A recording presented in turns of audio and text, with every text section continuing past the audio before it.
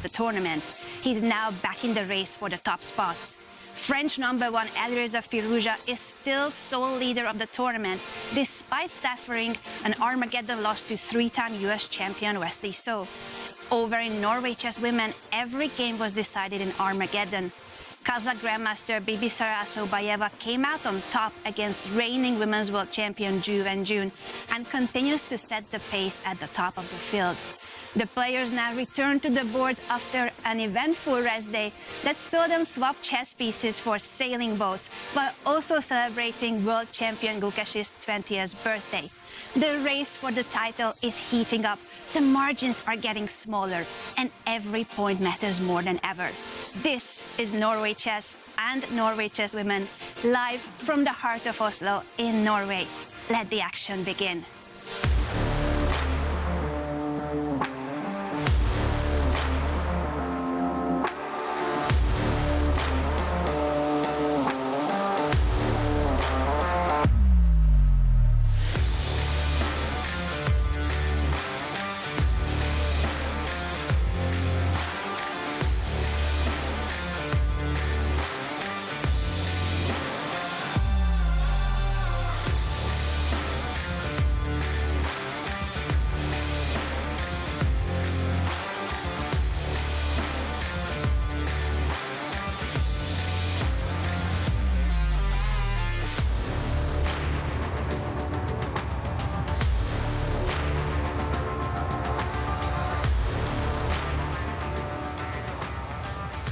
Welcome everyone to day 5 of Norway Chess and Norway Chess Women. I am your host, International Master Anna Rudolf, and let me introduce you to our wonderful panel of pundits here in the studio. Representing our audience is chess content creator Simon Bélanger. It's always a pleasure, Anna. Thank you. Our chess expert is Norwegian Grandmaster Aryan Tari. Very happy to be here. And our special guest for the day is Norwegian best-selling author Johan Holst. Thank you very much. Nice to be here. I think my Norwegian pronunciation is still terrible. I'm going to practice that, Johan. But I do want to start with you by welcoming you and also to let the viewers know about something incredible that you have done. You have written a best-selling book about chess or based on chess. Yeah. Well, actually, yeah. It sounds strange, but it's actually an action thriller with chess as a main role. So it's really integrated into the story. So that's quite amazing, actually, too. And now the book was so popular, they're making a movie out of it. So it's a premiere in September. Wow, premiere in September, and the book is being translated into many languages. We'll definitely talk more about the book and the film later on during the show. And before we head into today's action, I think there's a lot to break down. What happened before the rest day? Starting with the headliner of Norway Chess when it comes to the biggest clash of the day, the world champion facing the world #1.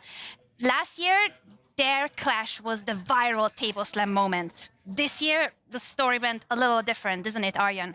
Yeah, it was a really fighting game where Magnus managed to get his first win in the tournament. A very, very important victory as he got 3 points and moved from last place to 4th place. Maybe this can be the turning point for Magnus. So you guys can see on the screen, it was a really wild position. The white king was in the center.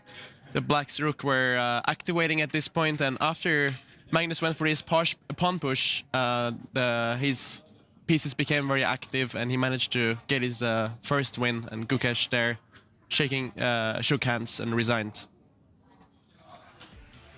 And that place, Magnus with 4.5 points, Gukesh 3.5. So Magnus has a slight advantage. We have Vincent and with 4 points, and Prag with 6, and Wesley with 5.5, and Alireza with 8.5.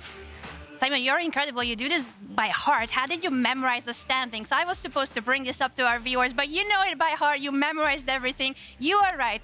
Magnus Carlsen, with that 3-point win that he got in Classical, jumps ahead of Vincent and Gukesh, and he's getting closer to the podium. Still not there, but getting closer. Very important win for Magnus, and still Alireza is at the very top of the standings. And also, in Norway Chess Women, there was a lot of action. All went down to Armageddon, Simon. Oh, yes. One of yesterday's highlights is the game between Bibisara Assaubayeva and Wenjun. They went into Armageddon after a classical game drawn, and Assaubayeva immediately sacrificed a pawn for the initiative at the beginning. Wenjun defended resourcefully, but Assaubayeva kept the pressure on and eventually checkmate the world champion Wenjun. Then we have the standings for the Norway Chess Women. Assaubayeva, after that win, is still on clear first place with 7 points. Anna Muzychuk on shared second place with Divya Deshmukh, 5.5 points. Jiner from China is actually also sharing second place. And world champion Wenjun is currently on 5th place. And Humpy, still looking to get her first win, is on last. And the reason why we can get this huge gap between first place and last place is this very peculiar scoring system here, Aryan. The format is so special at Norway Chess. It's truly a very unique format, as this is one of the only tournaments that if the classical game ends in a draw, they play an Armageddon right after, to where the winner gets 1.5 points and the loser gets 1 point. So a lot of chess being played here, and the time control for the classical is 2 hours plus 10-second bonus if you get to move after move 40. And a lot is on the line for these players because it's $200,000 split from all these players. And what's amazing about Norway Chess is that they include price equality for all players, so women and men, and it's clearly a right step in the right direction from Norway Chess, and we hope to see it more in the future in other tournaments. That's a very important point indeed, Simon. Norway Chess showing the right way to go with equality in the sport. And we have, oh boy, such an incredible menu for today. Let's start with Norway Chess. And Johan, I would love for you to tell me what pairings, which matchup are you most looking forward to? Well, Magnus Carlsen is, of course, a national hero in Norway, so we're rooting for him, of course. That's going to be the main event for me, anyway. And Wesley is a very solid player. I'm allowed to say a little bit boring because he always played so safe. So hopefully we're going to see some fireworks from Magnus, who needs to win. But we also, well, I'm being a bit biased here, but because Firouzja, he is looking very strong and very good. So we're hoping that Germany and Keymer really plays well today, so we can take some points off Firouzja, so Magnus can get even closer to the top. I'm being very Norwegian now, but I'm allowed to, I think. You're very much allowed to. I'm sure that all of Norway is with you in those certain points that you mentioned. And who are you rooting for today? Aryan, at Norway Chess Women, we also have a lot of exciting clashes for the day. We indeed do. And we have Jiner from China playing against Divya Deshmukh. And these players are sharing second place right now with 5.5 points. Anna Muzychuk playing against the leader, Bibisara. And world champion Wenjun playing against former world champion Koneru Humpy. And as we already highlighted for today, our main clash of the day will be the one between the world number 1 Magnus Carlsen and the former world number 2 Wesley. So Magnus went from sitting at the bottom of the standings to now being in the middle of the pack. getting each time closer to that top spot, as you mentioned, Johan. And we see that also in the predictions. We have a game theory corner every day here at the broadcast. And even though Magnus right now in the standings is in 4th place, not on the podium, according to our game theory corner, Magnus has 23.3% chance of winning the tournament as of now. Alireza still leading, of course, because he's leading in the standings. He's leading also in our game theory probabilities with 45.5% chance. Simon, Wesley, so former world number 2. Let's introduce to our viewers this incredible grandmaster. Yes, Wesley. So as you said, it was a former world number 2 back in 2017.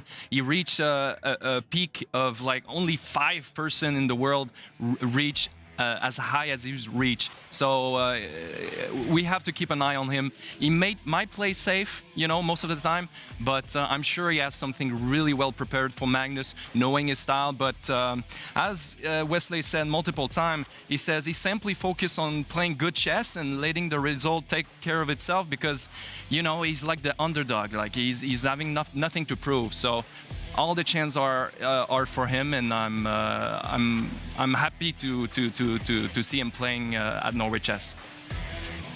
And we have the head-to-head score between these two players. Currently, Magnus has 5 wins against Wesley's 1 win, which did happen in Norway Chess 2018. And yeah, Magnus is ranked number 1 in the world. Wesley's ranked number 9 in the world. It's going to be a very exciting matchup. Really exciting matchup, and also the fact that they have faced each other so many times, they know each other so well. And Wesley respects Magnus so much.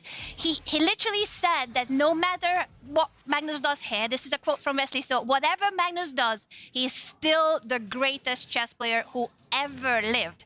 And that was at the start of the event after he lost 2 games and lost an Armageddon.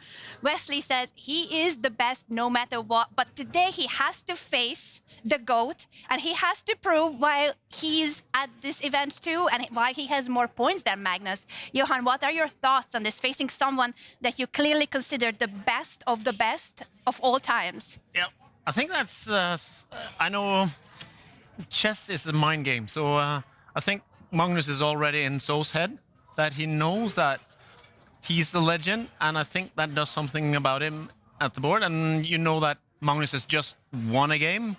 He's on the rise, and that I think that might influence the game a little bit, that you get a little bit passive, and you don't... in every game, even if it's contact sport like ice hockey, or if it's chess, if you get passive, well, then you might lose. So anything can happen. I hope Magnus is playing a really aggressive and fun game anyway, so hopefully we'll see that today. I think we could predict that. I would say he's going to go for a sharp, complicated battle. He was taking chances in every single game. He's taking risk. He wants to win. Simon, what are your thoughts on that? You are basically Magnus, so we need to ask you, what is Magnus thinking for today? Magnus, yeah, he's been playing a lot of fun movement in the opening, trying to as you said, like just make the opponent struggle a bit, you know.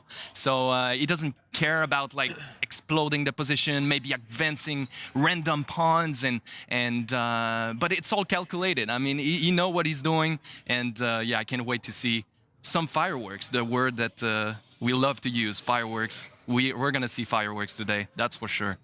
We're certainly hoping for fireworks. And we do have an interview with the world number 1, Magnus Carlsen, as he's making it to his board at the venue today. Magnus, how did you spend rest day yesterday? A little bit of everything, but I had a very nice, relaxing morning, afternoon today. Earlier in the confessional booth, you mentioned that you feel like a cow. How do you feel now? Is that moment past? Yeah, I mean, I've made a lot of mistakes, especially with little time, but hopefully, you know, last game was a step in the right direction, and I'm continuing along that path. Well, best of luck. Thank you. Can you please tell us, how did you spend your day off yesterday? Oh, we had the games, yeah. We had both games. Yeah, it went very well. I'm very grateful to Norway Chess that they're hosting this event, to Shell, Madland, Also, I guess to Benedict, for they always. I mean, they don't have to do this for the players, but I think it's a really great experience that they do it. Also, a good way for Gukesh to celebrate his birthday. So I think it was great. And what can you tell us about today's match against Magnus Carlsen? What should we expect? Probably the toughest match for me for the tournament. It's always hard to play against Magnus, especially with black pieces. So Best of the luck. yeah. Like, And we do have the ceremonial first move being played here on our top clash of the day. Magnus Carlsen with the white pieces against Wesley. So I wonder if Magnus will keep that ceremonial move on the board. They sometimes choose to keep it, sometimes choose to change it. At the moment, from what I can tell, it's a king spawn push, which Magnus would normally play, but he also plays so many other openings. So it is a bit of a lottery which one he will go for. Handshake there with our special guest of the day as world #1 Magnus Carlsen is adjusting his pieces just seconds away from the start of the game. As he said in his interview, he made that first very important step in the right direction by winning against Gukesh. That was his first win at the tournament. And he might want to try to continue with the winning streak. He keeps the move. He keeps that king spawn push on the board, just presses the clock of Wesley and moves away from the board, maybe getting some coffee, refreshments. There's a lot of dried mango as well, both on the board and away in the resting area. King spawn from Wesley as well. But this is what's always been like puzzling me. Magnus, is that a mind game as well? We just make the move, walk away from the table. I don't care. I'm on the clock. I don't care. Just play. Yeah. So Magnus usually likes to come very late. He's the last one to arrive in the playing hall historically. Yeah. So I think he just didn't manage to kind of go to the refreshing area and get his snacks, his drinks for right before it started. So he just made his move and then went to the refreshing area. Not too much psychology there, but it was kind of funny that he didn't take the first move back. We have Wesley copying Magnus's move. This is by far Wesley's main move. I myself have played against Wesley so many times, and every time we faced, he always played this move against me, because I'm also playing the king spawn 2 squares. What do you think Magnus is gonna play here? Is he gonna play some queen pawn move, or it would be more natural to have actually the knight out? right before the broadcast started, me and Johan was discussing the King's Gambit, which was an opening Magnus apparently only played once in a serious game against former Chinese #1 Wang Yue in 2010. Won a beautiful game there, but I do think that's too risky to play today against Wesley. It usually gives black a bit of a better position, so I think he's gonna just move his knight and go for development. At what stage do you think he will try to deviate from a classical opening approach? Because what we have seen in the previous days is that he's taking risks. He might not be going for the most traditional, the best variations, because he wants to get a game. Yeah, he wants to get a game, and Wesley is known to play the very, very solid Berlin opening. As I don't know if we can get the screen, but I don't know if Magnus will enter this path or surprise before. Anyway, I think it's hard to say, but like I wouldn't be too surprised if Magnus chooses something different on maybe move 5, 6 to try to get Wesley a bit out of his comfort zone. But it would have been great if he played the King's Gambit. It's like it would be great for us. Great It's for it's a very exciting opening. I actually played the King's Gambit myself against Wesley, so a couple years ago. I got a winning position. Yeah, I had a winning position, but then I made a mistake and it was a draw. Okay. Here's the big question. Magnus has sat down. Will he play the King's Gambit? Will he go for something crazy sharp? Or is he going to develop his knight as usual? He's taking a sip of water. I think that's the sparkling mineral water that he has picked for today. He's still looking up too, because there they can see the other boards. There's a big projector where they can see all the games being played. So he's probably just checking in on the other players, what's happening on the other boards, and still hasn't made his second move. Now it's a knight development, not King's Gambit, not today. A shame. Okay. Well, Wesley develops his knights, defending the center. Now we'll see. We're going to see Italian or Roy Lopez. Magnus goes for Italian opening. It's a very. It's really sharp for beginners, right? To play that move. It's, I would say, one of the oldest openings in chess. We have the Italian, while this would be the Spanish. It has so much history, but actually, I would say it was quite recently that it got popularized again on the top level. It was around 2015, 2016. Only for the last 10 years, people started playing the Italian a lot on the top level, and the reason for that was that this Berlin opening was known to be so solid against this bishop moving all the way to the left side. So the Italian has honestly been more and more popular the last few years. And Wesley develops his knight, attacking the white center. Magnus defends it by pushing the pawn one square, and all standard so far. And you let your bishop get out at any moment. Yeah, opening up for the dark squared bishop. And here, usually black develops the bishop one square or goes the way to this square. Let's see what Wesley goes for. Taking a pause there. Wesley usually puts the bishop here, but I actually I might be suspecting Magnus to go for this sharp move, bishop to g5, pinning the black knight. It's known to be the most sharp way to play in the Italian for white. And why is it sharp? Is it because you're pinning the knight to the queen, so the queen cannot like? You're pinning the knight, and also usually you provoke black to kind of play sharp to get out of this pin, but at the same time pushing these pawns 2 squares is a big commitment as you're weakening your king position. So let's see what Magnus. As you said, the bishop in the center. Yes. From Wesley. He does go for this actually, so Immediately playing the sharpest variation. You called it, Aryan. Magnus wants a fight. He's going for the sharpest variation and immediately playing it. Like, that's just adding to the psychological factor of like, hey, I'm going for the sharpest, the boldest, the riskiest. I like it. I like it. I mean, this has to be his strategy. Aryan. And the thing is that the other variations in the Italian is much more solid, and something Wesley has studied a lot. But bishop g5, this move is something that has been studied a lot on the top level. I personally have spent maybe 50 hours, like in my career, in this variation. Wow.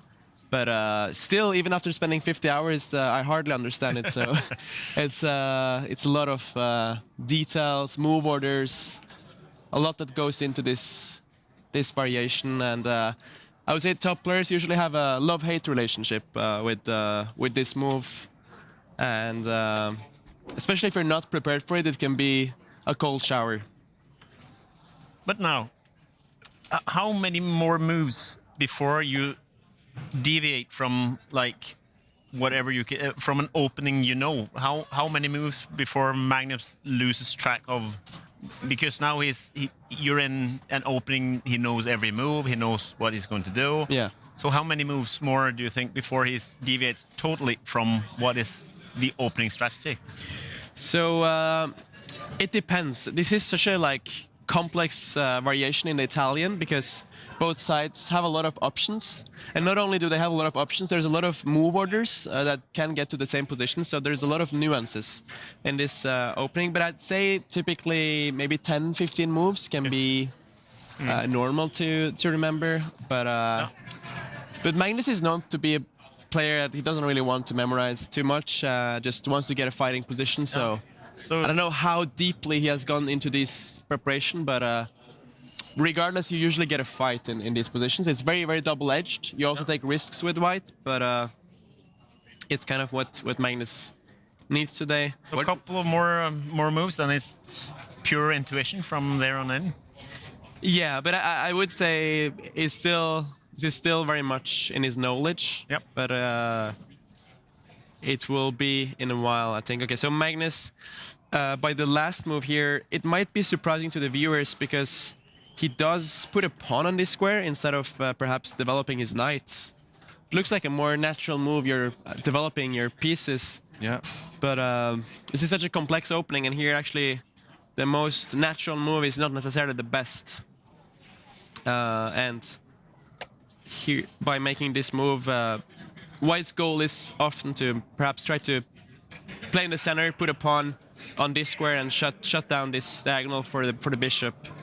And Wesley, by his last move, plays this move, controls White from expanding with this pawn push, but also getting a square to hide this bishop all the way back. So it's a very safe move. Usually what I play with black in this position also. Black also sometimes plays this move, but yeah, now Simon, that gives the opportunity for the white bishop to pin the knight. No.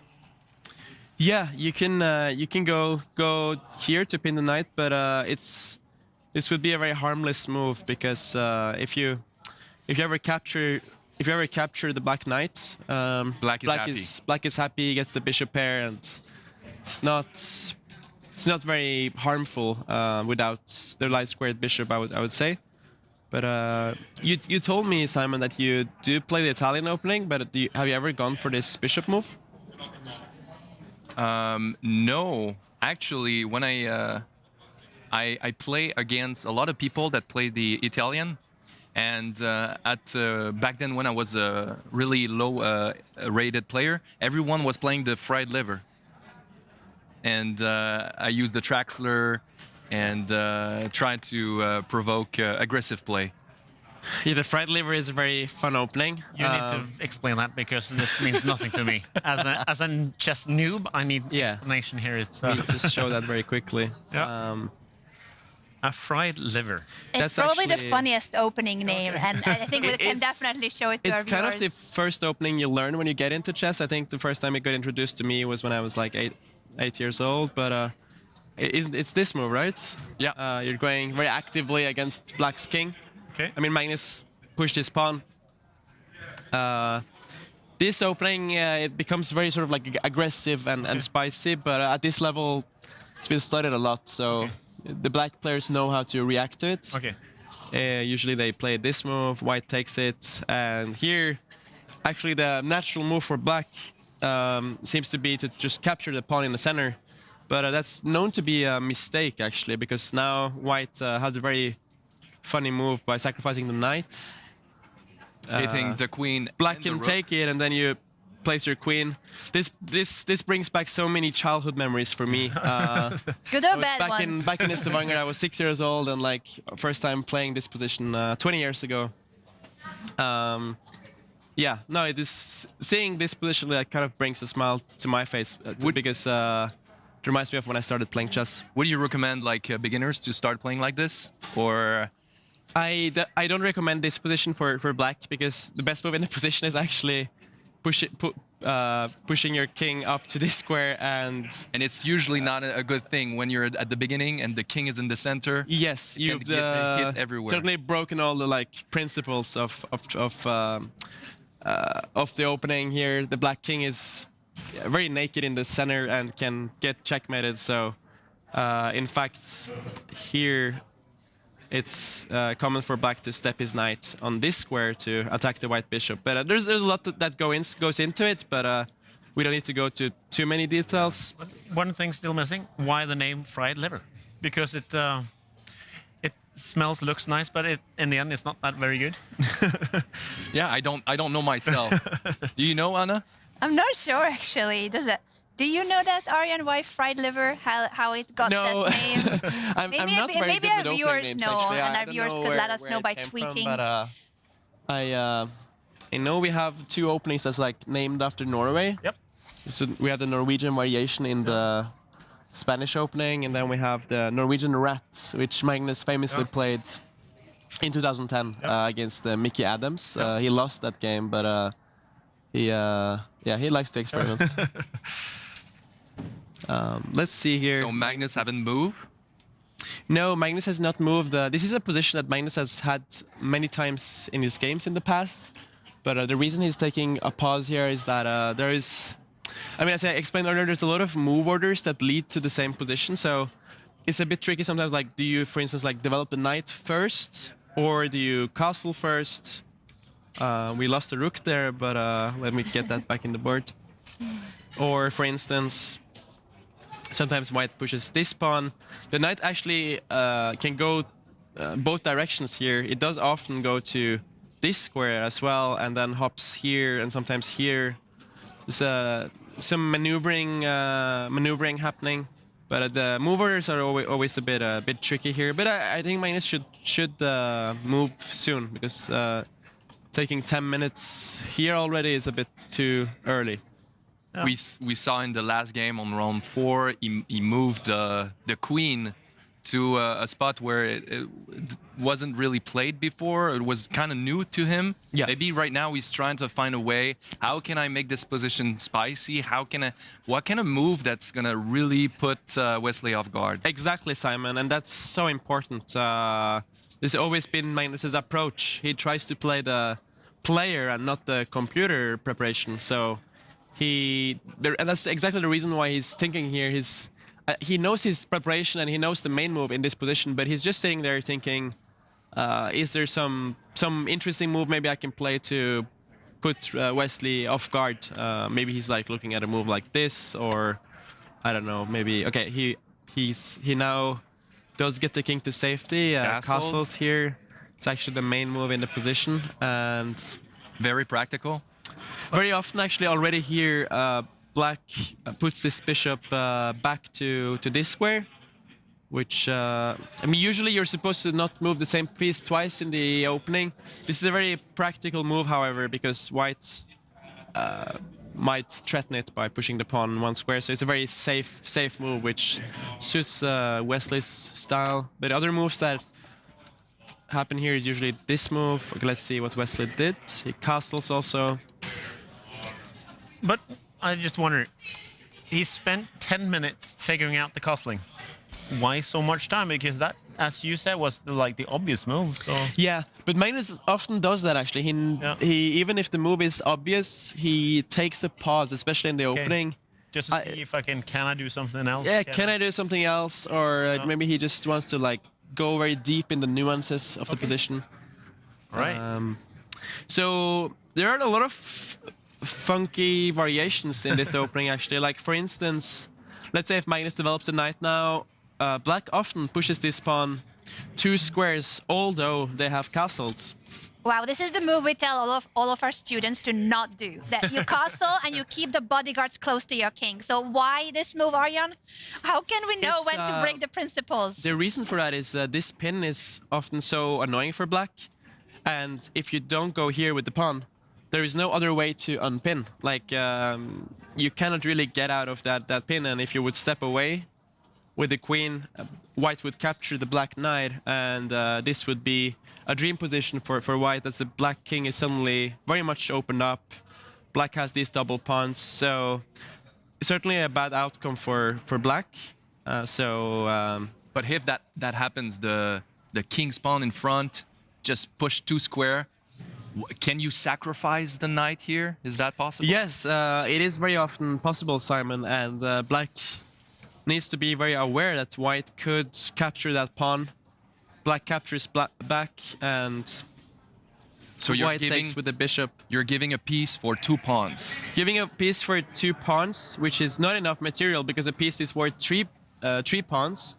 But you do get a lot of compensation here, as Black's king is open, white has this pin against the black knight, and this can sometimes be very dangerous if white gets his other pieces involved. But I would say that usually it doesn't work for white, and black has defensive resources. But it's very important to be aware of it. Yeah. And now Magnus taking another 4 minutes. Are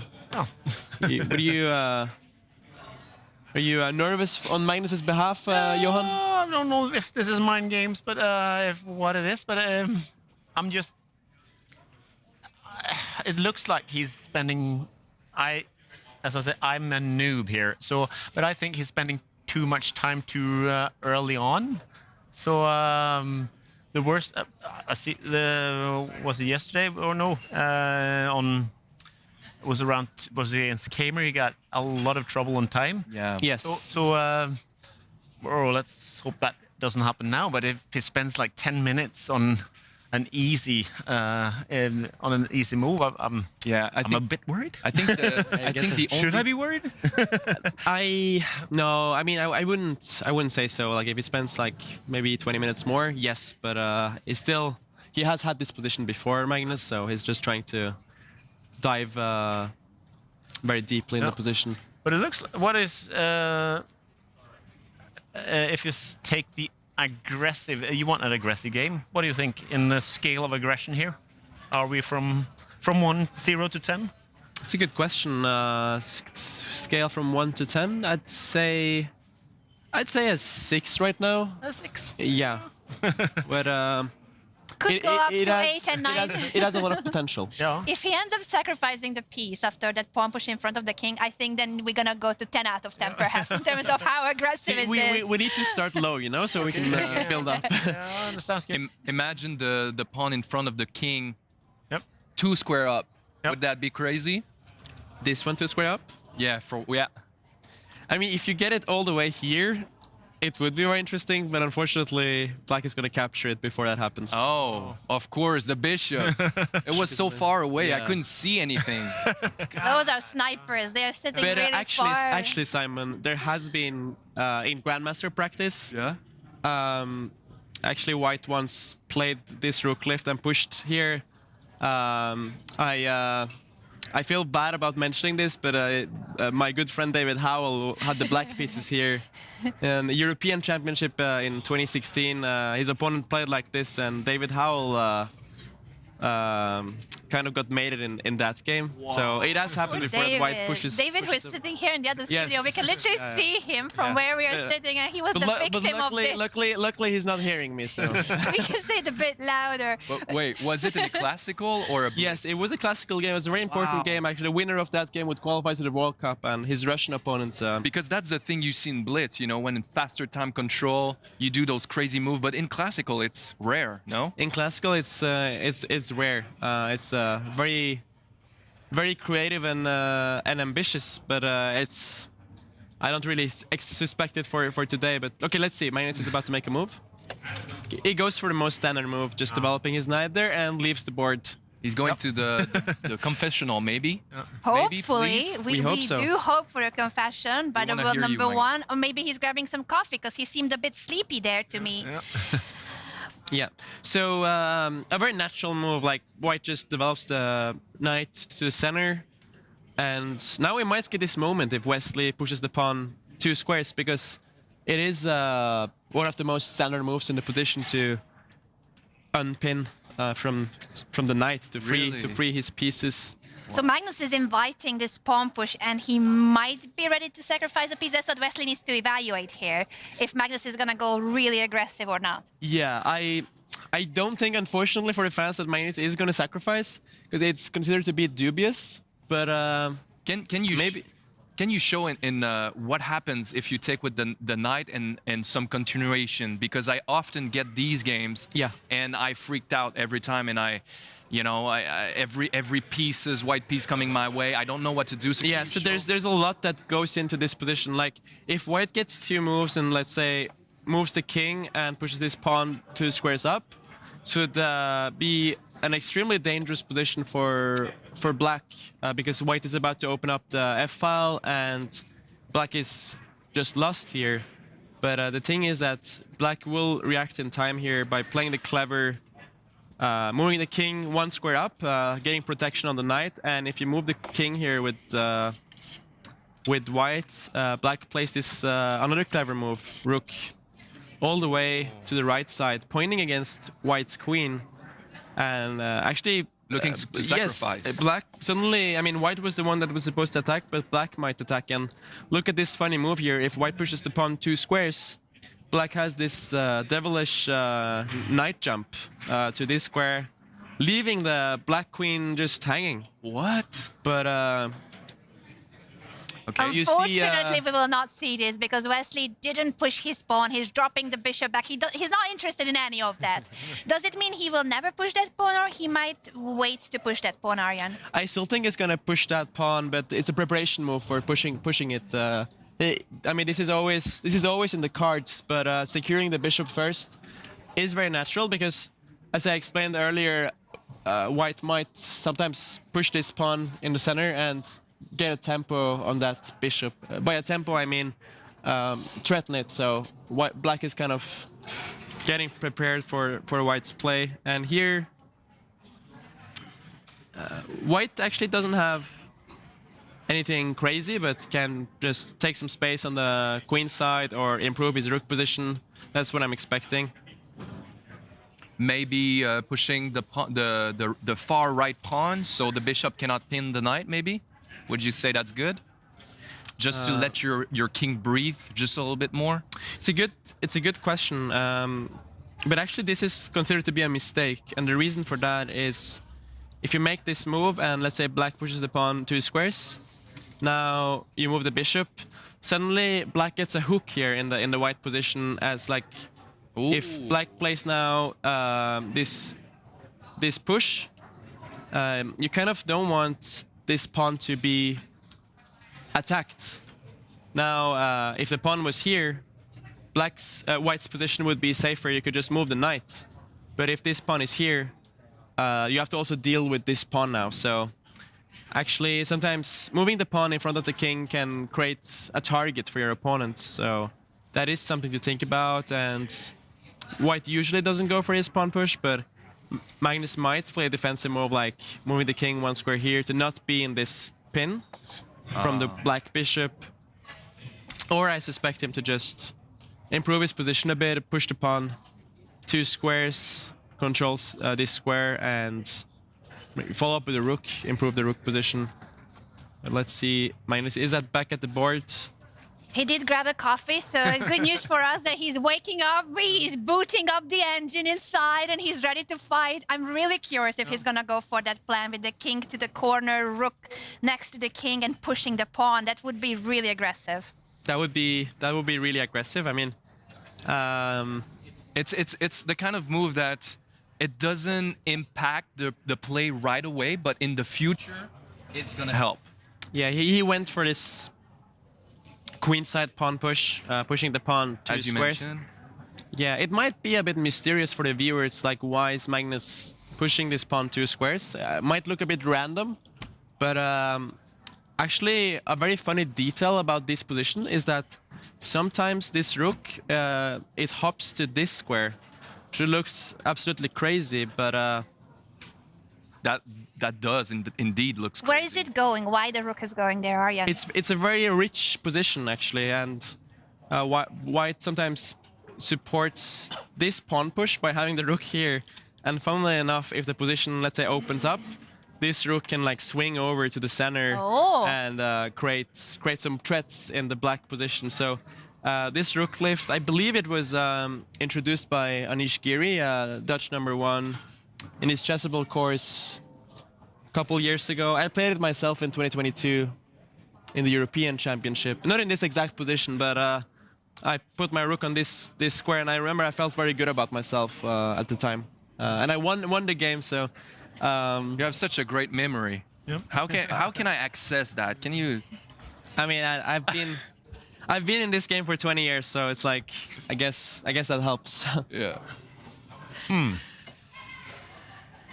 See what Wesley does. It's a very good sign for Magnus if Wesley starts to think now and he's on his own. Starting spending more time with Wesley as well. If Wesley keeps playing fast here, it will be very annoying for Magnus because he wants to play the human Wesley zone, not the computer. The computer preparation. It's a very rich position. Do you think it's all book moves until now? Everything is. Well, this position has occurred before in Grandmaster practice quite a few times. Okay. But if Black has options here. I mean, they can, for instance, push this pawn 2 squares to get out of this pin. Black can also sometimes, as you pointed out, Simon, pin the white knight. Yeah, there's many different moves in the position. Black often wants to maneuver the knight to this square. This knight on this square on c6 is usually not placed very well because this pawn does an excellent job controlling it. It's like controlling all the squares that the knight can jump to, so it often finds a better home on the king side. Simon, when you're Johan, when you're seeing this position for the first time, I know you're a hobby player. You told me you played against your son, but what comes to? Well, I just I got kind of a AIHD mind that hops a lot, and then some trouble focusing. And now there's so many options already, so my mind is just I'm starting to lose control of the board. For me, this is, as you said, at least a 6 aggression wise, but so yeah. Well, it's but it's still, it's like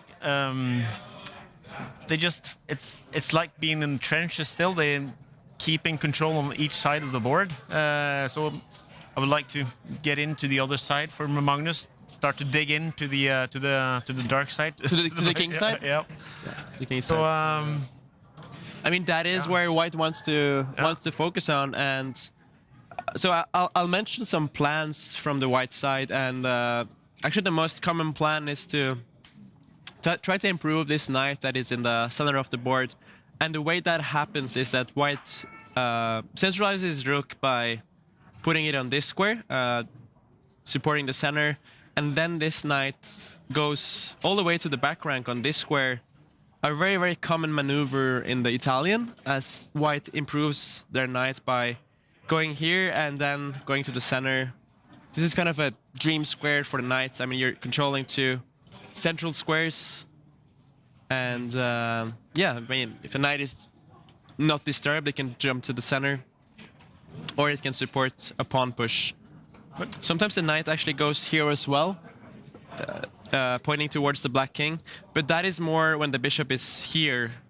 When the bishop is here, this would not be a good idea, because if black pushes the pawn 2 squares, there are scenarios where this bishop gets trapped. You don't have this retreat square for the white bishop. But right now it's Wesley to play, and he has spent around, I think, 6 minutes on this move, which is a great sign for good for us. Magnus. Wesley perhaps trying to remember some of his analysis or some of his previous games. Yeah. Does Wesley So bring some novelty in chess sometime, or he plays very practical? Have you seen some games where he did some move that were really new and fresh? Oh, for sure. Wesley So is a fantastic player. His great opening preparation. He works very hard. He's really like an all-around player. I mean, not that I remember in my memory exactly right now, but he has had some novelties here and there. But maybe not as much as the other players. He kind of like to sticks to one repertoire. Like other top players, they play maybe different openings and they're jumping from opening to opening. But Wesley likes to stick to one repertoire, but he knows that repertoire really well. Yeah. Now, I think the fact that he's thinking, as you highlighted, Aryan, that's good news for Magnus, because it might just mean that Wesley didn't predict this approach by Magnus for today. Magnus plays so many openings. It's hard to read the guy. It's hard to predict what to prepare for. And if he starts thinking here, Wesley, so it usually is a sign of that he's out of his preparation. He still might know the position because they study so much chess, grandmasters. But I think it's a sign of he didn't predict this for today, so he's not that prepared for what Magnus has chosen. Good news for all the fans of Magnus, that Magnus got what he wanted. He's playing against the human. He's playing against a human opponent and not a computer analysis. Sorry. No, it's just fun to look at Magnus. He always looks sleepy and a little bit bored. But I don't know if, as I said, if it's mind games, and now he's walking away again. And when he's watching the overhead screens, it looks like he's having a stroke, sitting with like this for like a minute or so. So I think, is he dead or something? But he snaps out of it again, and it's fun to watch him because he looks so much more relaxed than many of the other players. It's like the cortisol level is like 0. Yeah, and we've seen from past tournaments that he's the one that the heartbeat is the lowest. Yeah. Such a low heartbeat, really calm, even though he's in time trouble or big situation like pressure, he keeps relatively a low, right, Anna? I was you've just been smiling here because I had the chance to talk to Magnus about this years ago, where he played with a heart rate monitor, and I asked him, like, Magnus, how do you do this? Whether you're winning or losing or time pressure or not, your heart rate is just steady. And he said, I only have one speed. So he keeps it at one speed, but that's really good news in chess, that he gets to stay very, very stable, and he gets to stay very consistent when it comes to visiting the confessional booth. So over to you, Magnus.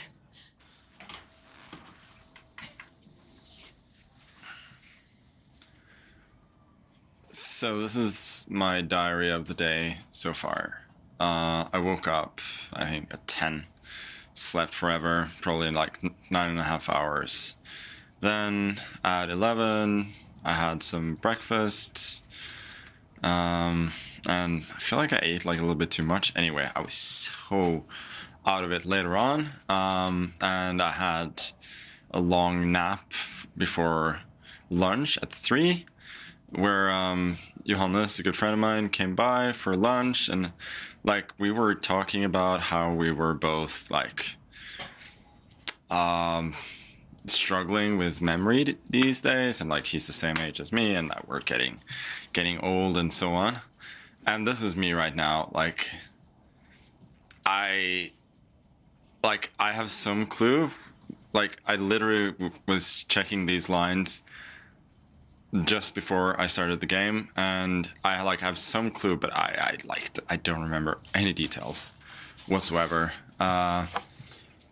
And hopefully things will get better. Better in the course of the game, like in a proper dad move as well. I just had some coffee to try and cheer myself up, which I never used to do. But now it's just, yeah, it's tough. It's not easy out there.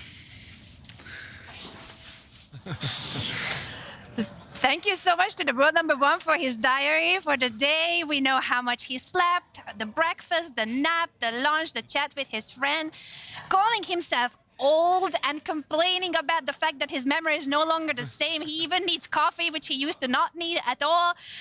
Johan, your thoughts on Magnus's confession? This is, well, you think it's like a machine, but it's just like everybody else, and that's it's a good thing about chess and chess players. They seem so intense and so smart and so intelligent, and in the end, they're just ordinary people. Is a dad having trouble getting enough sleep, needs some coffee, and so it's nice to see that he's human as well.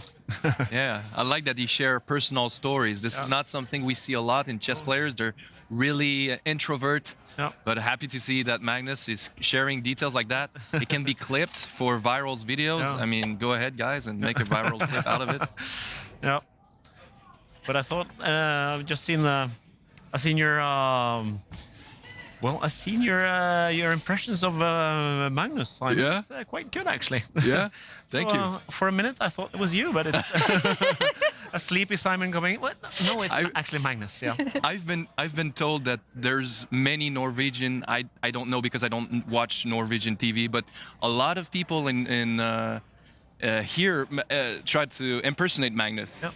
Right? Yep. Have you seen others? Yeah, it's quite some actually, because he is quite a character, so it's easy to impersonate. Actually, he always like half sleepy, and the way he moves and his looks. So it's it's quite easy to do an impression of him. So, but am I the best one? You, by far, Simon. Oh my God! Thank you. So we're hoping to get some of it in this later on, hopefully. So yeah, but it's I really it's a good idea to have the confession boot here, and it's nice to see that the players actually see that. Give us something. Give us the personal side. You want to dig into the personality, and this is good entertainment. I think it's so when you get under the skin of the person to see what's in his mind, and it's good and comforting to see that he's just like me. just too many children, too much stuff, too little sleep, need some coffee to do my work. So it's this is fun to watch. Definitely fun to watch, and we hope that the world number one will be back in the confessional. He's the one who has been the most frequent visitor of the confessional. He understands how important it is for us, the fans, the viewers, to access what's going on in their minds. And we see some moves as well. Aryan, they have played a pair of moves since the confession happened. Yes, Wesley played this pawn push that I was highlighting, forcing White's bishop to act. And unfortunately for the fans, though, Magnus responded very quickly by retreating the bishop instead of going for this funny sacrifice. He didn't want to go for that. He didn't want to go for that, as I did suspect that he would not go for it.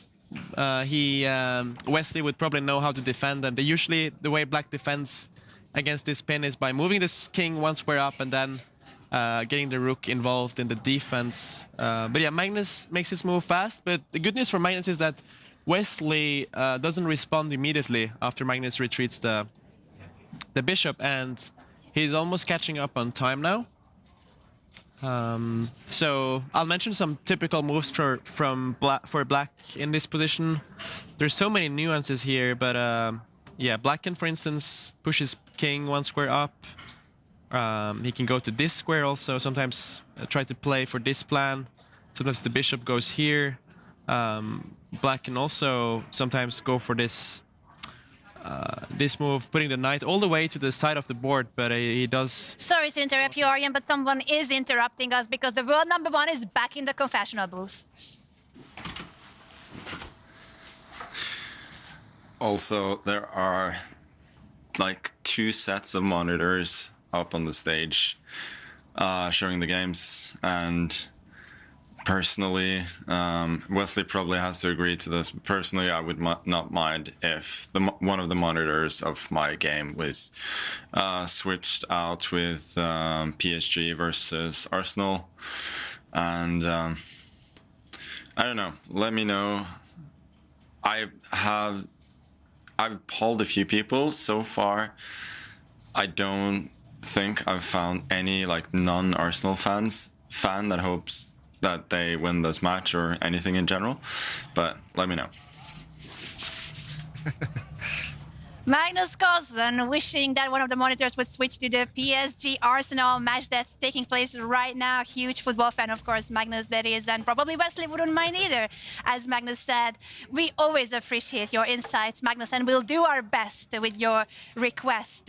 When it comes to the situation here, Aryan and Magnus thinking about the ongoing football match, how does that come into play in this game? I mean, I know Magnus very well, so his confessional visit doesn't surprise me too much. He's a man with a lot of humor. I personally always find his humor very funny. He's not only focusing on this game, but he's a big sports fan. Like follows all the sports out there. I remember we went to LA a couple of years ago. I went to an NBA game. That was a lot of fun. He's a big basketball fan as well, and now he's talking about the football game. Yeah, but he seems to be in a good mood. We got a lot of sleep. Made his good body before the game. Had a nice lunch, so it's looking better than 2 days ago.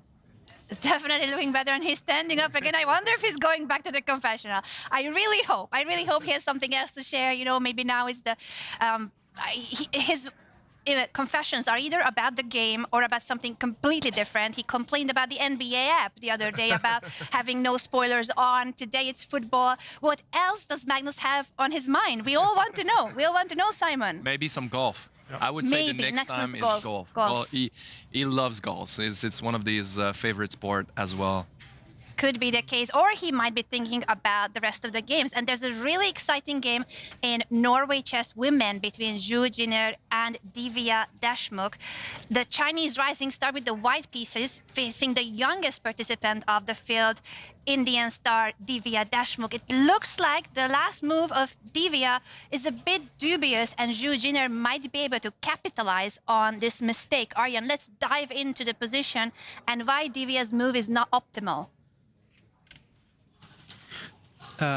Yeah, so let's see if we can get the right position on the board. But basically, yeah, we have it right here. So just when we showed it, Jiner went for the best move in the position, and Divya has broken some opening principles here, not gotten her king to safety. So in the opening stage of the game, it's very important to develop your pieces and try to castle as quick as possible to get that king to a safe home. But right now, Divya has delayed that. She's putting her knights a bit strangely, I would say. And after Jiner's fantastic last move, pushing the pawn in the center, opening up the position, which is exactly what you're supposed to do if your opponent's king is in the center. You open up the position and black's king gets very exposed. There's a nice tactic here. Show it. If she captures the white pawn, for example. Yeah, if she captures the white pawn, white will capture with the bishop. And now I thought it was a rook coming to the e file. No. That's a great pattern to show Simon. Yeah, very good point. Simon. White could do that if you capture the bishop now. White takes the queen with a winning position. But I think the issue here, though, was that black could actually support the center with pawn to f5, and I mean, you could even sacrifice right now a piece and still try to go for the queen. But I believe black could block this diagonal and have a good position. So after Divya captures, Jiner is going to take with the bishop, but still has this rook move, and it's looking very, very dangerous for black, because black still needs to move this knight away before they can castle. And white's pieces are centralized, white's king is safe, and black's queen is very vulnerable. Like if you try, for instance, now to centralize your knight to get the king to safety, white will just strike in the center here with his pawn push, opening up the position furthermore. And after black captures it, you can capture with a knight. The black queen is attacked, and white really has the momentum in this game. Correct me if I'm wrong, but I feel like in this tournament, Divya and Bibisara are the most creative players until now. I feel like they're taking more risk. And players like Jiner and Wenjun and Humpy, they're playing really practical. Is that right? Yeah. I would say that experienced ones, a bit from the older generation, they're playing sort of more principled chess, more normal openings. But Bibisara has had some great preparation in this tournament. I mean, we know that she is here with the candidates winner, Yabakir Sindarov, which is a great sort of power to have. And Sindarov might become the next world champion if he manages to beat Gukesh. I think for us, it's really exciting to have Gukesh playing in the tournament and Javokir Sindarov here helping his girlfriend. But at the same time, I would guess he's looking at Gukesh, he's observing him, he's studying him, because he's going to be his opponent at the World Championship match for the title. So makes sense that he is here, I would say. What do you think, Johan? The World Championship match coming up, and both the World Champion and the Challenger are here. Yep, it's that just says something about the field in Norway chess. It's and that tells you about the all the commotion around it. It's we're of course devastated that Magnus just said, the world title, I don't care about it anymore. I won it five times. So we would really see Magnus again, because Magnus in a world championships, that completely changed Norway how we see chess. That it was a couple of million Norwegian, half the population were watching the games. They didn't understand anything, and still they watched it and watched the arrow going back and forth, and that was the only thing that really meant sense to them. But that really changed the whole of Norway, the World Championship matches with Magnus. So, but it's a good thing that the Norway chess really get the best players in the world. It's impressive, I think. It's the field is like mind-blowing. So. Very much so, and the good news for all the fans of Magnus Carlsen and all of Norway is that Total Chess will be coming up soon, and that will be the combined World Championship, fast classical chess and speed chess. I think Magnus Carlsen will be very motivated to win yet another world title, because that's the one he hasn't won yet. Definitely. He'll be back to compete for the World Championship. Simon, and you'll be back to compete for the World Championship. That means, right? You will be at Total Chess? Yeah, I hope so. When is it?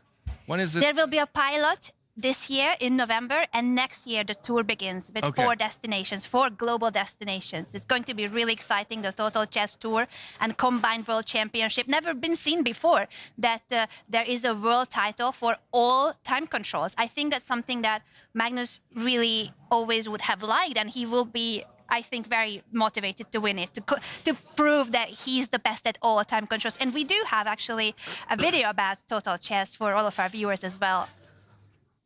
Norway Chess has launched a brand new format of World Championships, Total Chess, approved by FIDE. And what is Total Chess World Championship? For the first time ever, fast classical chess, rapid and blitz are combined into one single title, designed to find the most complete chess player in the world.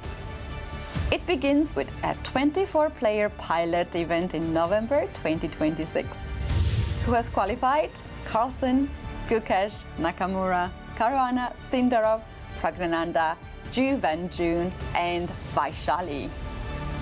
The tour will have 4 events, 3 tournaments leading into one grand final, where one player will be claiming the crown. And this is bigger than just chess alone. Football superstar Erling Haaland and Olympic legend Johannes Hasflut Klæbu are both investors in this project. 3 disciplines, 1 crown. This is Total Chess.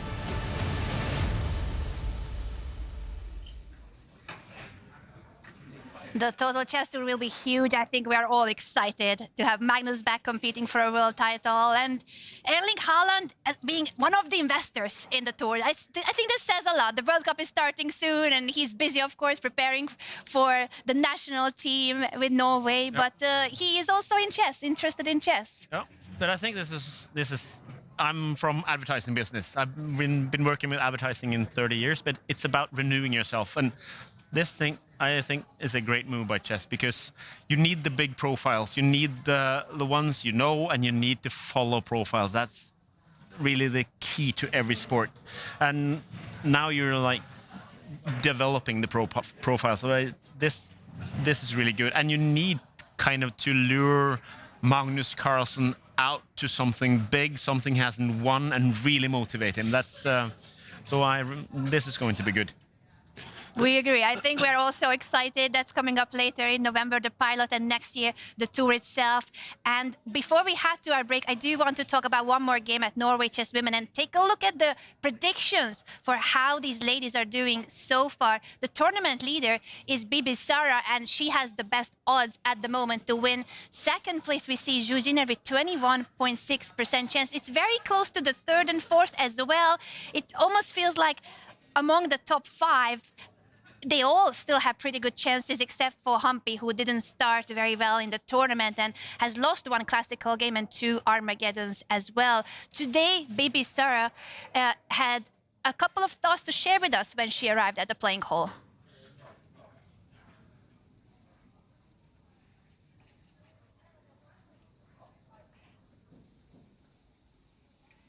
Anna, if you can do it in between, how well rested do you feel? It's great that we had a rest day yesterday, but unfortunately good days and past. And today you are facing against the leader of the tournament, but you have white pieces. How do you feel about the match? I hope it will be an interesting game, so yeah, looking forward to it. Best of luck to you. Bibisara, how did you spend your day off yesterday? Yeah, I was on sailing and then I just have a rest, a little bit shopping, and that's all. That's a lot of plans to do, and you're coming back in the tournament as a leader and facing Anna Muzychuk. What should we expect in your match? Usually our games are interesting, so I hope we will have an interesting game and we will see which result we'll have. Well, best of luck today. Thank you. It seems that all the players have enjoyed the sailing at Norway Chess Games yesterday during the rest day, and now it's defending champion Anna Muzychuk against tournament leader Bibisara Assaubayeva. Aryan, when it comes to the current position, let's check in with how the situation is. I believe Bibisara earlier sacrificed a pawn in the opening and has since won the material back. Let's check the current situation in this game. Bibisara has actually come to this game extremely well prepared, and we're currently on move 20, but Bibisara is still in her preparation. Wow. Which goes to show what great things you can do if you have a World Championship challenger in your team. This has been a really aggressive King's Indian opening where Black takes a lot of risks, but also gets a lot of chances to play for a win. And right now, if you guys look at the time situation, Bibisara has over 40 minutes time advantage, and the current position is a lot of imbalance. I mean, you have this active rook all the way on the White's second rank. He's captured the pawn. You have White having a passed pawn. You have this pawn in the center of the board. White has the bishop pair. There's a lot of open files. This bishop can potentially become very strong. But current position, I would say I really like Black's chances. I think Black has some nice harmony in the position, and especially this rook being this active on the second rank. And after Bibisara's last move, developing the queen, putting pressure on this knight, it doesn't look... I would not be too comfortable in Anna's shoes right now, because first of all, she's sitting there trying to find the best move, but then she's also thinking like, what kind of preparation is this? Like, when is it going to end? And maybe she wants to try to find a move that might surprise Bibisara and get her out of preparation. But I think perhaps moving this knight is natural because you're hitting the rook, and maybe you can jump to this square. Really impressive from Bibisara. Look at that position. Everything is, I mean, the rook on the second rank like that is truly amazing from move 20. Yeah, you highlighted the knight on the edge of the board. Why can't you just define it?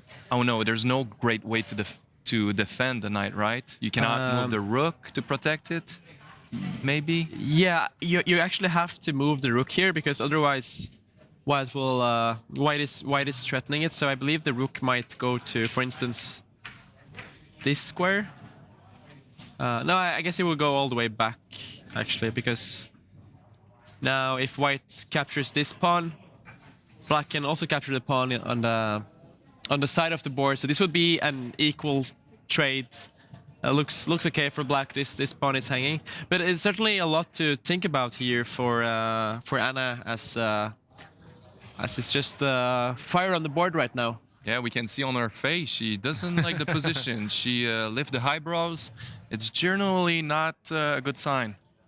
And to be in this situation where you know that your opponent is still in her preparation, 20 moves played by memory and knowing what the computer thinks is the assessment, what's the plan, where to put the pieces. So Bibisara still knows what she's doing out of what she studied for today.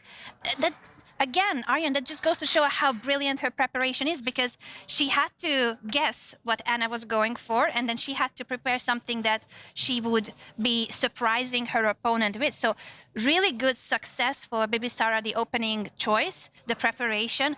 And for Anna, that's really unpleasant to know psychologically that her opponent is still very well prepared in a sharp position, because sometimes it's not the end of the world if your opponent surprises you, if the position is calmer, more solid, easier to logically guess the moves, but this is really sharp. So to know that your opponent is your opponent and the computer is very unpleasant. Yeah, and also mentioning that Anna is the defending champion of last year, and we have Bibisara leading for the women's section. So it's really amazing clash today that we see. Yeah, is Anna gonna make it and still defend the title again this year? Bibisara is in great shape. Great shape, great preparation, and Anna, she will have to find some really accurate moves here to stay in the game. Yeah, so actually, I mentioned that if White's knight goes to the side of the board to attack the black rook, it would be natural. But as I've been thinking about it, actually, Bibisara has been planning a really dangerous sacrifice here by capturing the white bishop. Wow. And after Anna captures back, she's going to capture this pawn in the center. And suddenly this diagonal opens up for the black bishop. And obviously the rook is more valuable than the bishop, but if this would happen, black's pieces get really activated. Now the rook is hanging, this pawn is hanging. So it seems to be that this is Anna's worry. That's why she's not been moving faster. And this is a position that is very hard to assess if you don't have, if you're unsure about it. And especially Bibisara making her moves so fast, it makes it extra unpleasant because Anna is sitting there thinking like, is this like a bad position with the computer? Like, what is the objective evaluation? So there's a lot that goes to it. And if this position happens, it looks like black is in great shape. It's easier to play for black when you have all this activity.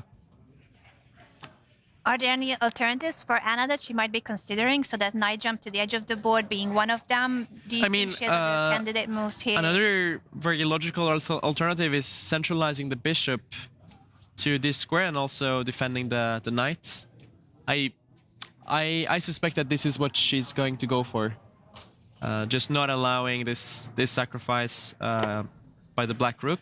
And she places the knight on the edge of the board, so she is inviting the sacrifice. She is inviting the sacrifice, and she makes that move after 11 minutes of thinking. And I think Bibisara is going to take that bishop. Immediately sacrificing the rook.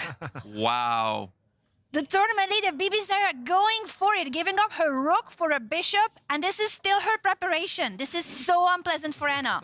Oh, just psychologically, how it might feel for Anna to have Bibisara just blitzing every move. Like, that must feel terrible. Johan, how would you feel if your opponent just gives up a rook like that without thinking? This is like playing my son when he was 9 and beat me like this. Wow. So yeah, you feel like helpless, and that's bad feeling. It's I guess it's what's PSG is gonna feel like when Arsenal just beat them like 6-7 to 0, I think. Will she respond immediately? Look at that. This was what Anna expected when she moved the knight. Let's see if she has her move planned here or she takes another pause.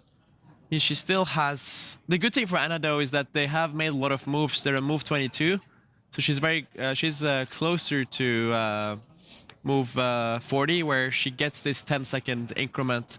So I would say, if we think about the time situation, it's not... I mean, she's almost 50 minutes down on the clock, but it's not too dangerous right now. She still has over 1 hour, and the position has rather simplified.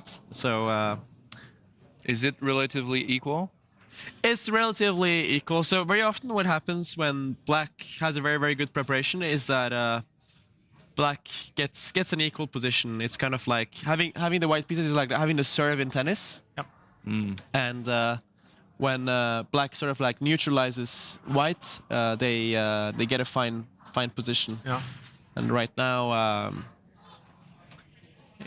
black has had I would say opening success, but still everything can happen, of course. But Bibisara seems to be in excellent shape this tournament, and she recently became a grandmaster, I believe. So she's Yeah, she's at its peak right now. She's at her peak. She's just doing really, really well. So I hope it continues for her and Sindarov as well. Wow, great preparation by Bibisara. Still in what she expected for today, preparation by the world champion challenger, Javakir Sindarov. And Anna in deep trouble when it comes to having to figure out these complexities over the board by herself. She's the one with an extra rook, a rook for a bishop, that is. But there's so much to think about here, and where she's going to place the rook is one of the questions that she is faced right now. We are going to take a short break, but when we are back, there's so much more action to cover here at Norway Chess and Norway Chess Women. Stay tuned. We have an interview with Wesley so for you while we take a quick break here. And when we are back, we are heading back to the main clash of the day, Magnus Carlsen. Can he do it again? Can he win again today?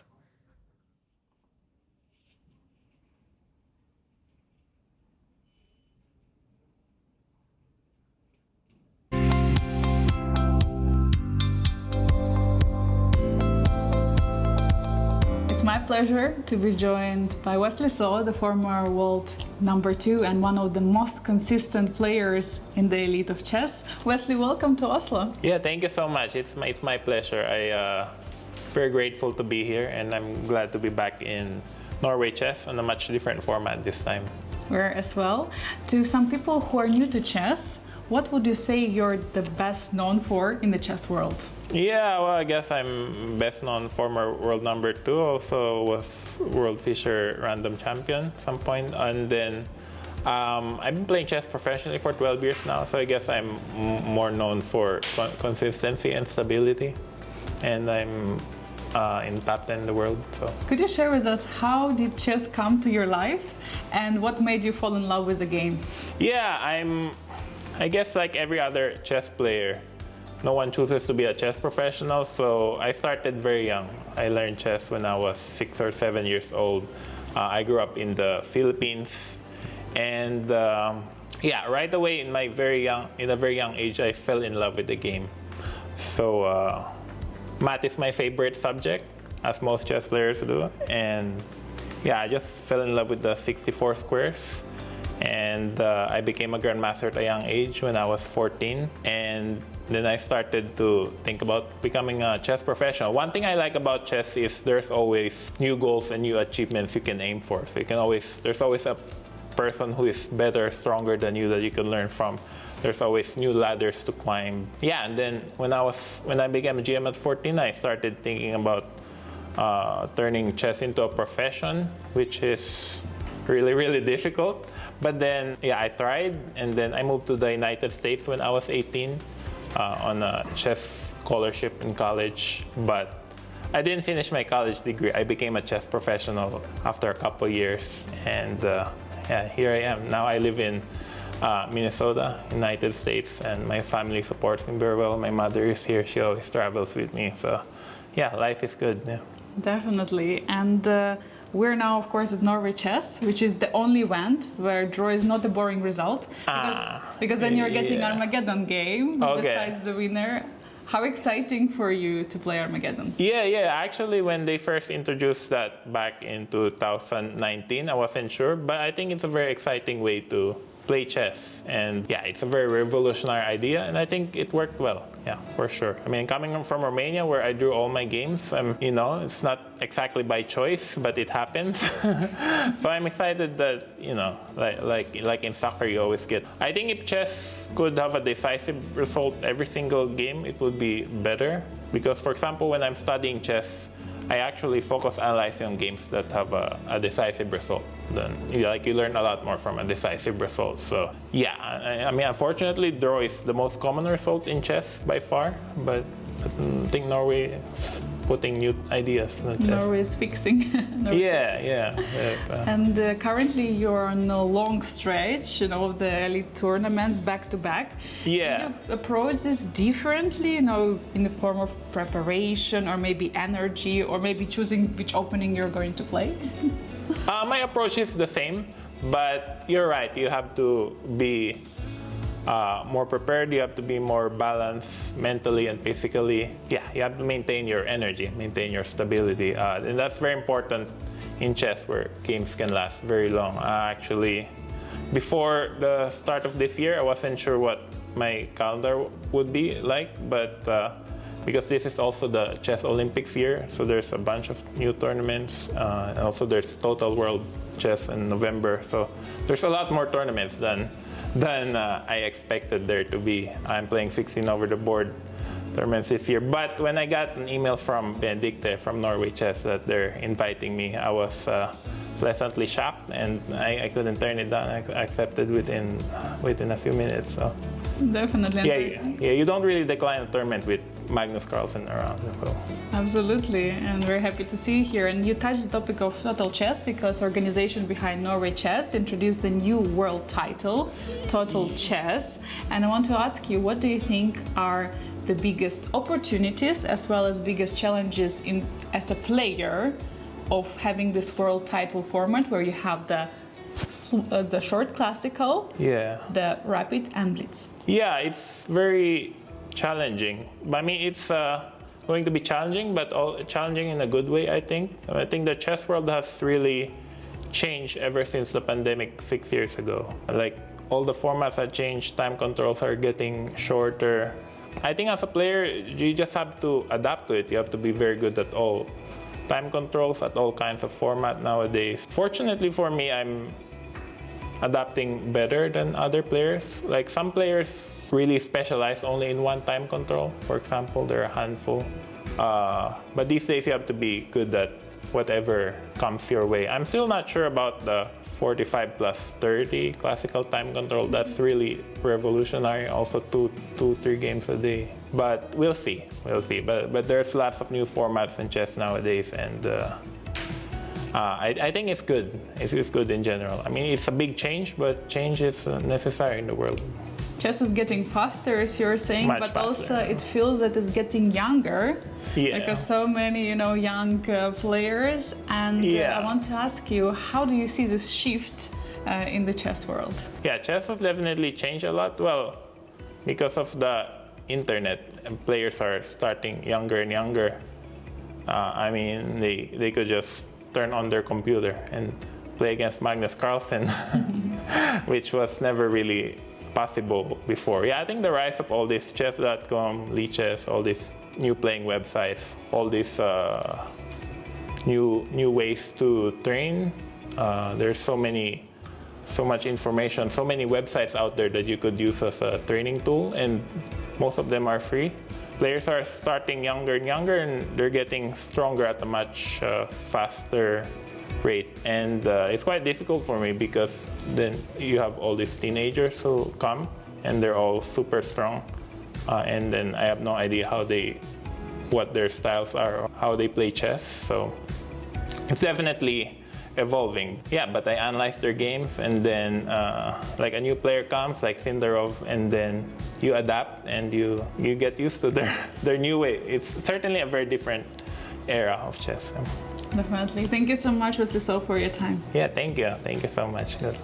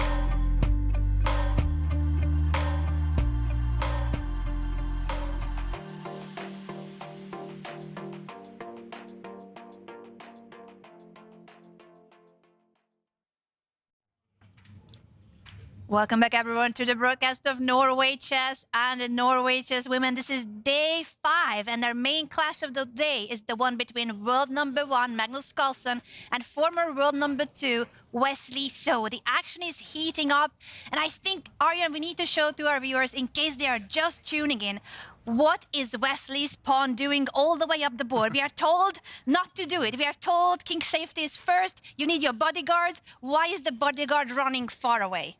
Yeah, Wesley is really provoking Magnus here by pushing the pawn another square up, challenging the white knight. So the typical idea here for black is that after this knight moves to the only square available, actually, which is the side of the board, black follows that up by also placing his knights all on the edge of the board. And these knights are looking very funny right now. But black can sometimes follow up with queen all the way to the king side here, defending black's king and also supporting the knight. The knight can sometimes jump to this square or eliminate the white bishop. So it's still a really aggressive position. But I want to mention that Magnus has a really interesting opportunity here, and that is to sacrifice this knight. That's why he's been taking a lot of time here, Magnus. He could play this move bishop to h4, which was where the bishop came from. And this would be a crazy move because he would just sacrifice his knight. But the idea here is that after black captures, white would take back with the queen. And still keep this pressure on this knight. White only has a piece for a pawn, so materially speaking, this is should be very bad for white. But look at this knight maneuver for white. They can get the knight to this square and then all the way to this square. Let's just see if that happens. If white manages to achieve this knight transfer, this would be incredibly dangerous for Wesley. The knight can jump here. Black's king is weak, and black is still in this pin. So a very critical moment, I believe, because Magnus could move his knight, but he's also sitting there thinking if he can sacrifice it. Just when I said that, Magnus goes for the safer approach. He does get his knife to safety. I was so rooting for that sacrifice, and you showed that very soon. I was like, yes, go for it, Magnus, give up your piece, go for checkmate. But maybe this is the optimally better move. Yeah, I think so. So what usually happens in these positions is that if black plays correctly, it does end in a perpetual. Let's say sometimes it happens that white gives his check, goes back to keep the pressure on the knight, and then black goes back. So the risk of sacrificing that piece is that if black acts correctly, it would just end in a draw. So I would say it looked like the best strategy to play for a win, but in some way also not, because if you sacrifice that piece, the play gets very forced, and sometimes you don't want it to get forced if you want to win. Just keep all the pieces on the board and try to keep calm before the storm. That's good news for all the fans of Magnus, isn't it? That he doesn't want it to go toward a forced draw. He wants a fight. Yep, we are rooting for Magnus, and it's I don't know. We haven't watched the Firouzja Keymer game, but it's hopefully we're keeping an eye on that as well, because that's an important game for us. I just had a look at that during the break, and right now, in fact, Keymer is slightly better. It looks like the opening has gone Keymer's way, and Firouzja, he has 45 minutes less on the clock. So Firouzja is feeling uncomfortable in that one, but because we need a German win to even the board out, so we get that would be ideal for us Norwegian fans. Yeah, but we should never write off Alireza. However, he's very, very tricky and such a resourceful player. But right now, I'm liking the black position in that one. But now, could I just ask? Now it's a slight advantage to Magnus. We Norwegians, as I said, almost all of Norway is watching, especially when he play tournaments like at Christmas when he play Blitz chess and so on. Everybody's watching. Nobody understands anything. We just watch the arrow, just where's the arrow? Where's the arrow? And now you see Magnus has got a slight advantage, but do you see anything that points to that Magnus has this advantage? I'm just trying to point out if there's something. I would say the advantage is, I mean, currently it's minimal, but there's a lot of potential in the position. Every move in this complicated position is often you pay a high price if you make some inaccuracies, and if Magnus manages to get an initiative going, for instance, against the black king, it could turn out to be very decisive. So Magnus now on the last move, he did go for his knight maneuver. His goal is to improve his knight, put it in the center of the board. A very typical plan, improving his pieces. And right now, I expect Wesley to develop his queen to all the way to this square, just taking care of the king and also perhaps supporting the black knight from activating. That's a very typical way of playing. I mean, Wesley always has the chance to take this bishop. And now Magnus can actually only capture with this pawn, because remember that this bishop is doing a good job on this diagonal. You cannot take with that pawn, as White's king would be in check, and if you take with the knights, Magnus loses the protection to that knight, so he has to take with the pawn. But the reason Wesley is not going to capture the bishop is that that bishop is not going anywhere, so he can always do that later. It happens a lot in chess that, like, when you can capture a piece, you don't do it immediately, but you wait for a better moment. If that piece is not going anywhere, it's trying to wait for the right moment. Yeah, exactly. The right moment to take that bishop. I think meanwhile he's gonna improve his queen, but he might also try to improve his knight. But I don't think he's gonna go for this, because if he goes here, White will be happy to trade that one off. Simon, what is your first thoughts when you look at this position? I mean, it's playing out exactly how you said at the beginning. You know, the knight maneuver next to the king, getting ready to go on the more central position and covering squares. And I'm wondering, is it just in these kind of position, or you can always put the knight on e3 at the middle of the square, and it's always going to be good to have the knight there? Yeah, not only is it a good square for a knight, but it also blocks this diagonal for the bishop. So that is really the dream square for the white knight, and that's also why you spend 1, 2, 3 moves to get to that square.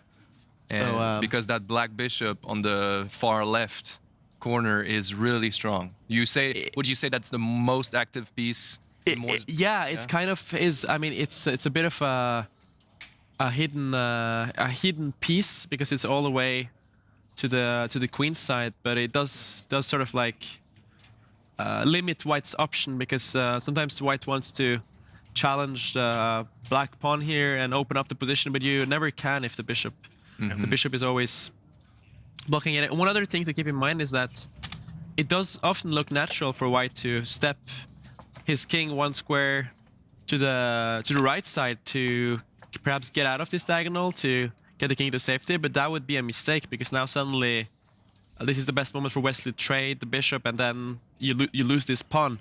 So that's why Magnus is going to place his knight on this square to block that diagonal. But as I said, that Wesley plays the move I was expecting. He develops his queen to a good square, supporting his king.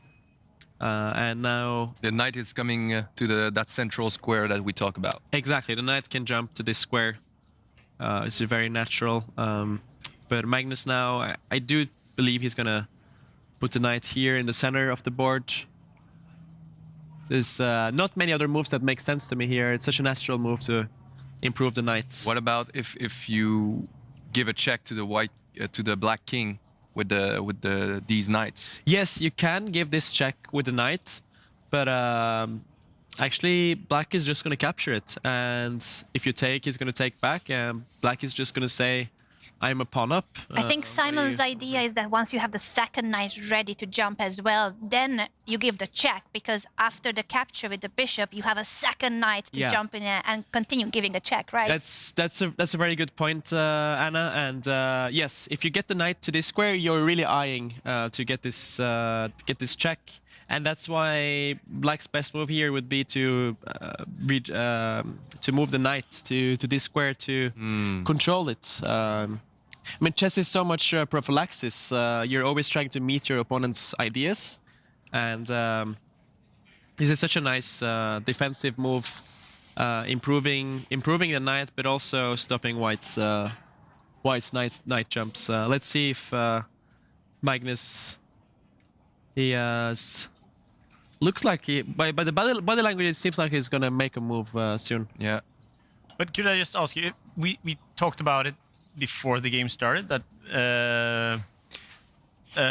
Wesley saw he's got a tremendous amount of respect for Magnus, and do you think he's going for a draw here, or is it he's just hoping for a draw? Is that the best he's hoping for? I would say that's not on Wesley's mind right now. Right now he's just focused on playing the best moves. But of course, if Magnus would offer him a draw, he would take it. But this is like such a wild position. I mean, actually, if you think about it, there's not been a single trade, and we're on move 15. Not even a pawn has been traded so far, and that just goes to show the fight we have here. And think about it, guys. Like, this is Magnus's 5th game in the tournament, and all of his games have had very similar vibe. I mean, they've been extremely fighting. I don't recall a single dull game from Magnus. All of them full of blood and excitement. So. Yeah, I've been loving this tournament so far. It's just watching with a lot of excitement and no boring games. And as I said, that Magnus did improve his knight here. So let's see if Wesley goes for this move. No, but it looks like he's playing for the crowd, and he's also often in the confessional booth. He knows this is. He knows that this is for the crowd. He's doing a good job for chess, I think, because this makes it more watchable and more when you get into the profiles, because you need so bad profiles in every single sport. So I think he's doing a great job actually with both his chess and the trips to the confessional booth. It's really enjoy it. Simon, I see you nodding along. That yes, we want more Magnus in the confessional. Maybe he'll go back for the 3rd time and check if there's any football updates there, because the football match that he was talking about is already on the way, and he needs to know. He probably is thinking like, I wonder if there was already a goal in the match or not. Yeah. Magnus is always entertaining when he goes in the confessional booth, but I wish we could see more players going through. Like, I wish I could see Gukesh and Wesley. Even Wesley, I love Wesley, and he's so humble all the time. I mean, we need these players to go, and hopefully, not only Magnus goes today.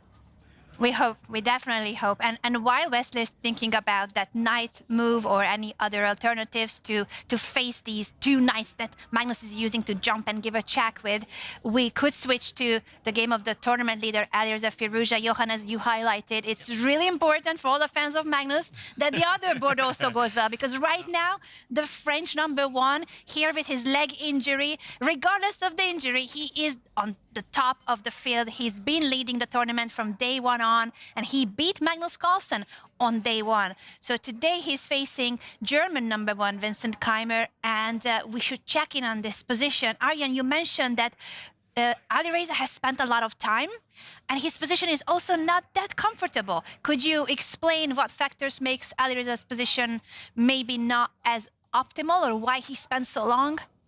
Now that I'm saying it, actually, it got balanced out almost. It used to be worse. It used to be a bigger difference, right? I'm not sure though, because the time we're seeing on the screen is not what I'm seeing something. Oh yeah, I think that's. Oh, this is the correct one. 52 minutes for Alireza and 1 hour 35 minutes for Vincent Keymer. That is a huge time difference. That is a huge time difference indeed, especially in a position like this, which is pretty complicated. This is not a simplified endgame. Here, both sides have the queen on the board. There is some imbalance in the structure. The reason I said that Alireza's position is not so easy to play, Anna, is that his pieces are currently a bit passive. Like, you have this bishop that is pointing towards this pawn, but it's not an open diagonal. It's currently blocked, and because 2 pieces are defending, and you need 3 pieces attacking. Exactly, and it's very difficult to get that third piece involved right now. Alireza, by his last move, he withdrew the knight to the king side here, perhaps hoping for maybe putting the bishop on this square to attack the defender of this pawn.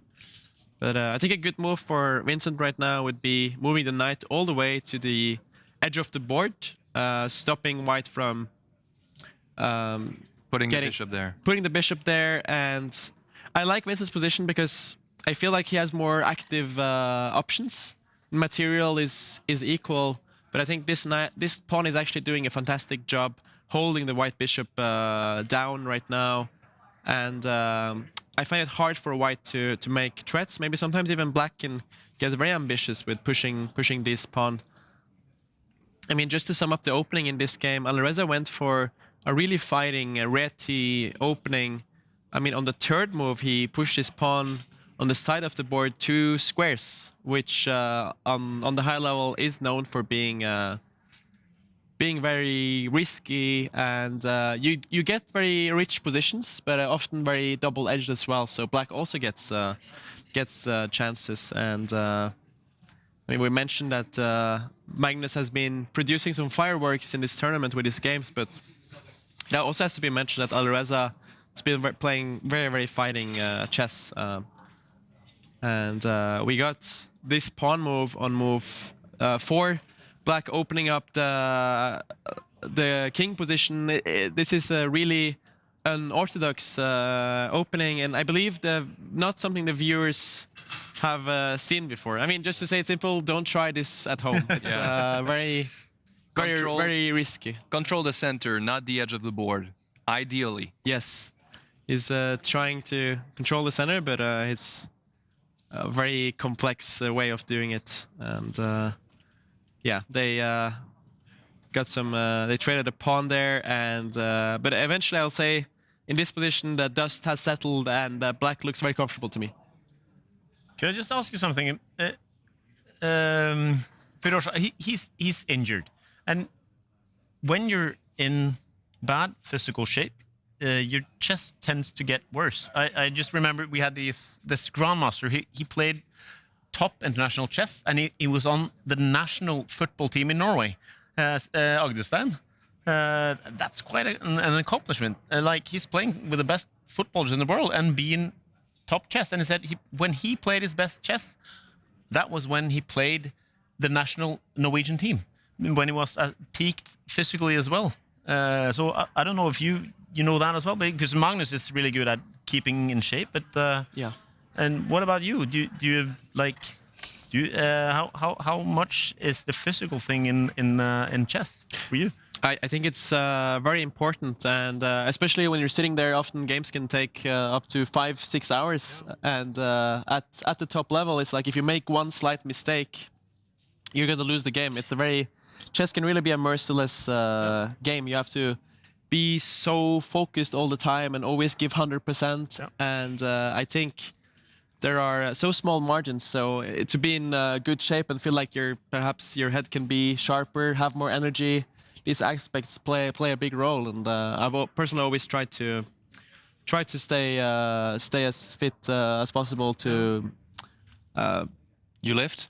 Yes, I do. I do lift. I try to go a couple days a week to the gym, and Magnus is famous for also being a big. I don't think he goes so much to the gym, but I know he loves to play all sports. I mean, the last couple of years he's been really into golf, but before that he was playing a lot football. Yeah, I know he played in the league system in Norway as well. Yes, he's in 4th division or something, yes. So he's played a bit up as well. So yeah, he likes to play basketball as well. So he's a very active guy. But yeah, Seaman, he was ranked number 17 in the world. That is at his best. 17 and playing for the national team. With, he huge. could have played Crazy. along with Erling Haaland, kind of. So it's that's quite. Seaman was both my coach and Magnus Carlsen's coach. So it's, it was really a hero in the Norwegian community. Yeah, all right.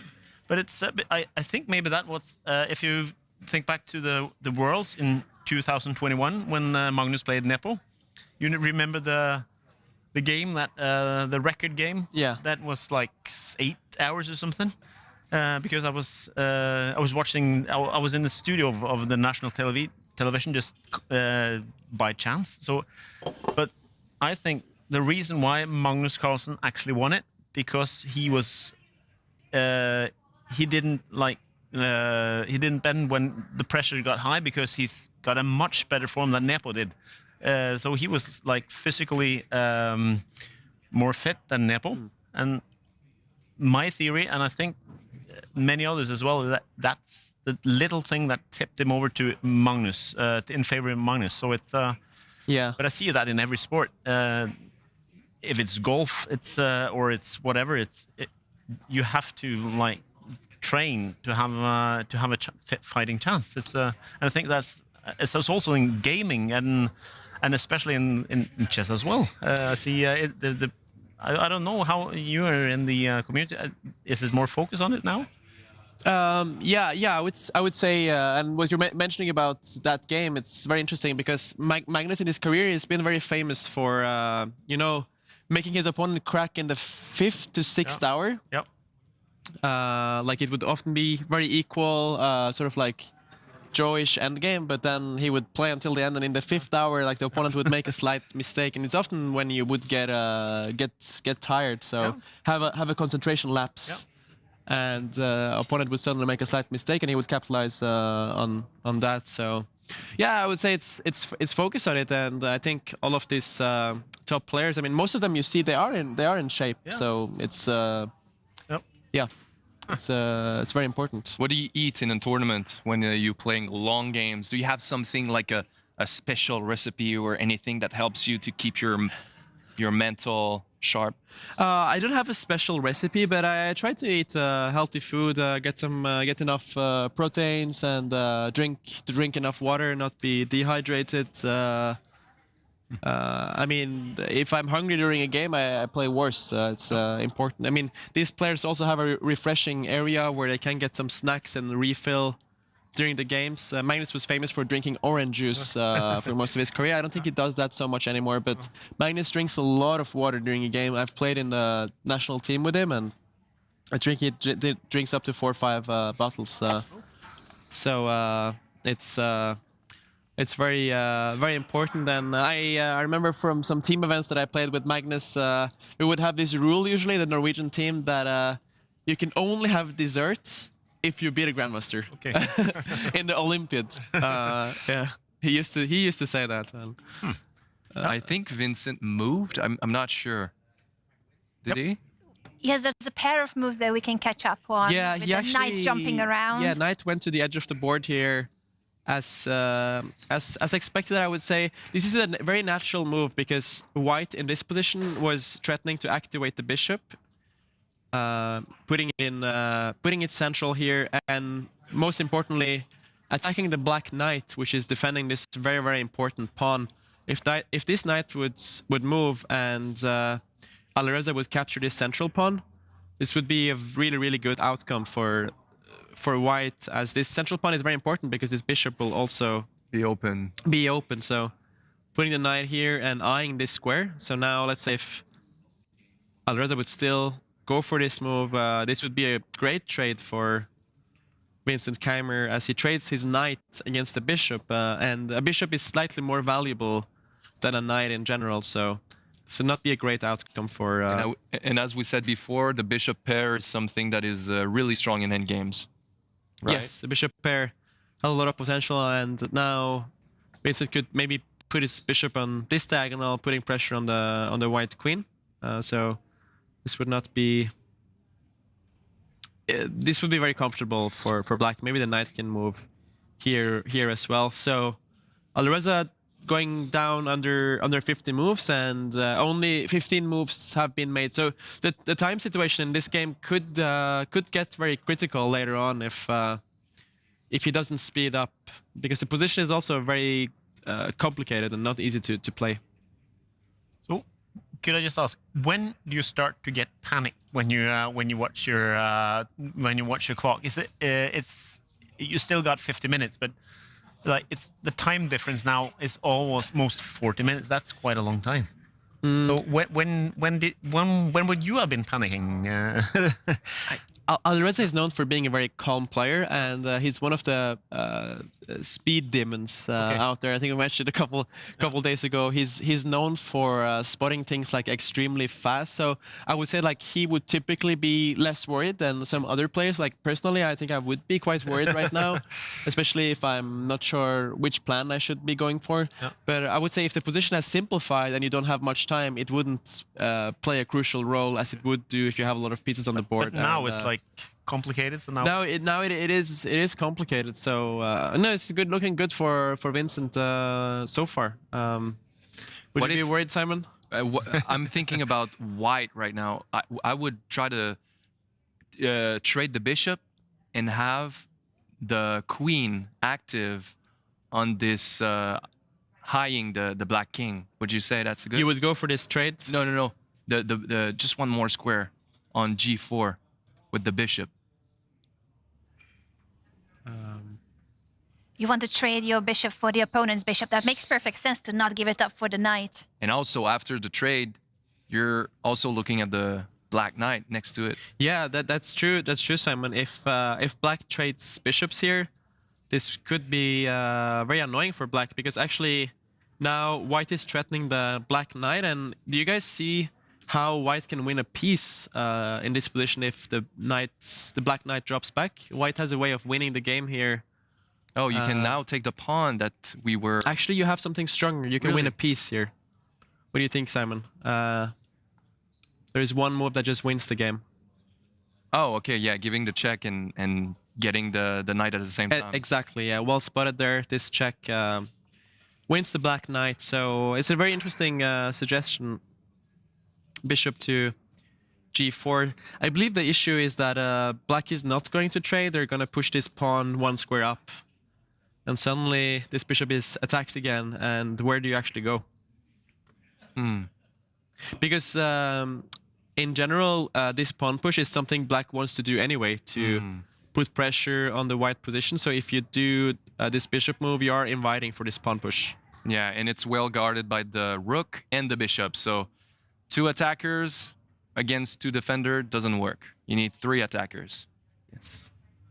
No, there's even 3 defenders. Okay, three defenders. That's even more crazy. Yeah, but I honestly don't know what... I think if I was in Alireza's shoes, I would just go for this move, trades against the black knight, and at least the position here has simplified a bit. You trade some pieces and maybe try to hop with the knight to this square to get active. Especially with the time situation, I just kind of want an easier position to play than we have on the board right now. But yeah, let's see what Alireza is going for. He's taking some time here. Maybe a good moment to go to one of the other games.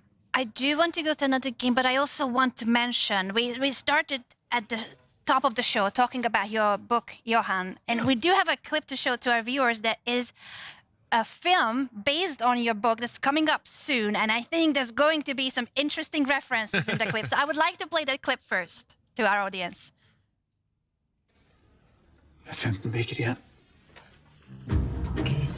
Det eneste vi vet med sikkerhet at morfar Astrup en av de 15. Vi vil alle en av de 15, vil jeg tro. Victor, du den eneste som kan kjøkken. Den velger vi nå. Vi ringer Magnus Carlsen. Magnus Carlsen er for aggressiv. Det siste vi trenger som feier motstander av banen. Akkurat det, men vi trenger en remisspiller. Ok? En som ikke tar unødvendige sjanser. En som bruker tiden. En som spiller safe. En safe-spiller! Carlsen spiller mistvassebrikker! Øen er nummer 2 på den lista. Nummer 2 i Norge. At 100 på rankingen. Han er en safe-spiller. Det er det vi trenger. Sven Øen. Det er vår mann. Han passer på bekkene sine. Yep. What a moment, Johan. Can you please tell the viewers about the storyline of the book? And also, we have seen a quite peculiar list there of which players they were considering. Yeah. Some famous name coming up here. Yes. Well, this is a movie based on the book. The movie's on Scandinavian theaters from the 11th of September. 11th September. Ooh. Very close. Yeah. Yeah. So, but the story is about the Norwegian Prime Minister. He's kidnapped, and the only term the terrorist has got is that they play a game of chess for his life. But there's a twist to the game, because every piece represents a person. So when the terrorist takes a piece, he kills a person, and the pawns are the one protecting the power: police, military, the courts. So if he takes a pawn, he'll kill a policeman, for instance. But the big pieces, the rook, the bishop, king, queen, if he takes one of them, then it's the top of the society. So it's the top politician or a top corporate leader. So, but anyway, the game starts, and the Norwegian government, they decided to play the game, play along to stall the terrorists, so they play the game. And it doesn't take much time before the first piece is taken and the policeman dies and the game is on. So that, and what you saw here is just before the game starts, they need to have a chess player to help them. And they got a list of different players. One is, of course, Magnus Carlsen, third on the list, sitting at my side. Aryan. And but the one in the middle is called Sven Øen, and that's the one they go for. There's no chess player in Norway named Sven Øen, but some chess players know the reference. You know it? Yeah, I definitely do. So actually, I mean, almost everyone thinks that Magnus Carlsen is his full name, but actually Magnus Carlsen's full name is Sven Øen Magnus Carlsen. Yes, that's right. So I just made a kind of a alter ego. The difference from the opposite of Magnus Carlsen, really. A very safe player. He's got crazy hair. He's kind of big. So actually, when I wrote the book, I needed a character in my head. So I just looked through many chess players all over the world, and I found this Ukrainian, Anton Korobov. He's the one in my head when I'm writing the book. So each time I see this Sven Øen player, I see Korobov. So yeah, so it's the first thing he does, come in, I want to play chess, I need a board, and I need a Big Mac menu, a really one big, and it's got a big order.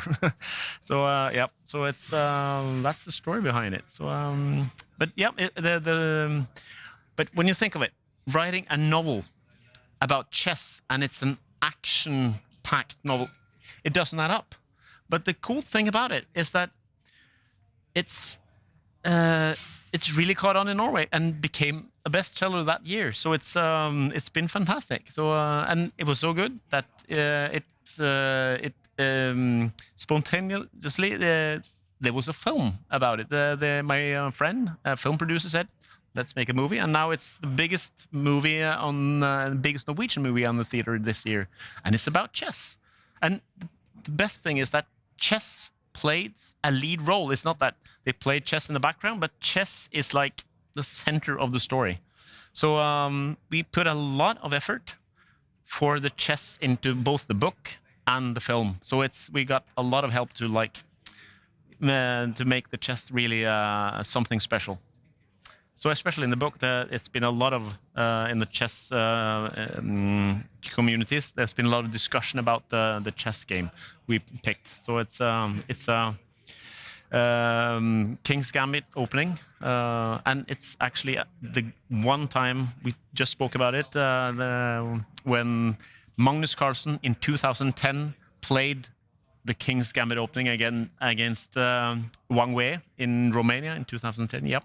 So that's really the only time he's really played the the King's Gambit, and that's the game we're using. But we had to make some adjustments on it, so it's quite a good game. So quite a good thing, and just to prove how important chess game is in a story, if you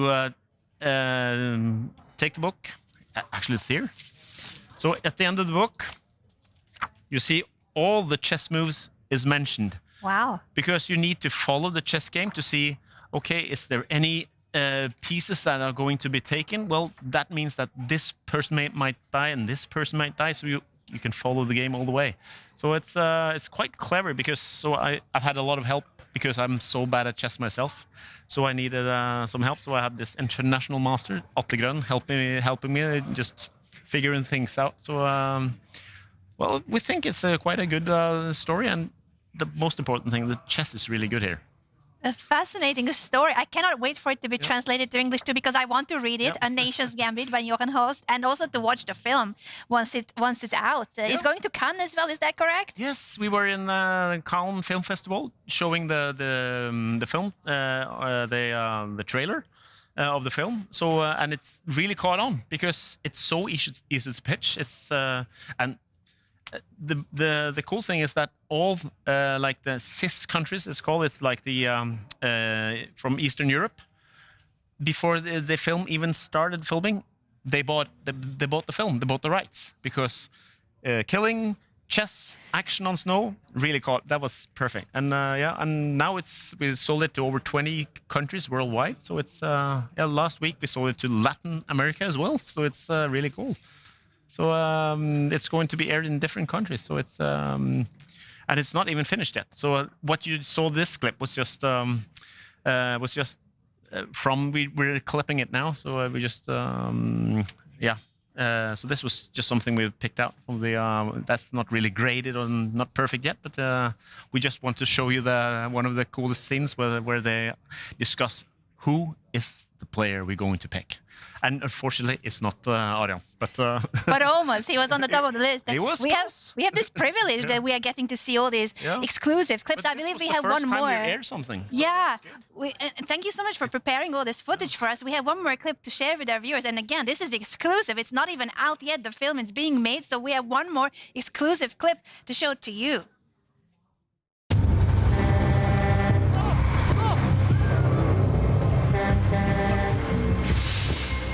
Trekk vekk fra trølleren. Vi, folket, utfordrer makten til et parti i sjakk. Svart konge er statsministeren. Hver offisersbrikke er en samfunnstopp. Sorte bønder er de som forsvarer makta. For hver svarte brikke som slås, elimineres en person i tilsvarende kategori.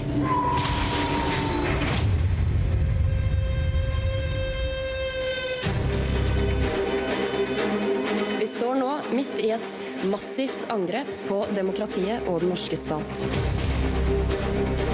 Hva gjør vi? Spiller vi? Vi signaliserer som vi pleier at vi forhandler ikke med terrorister!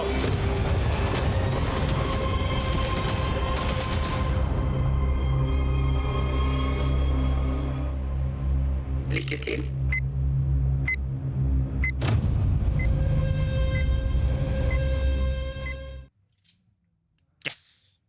The Nation's Gambit coming soon. Wow. Congratulations, Johan, and thank you for sharing all this with us. Yeah. So it's nice to have a kind of a world premiere of some of the clips. So it's nice to do it here on Norway Chess. So that's good. And it's also amazing that they have they approach you, the producer of the film, or it's you, like how it worked, because someone obviously saw the potential in turning it into a movie and be like, okay, let's produce a movie out of this. How does it feel to have your work on screen like that? It's crazy, because like I was working in advertising as a copywriter and a creative leader, and I just wanted to do something creative for myself. So I started writing, and this friend of mine was a film producer and said, show me your ideas. And I actually had like 10, 12 ideas, put them all out on the table, analyzed every one of them, and said, the chess one, that's the winner.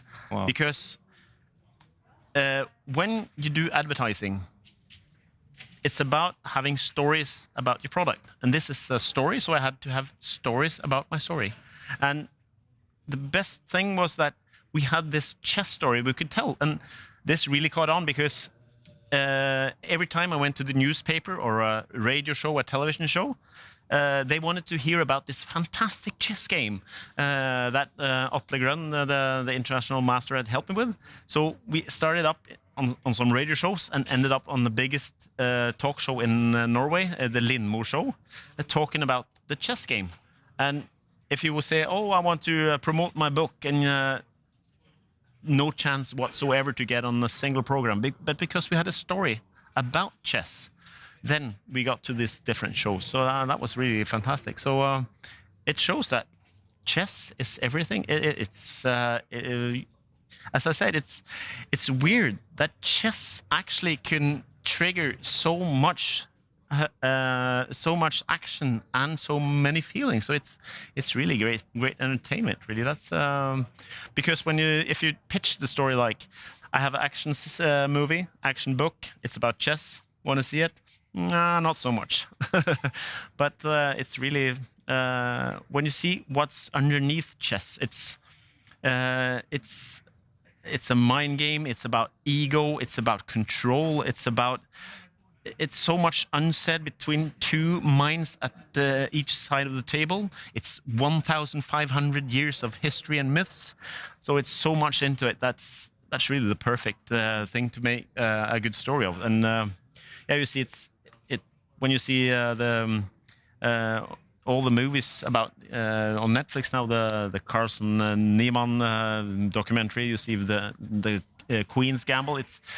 There's so much in chess that we're going to see much more of it. But it's the perfect start to a good story, actually. So yeah, but just to tell you a short story about the chess, because one thing is to write a book, then we could use the entire Wang Wei game, and what the master did with it was that the first 12 moves is just like the Magnus Carlsen game against Wei, but then the next 14 moves is totally different, because I had to kill some people in the movie, so I had to take some other pieces. I need a pawn to be killed taken there, and I need a rook to be taken there. So you have to fix this for me. So the next 14 moves is completely different, but magically after 40 moves again, it's the same. We're back again. The pieces are at this exact same place as the Magnus Carlsen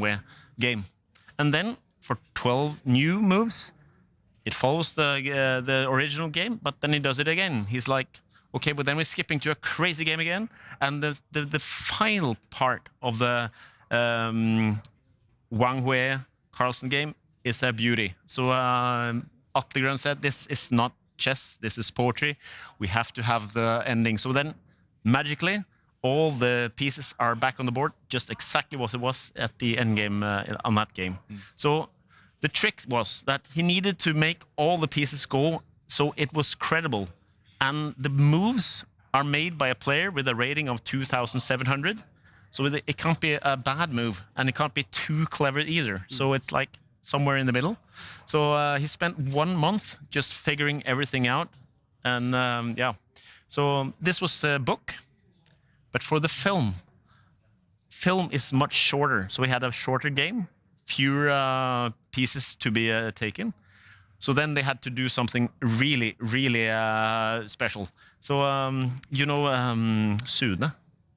Sune Berg Hansen from Denmark? Yeah. No, Norwegian. Sune, Geir Sune. Geir Sune Tallaksen, yeah. Geir Sune Tallaksen. He's kind of a world master in chess riddles. So Atle Grønn, Geir Sune teamed up and made a special game for the film.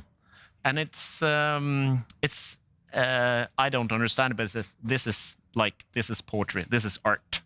So I'm trying to get my head around it, but it's like a homage to what they two say is the best move ever in the world, in the history of World Championship chess. It's the Karjakin Carlsen game, 2016, when he sacrificed the Queen H6. Yes, that's right.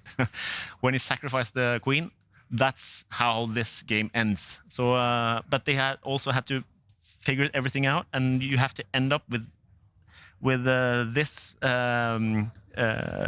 queen sacrifice at the end, and they made it perfectly. So it's we had the two guys watching the movie and see do we fuck things up here? Sorry, no. Well, yes, we did some blunders, and now they had to recut the movie, so the chess is perfect. So and we also had one chess coach to watch the players. They said, no, don't touch it like this, do like this. So everything is going to be chess-wise perfect. Yeah. Wow, Amazing. that is fascinating. Yeah. Johan, thank you for sharing all the behind the scenes and how the games were created and recreated, also for the film. Everyone, The Nation's Gambit, out soon in cinemas, and you can grab it also in your language. It's going to be translated into each time more languages now that the film is coming out too. Yes. And the hero of those games is Magnus Carlsen. I think we need to catch up with Magnus himself, and maybe he's producing a game that you will use in your next book, Johan, because he's trying his best to win yet another game. He needs to bounce back more in the event. He's currently in 4th place, and he's facing world number 2 Wesley. So today, Aryan, let's show the viewers what is the current situation and how is the likelihood of, a fight, I was going to say, but no, I see there's a fight. So let's just catch up with the moves and the key factors here.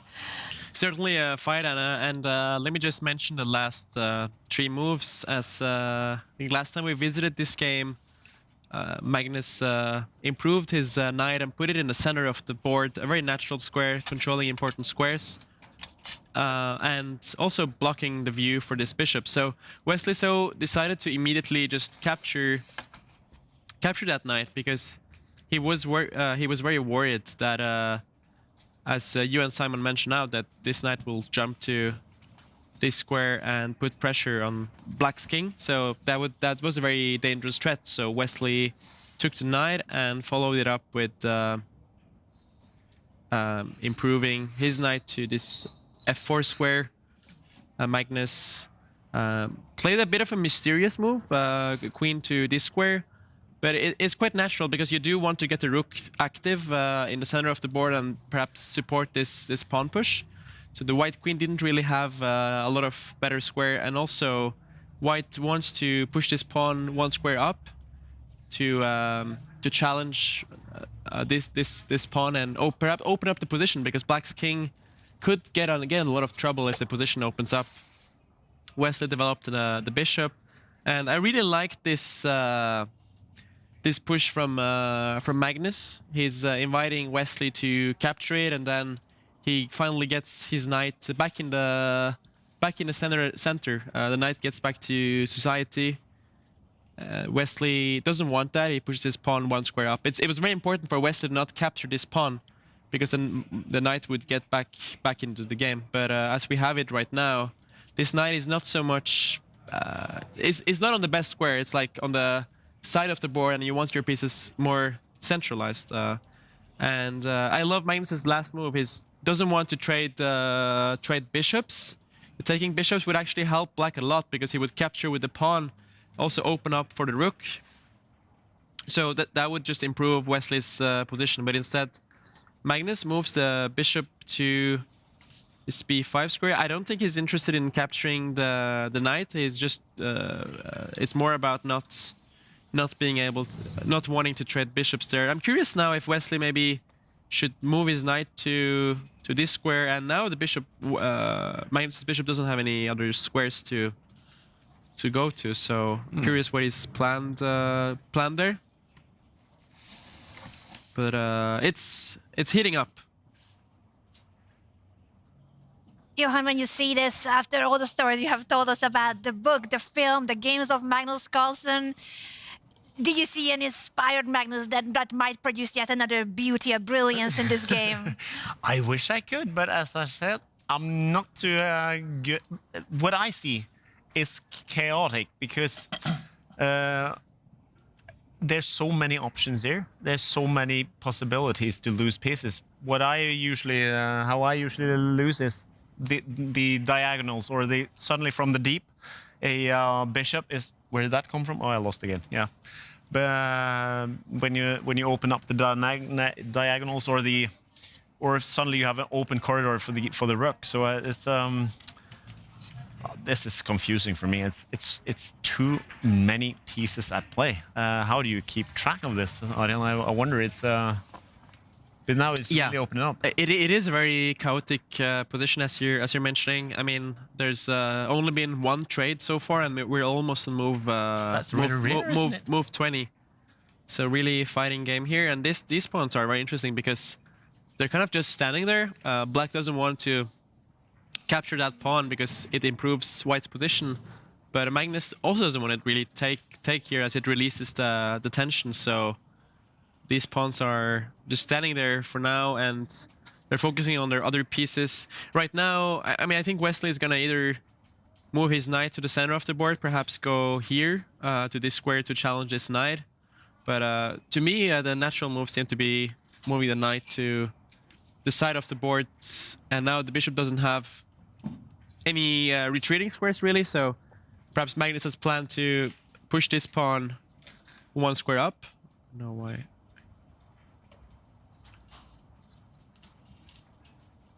And this is a very typical pawn push in these positions because you want to take more space in the center. So Wesley could take Magnus's bishop, Magnus would take back, and still a very fascinating position where Magnus might try to involve his rook, maybe capture this pawn in the center. He's trying to time this trade as well in the best moment. So it's if I was in Wesley's shoes right now, I would certainly not be sure what's going on, but it's 3 results possible in this position. It's because now we're left like every kind of opening theory whatsoever. Now we're on new territory, never been played before territory. Never been played before, but also we left all the solid territory. This is, I mean, when you're putting your pawns like this, it does get very, very complex and double-edged. So, like Magnus's king might end up in trouble, but also Wesley's king might end up in trouble. Everything is possible here. But one thing that is great for Wesley is that he does have a 17-minute time advantage. So Magnus down to 47 minutes. Wesley has 1 hour, a bit over 1 hour. So at some point Magnus should speed up. Simon, what do you make of this position when you're looking at it? I think placing the, for black, you said on the edge of the board, putting the knight on the far left, but I would actually bring it to the right side and, trying to put more pressure on the white's king. That seems to me more logical. That is a pretty logical move. I think still Magnus would push his pawn 1 square up. The nice thing about moving this pawn is that you can also bring the bishop back to the defense. Okay, so you want to prevent that as much as possible. And it's kind of nice for white to have the queen on this square actually, because you protect the rook and you also help the battery for the knight, like you're protecting the knight indirectly. And it's still not easy for black to make moves. Like, do you go here and trade the knight, or do you, let's say, push this bishop back? There's always so many decisions that need to be taken. Like, do you push this pawn 1 square to support the center? It's not a typical position where you can just like play fast based on intuition. No. There's a lot of moves possible, and they all lead to different direction. Yeah. We have a really cool feature, Johan, that I want to show you, because you were talking about the arrow or Norwegian TV, and we have the bar below the board, but that's the computer assessment. What you see on the left side is the Norway Chess evaluation bar, which takes into account the human factors in the game. So according to the Norway Chess bar, Magnus Carlsen has a 45% chance of winning this position, 42% chance of a draw, and only 14% chance for Wesley Wesley so to win this current position. So it takes into account not just the computer assessment, but it takes into account that it's Magnus playing with the white pieces. It takes into account the time, their endgame skills, their technique. It takes into account a lot of things that the computer doesn't assess. The computer just says what's the objective evaluation of the position if two people play it perfectly. Right. But this is the human assessment, giving a really good chance to Magnus, even though the computer says it's about equal. According to the Norway Chess Bar, Magnus has a really good chance of winning it. Right. This is actually much better, yeah. Then you have even better kind of total assessment of this is actually quite smart, yeah. And such a low chance for Wesley if we compare it to like the likelihood of him winning this game. This was when you watch the other arrow, it's like quite even, but this I like the arrow up in the on the left there. Yeah, looks good. Looks good. It definitely looks good. And while Wesley is thinking, we're gonna leave this with a cliffhanger. What will be his move? We are taking a short break, but when we are back, we continue with Norway Chess and Norway Chess Women. This is day 5, and the action is just starting to heat up. There's gonna be so much more drama. Armageddon's coming as well. Do not go anywhere.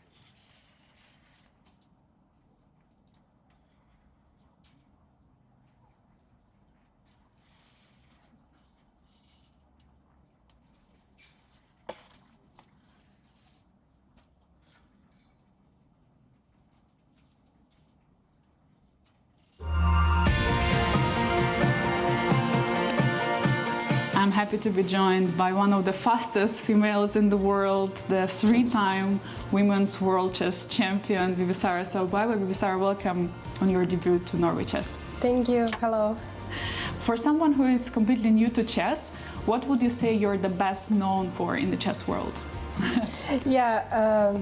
Probably my blitz achievements, I guess. And maybe also to people who follow the chess from social media, because I think I'm very active there. So yeah. Yeah, you have one of the most followers out of the chess people in the world. But also you're in the book of the Guinness records. Yeah. Oh yeah, I forget. As youngest world blitz chess champion.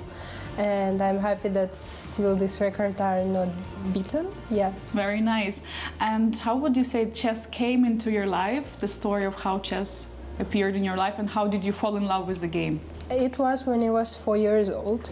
I went to my parents to say goodnight, and on the news I saw that the Alexander Kostyuk became a world champion, and I said to my mom that I wanted to have this crown, and she said, yeah, no problem, tomorrow we will buy you a crown, no problem. I said, no, I want like the same way. And she said, but for this you need to work a lot. And I said, I'm ready. Next day I come to my grandpa and ask him to teach me how to play chess. And from that period my journey started. It's an amazing story. Wow. Yeah. So you basically, Alexander Kostyuk was your first idol. Yeah, probably. It was a nice story that I saw how she became a world champion, and then a few years later we are playing a lot of games against each other. Exactly, now you're contenders to each other. And talking about Norway Chess, we are here. When did you start following Norway Chess, and how does it feel to, be here playing at the Norway Chess Women? Yeah, I followed this tournament from my childhood, because there was a always very strong men's tournament, and I was very happy that also Norway Chess have a women chess tournament. I think it's amazing. And I remember last year I was like thinking that I want to play here, and a few months later the organizers write to me and invite me to play here, so yeah. Amazing story. And in chess, very important when someone is supporting you. So who is your supporter number 1, would you say? My mom, my family, and my friends. Okay. And talking about the coaching, because you and Jawahir, they have the same coach, international master Roman Widoniak. Do you ever train together with Jawahir, or how does the routine look like for you? Yeah, last year and in this year we have a lot of camps together. We was preparing to the candidates together. And you have also mentioned to us that you're very good at the card games, and you're like to relax from chess playing card games. So what is your favorite card game to play? When I was 3 years old, I know the card game, it's called Durak. I don't know the name in English. Like a fool? Yes, like a fool. And when I was 3 and 4 years old, I always beat everyone in my family, and my parents thought that because I'm small, everyone playing bad with me, but I always have all strong cards. Yeah, and last year, Raman teach me how to play Ukrainian game The Birds. And we started to play this a lot, and during the candidates we was joking that candidates, okay, it's important event, but our night games it's much more important. So yeah. You're more competitive in there. Yeah, because we have teams there, and we even have a score, how many we lose, how many we won the game. So yeah, it was interesting. Many card games, as you're saying, you're getting, the strong cards. The luck is very important.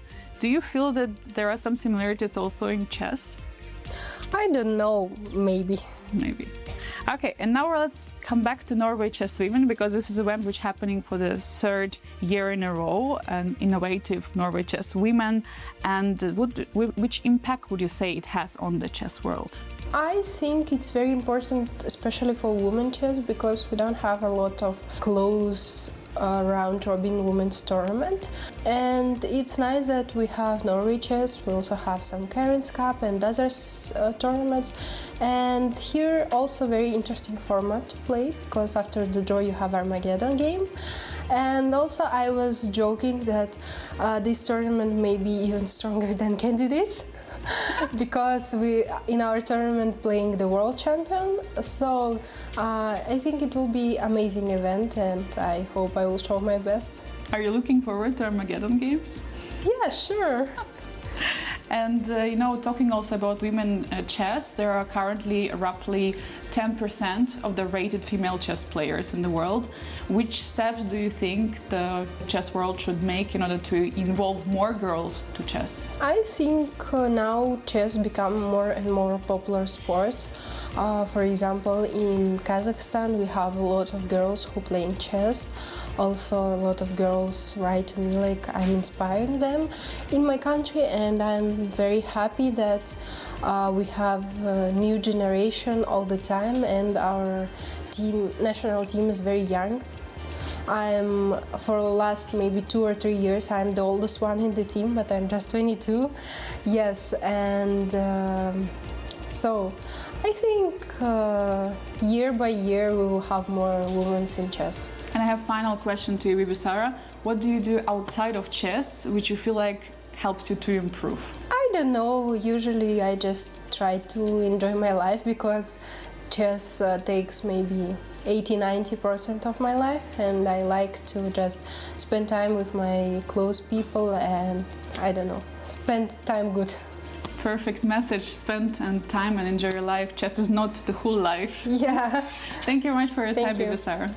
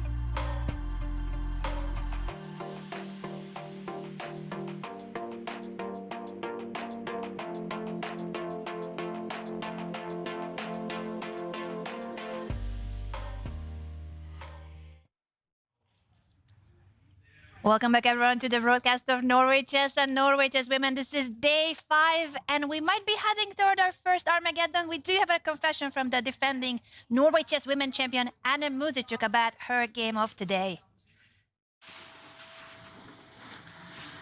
Hello. Looks like my game will end in a draw relatively soon. I don't play first move d4 very often, but still Bibisara knew the line better than me, and yeah, she blitzed out almost all the moves. So yeah, time to think what to do in Armageddon. Heading toward an Armageddon, as Anna said, and great preparation by Bibisara, leading toward a draw soon in this classical game, meaning that Anna Muzychuk and Bibisara will be the first two to play it out in Armageddon. Once the players make a draw in this classical game, they will have about 10 minutes of time to take a break and get ready for the faster time control that will make a decisive result in this match, no matter what. And the confessional is popular today. The world champion Gukesh D also visited it very recently. Yeah, I just wanted to say my thoughts out loud. I think the game has been pretty tense so far. At least I'm up on the clock, and it's a pretty double-edged position. I was very happy to get this b6 a5 so that kind of the queen side is under control, and now I can hopefully play on both sides. Like I can go queen g7 f6 g5 and get my bishop out at some point. But yeah, really tense position.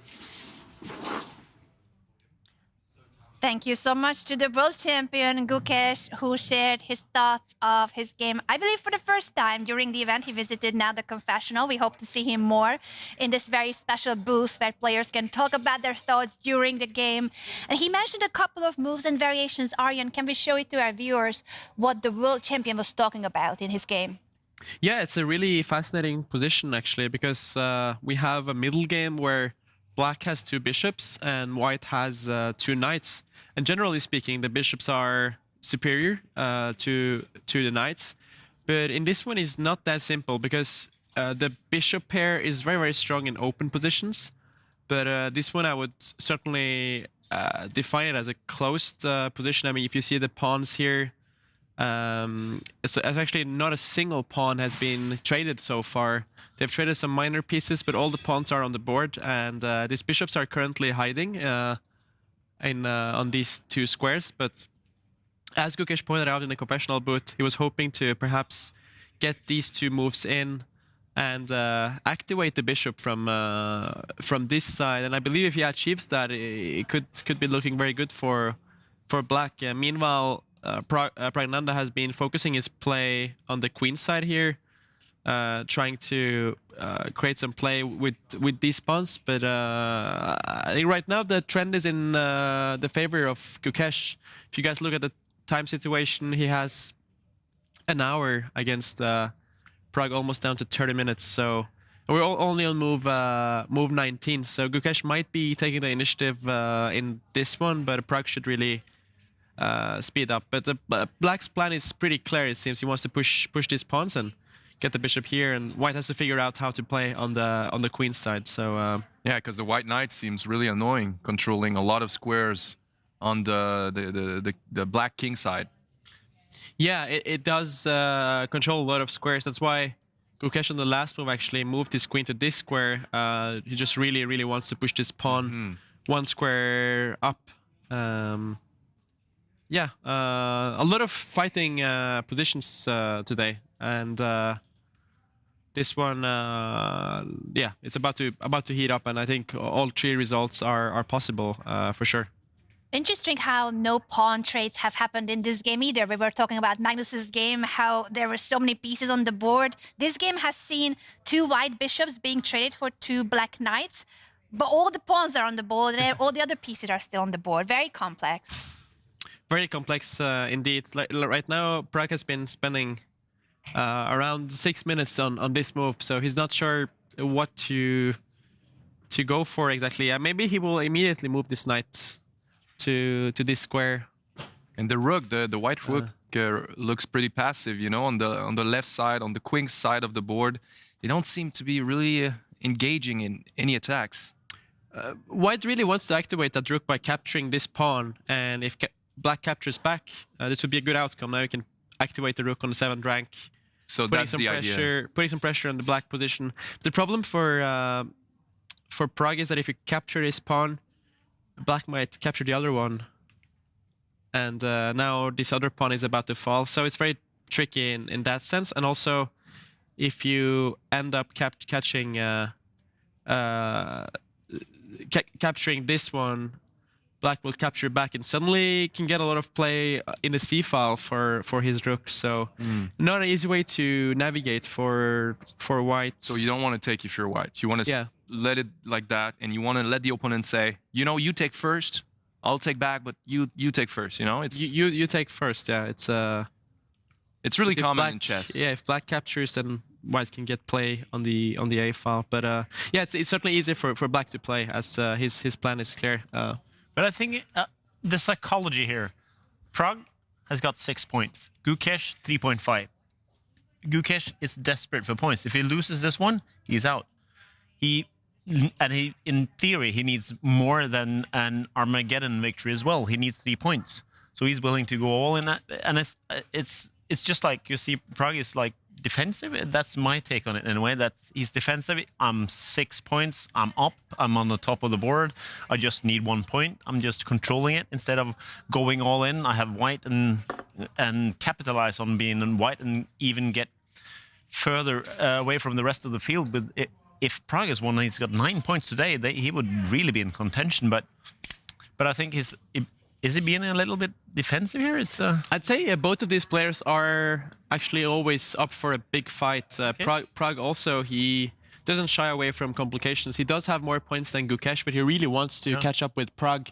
So winning this game would be huge for him to fight for a tournament victory, because Alireza. Firouzja, indeed. Yeah, I said Pragg. I mean Alireza. Yeah, sorry about that. Yeah, we've seen a lot of game of Pragg in this tournament. He was really doing some really aggressive move at the beginning. So he was one of the men in the tournament to really start to provoke the opponent the best. I feel like. And Pragg has made his move right now. He moved his queen 2 squares to the right of the board. He's eyeing this square right now. Perhaps he can jump here with the knight and create some threats in the black position. So let's see what happens here if Gukesh advances with his plan, pushing the black knight, the white knight back, and then trying to activate here on the king side. Maybe in this moment, Pragg is going to capture this pawn, and after Gukesh takes back, I think he's going to take this one too. And the nice thing about having the queen here is that you're not going to run into any diagonals from the black rook. Now black should capture back, and maybe this is a very interesting plan from Pragg. He can activate his rook on the 7th rank, and this black bishop gets pinned. So see f6. I think this is what he's going to go for. Maybe Gukesh will take with the rook, and after white captures this pawn, I was going to say maybe he wants to take this one, but this one is also hanging. So not an easy position for both, but black has a lot of potential with the bishop pair, and 30 minutes more on the clock. So I like black's chances more, but still anything can happen. But I think this says it all about Norway chess. It's like Gukesh, he's on the bottom. He's struggling. He's like fighting, and this is the world champion. This says something about the field here. It's the niveau is like sky high. It's yeah.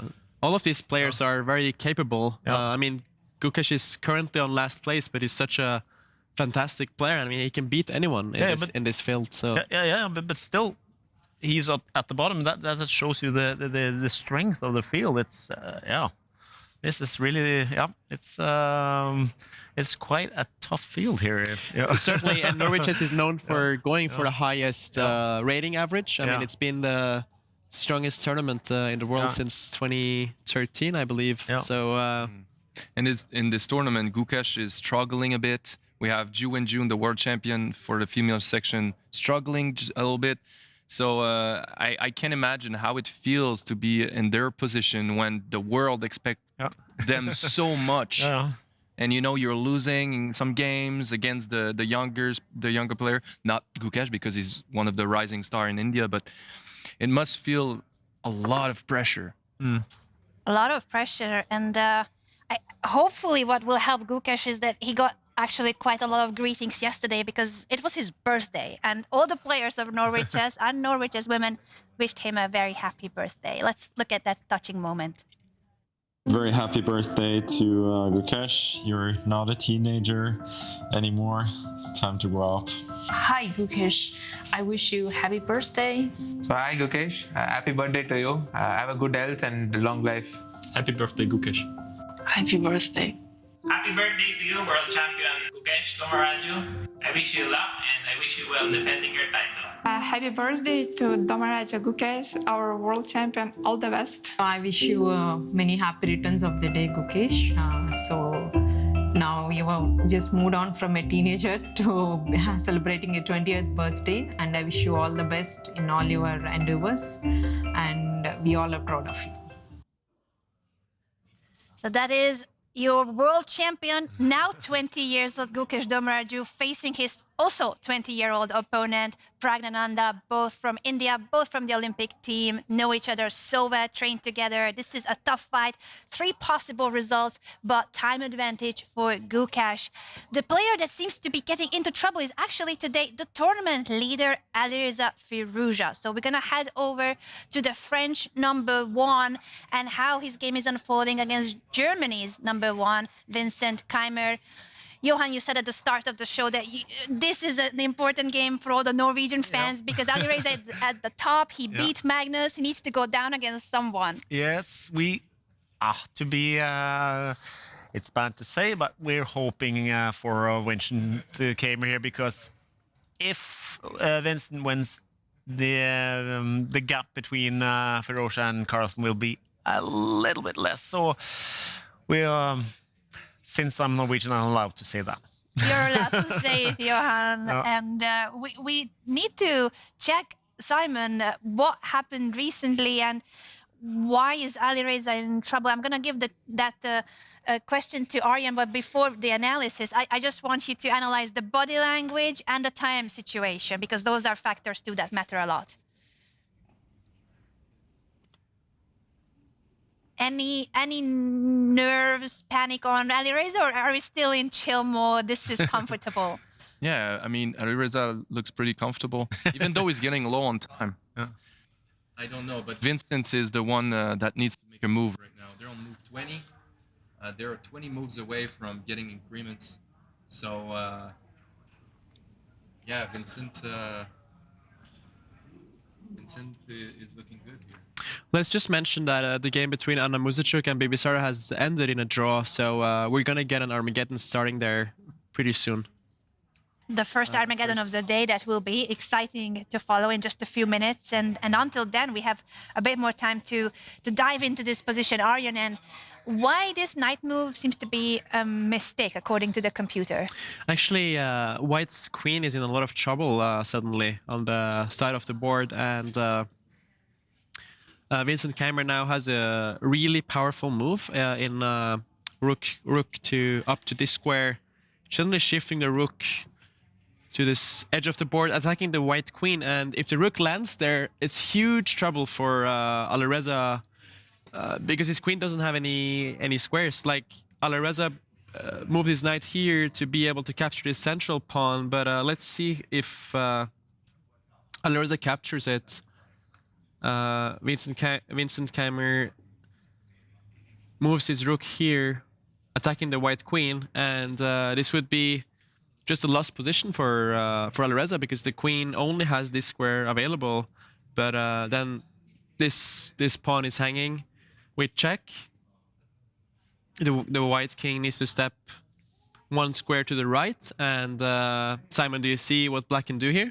Yes, the black bishop can threat the queen, the white queen. You're very sharp. This is check, and you're threatening the queen. So in this case, Alireza would lose his queen. So if this rook shifts to this file, it's a lot of trouble for white. And actually, it's hard to find any defensive resources. You would think that maybe you can move the pawn 2 squares up to find a place to hide. But actually, if you do that, Vincent's bishop can develop, and this diagonal is going to be very, very powerful. But I believe that's what Alireza has to do if Vincent goes for this rook lift. Let's see what happens. Bishop move instead of the rook lift. It's mysterious. And not spotting that idea that you were highlighting, Aryan. Yeah, that's not the best move because it gives Alireza the chance to save his queen. Now he can go to this square, and if Vincent chases the queen again, the queen can hide here. It has to be said, Vincent is still doing well. He has the 2 bishops, a very active position, but the queen gets a chance to escape now, it seems like. So Vincent is clearly better now. Vincent is clearly better, but if he would go for a rook lift, he would be winning. There was basically no way for white to get his queen to safety. So he would trade the rook immediately. So Aryan saw it.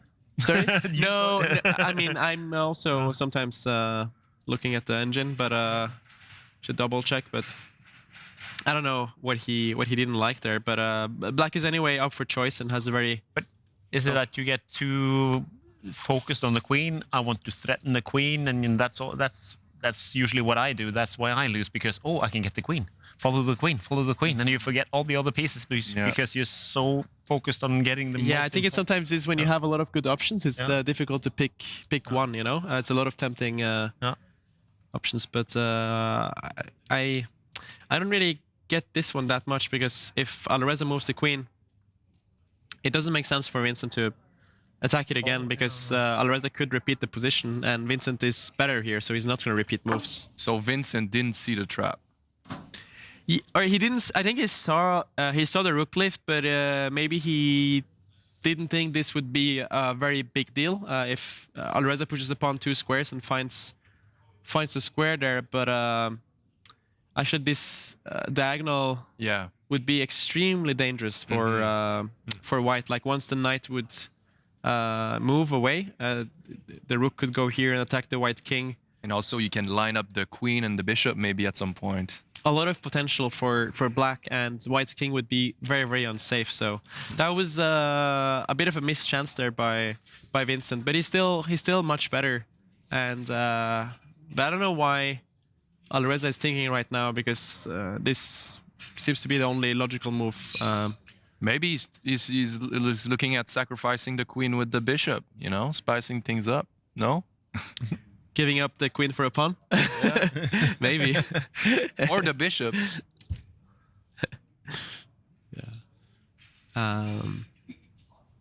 This is so puzzling also for what you said, Aryan, about if Alireza moves the queen 2 squares to the left, Vincent might want to put the bishop back where it was, but that could lead to a repetition of moves if they keep moving the queen and the bishop and the queen and the bishop. And if you repeat the same position 3 times in chess, that's a draw. So Vincent, he needs to sense here that he has the better position, the better chances, and he needs to play something else. He cannot keep repeating the same pair of moves. Oh, the queen went to a different square. The queen went to a different square. It's actually not a.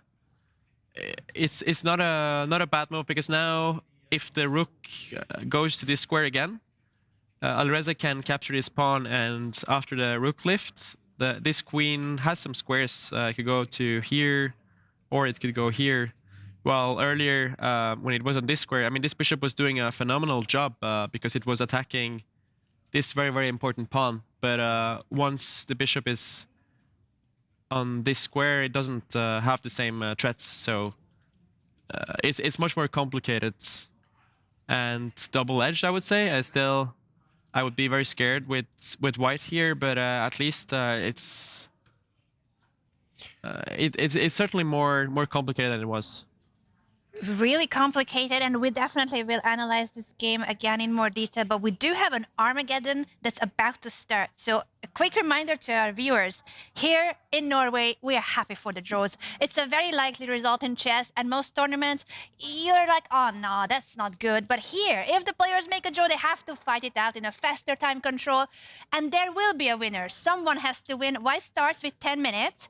Black only has 7 minutes, but in case of a draw, it counts as a win for Black. So there will be a decisive result. Johan, how do you like that format, that there is going to be a result, a winner in every match? Yeah, I think that's, again, chess evolving, that you need to have these kind of endings, because every time you play for a draw, it's like, oh, okay, it's another draw, because that's the most likely outfall of a game. But when you get Armageddon, okay, you get something else. You get okay, it's not over yet. And you need a decision of the game. So this is perfect, actually. We and of fully course agree with you. Yeah. Absolutely. And we have kickoff here. The first moves are being played extremely fast. Of course, this is now a very different time control. Aryan, when we check in on the opening, do I see that correctly, that is a Sicilian defense on the board? Yes, so Anna Muzychuk changed her approach because in the classical game she went for a queen pawn, but now went for the king's pawn. I'm quite surprised by Bibisara's choice here though, because with Black you only need a draw to win the Armageddon, so you would expect Black to play more solid, but this is the opposite of solid. It's leads to very aggressive positions where both sides attack. She want to scare Anna.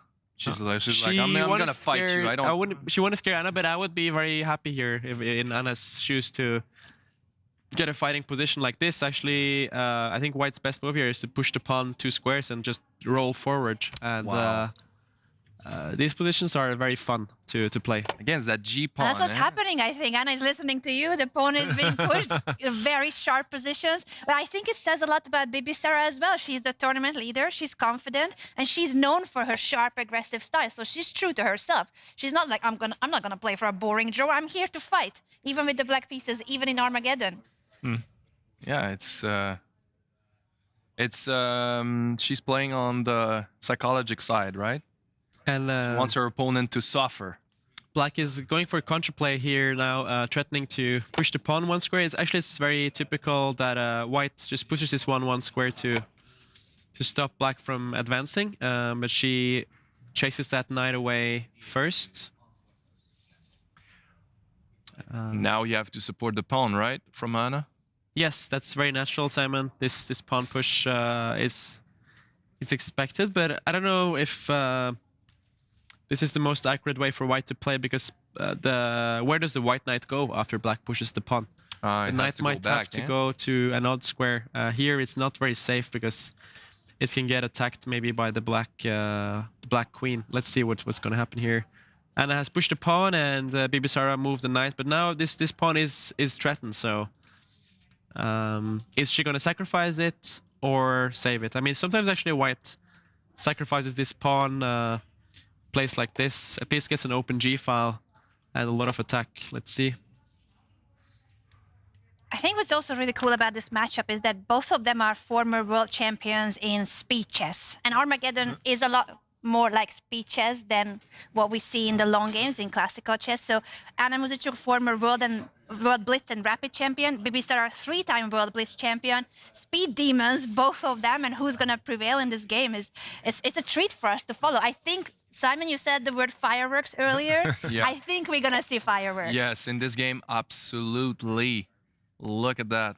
Bibisara trying to improve her knight there. Sometimes that knight jumps to this square, and it can be very annoying if White is not prepared for it.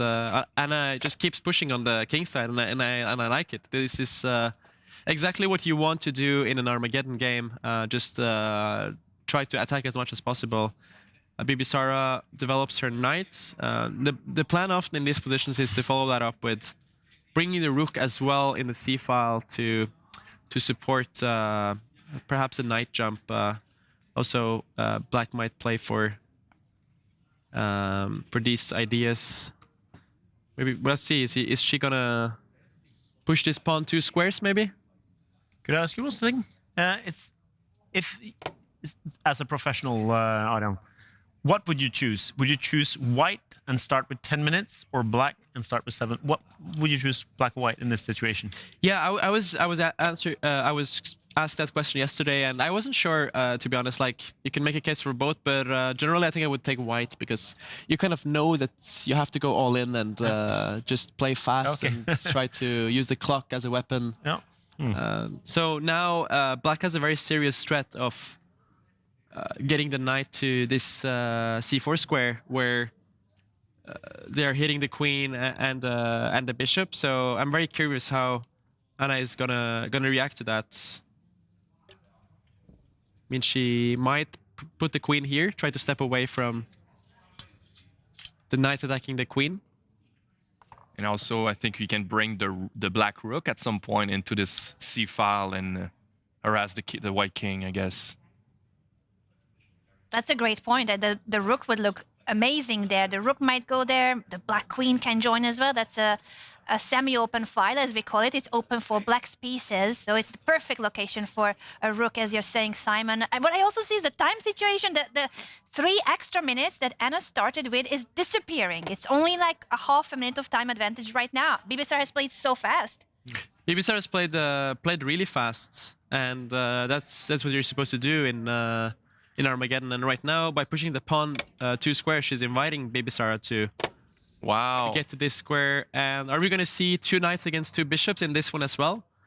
Anna has to move the queen, and black can capture the bishop. But I still think it's easier to play for white, because you're going to just push these pawns, and they're really, really far advanced. So black's counterplay seems to come slower, but it's... Yeah, she should speed up, because the time is getting close to equal. I think I would just like bring the rook here if I was black. She does that. If black gets to make moves like developing the queen and pushing this pawn forward, black gets a lot of counterplay. But the problem is that when you put the queen here, white is gonna drive it back by making this move, threatening the queen. See, so Anna is currently thinking.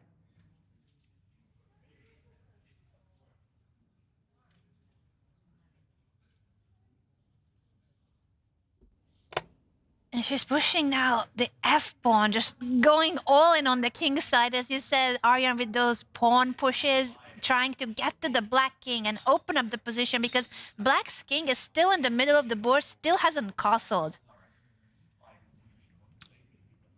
And even if she castles, I guess, Aryan, the pawns are still there marching forward. So whether it's in the middle or on the right side of the board, it's gonna be, of course, the main target of Anna. It's a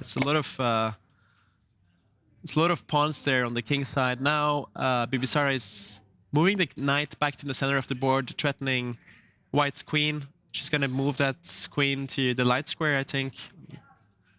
Where I'm trying to get the analysis board to work here. I'm sorry.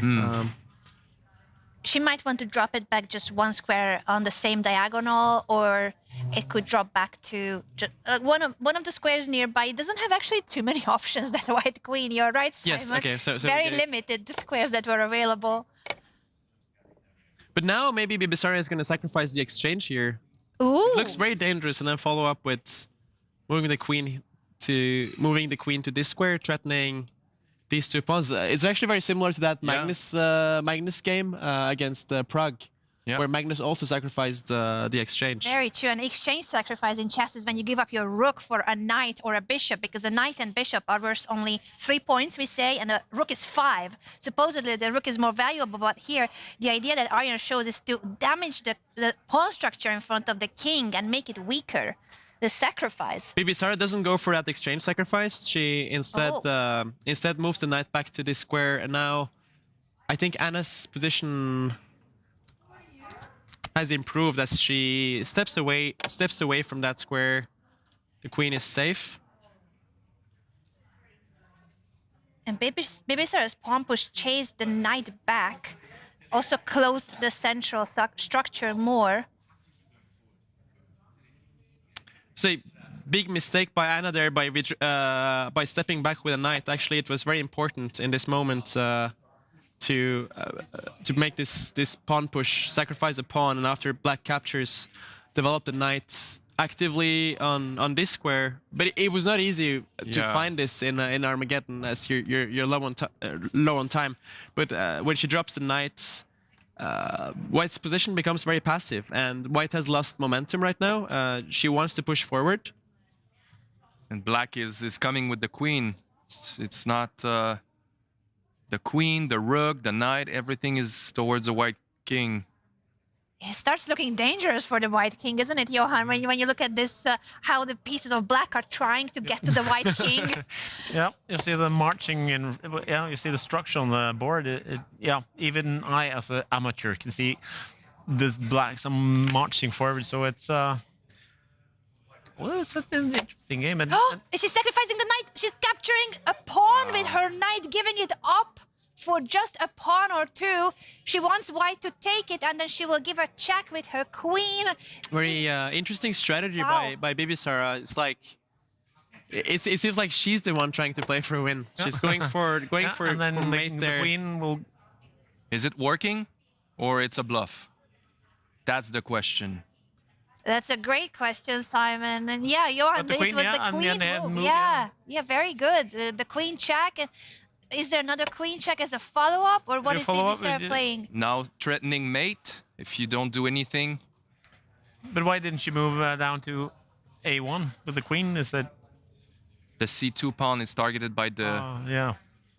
She's going for a different threat, but this knight move of Anna, that lets the White queen protect one of the pawns, and the knight is guarding the central pawn. So she's actually defending everything now. If Bibisara gives the check now with the queen, Anna can drop the bishop back to defense. So this one is looking like White's king is safe, and also seems like this has worked out great for White's favor. White is a piece up right now, and Black doesn't have a good follow-up to attack. Maybe she's going to try to push this pawn one square to create some threats. But I believe maybe White can just drop the rook back and defend everything. Yeah, because the Black bishop is not in the game. It's too far back, and Bibisara is not castled yet. So it felt a bit rushed. No, the sacrifice. It certainly rushed. She moves the pawn one square up. She's trying to create some threats, but Bibisara needed more attack.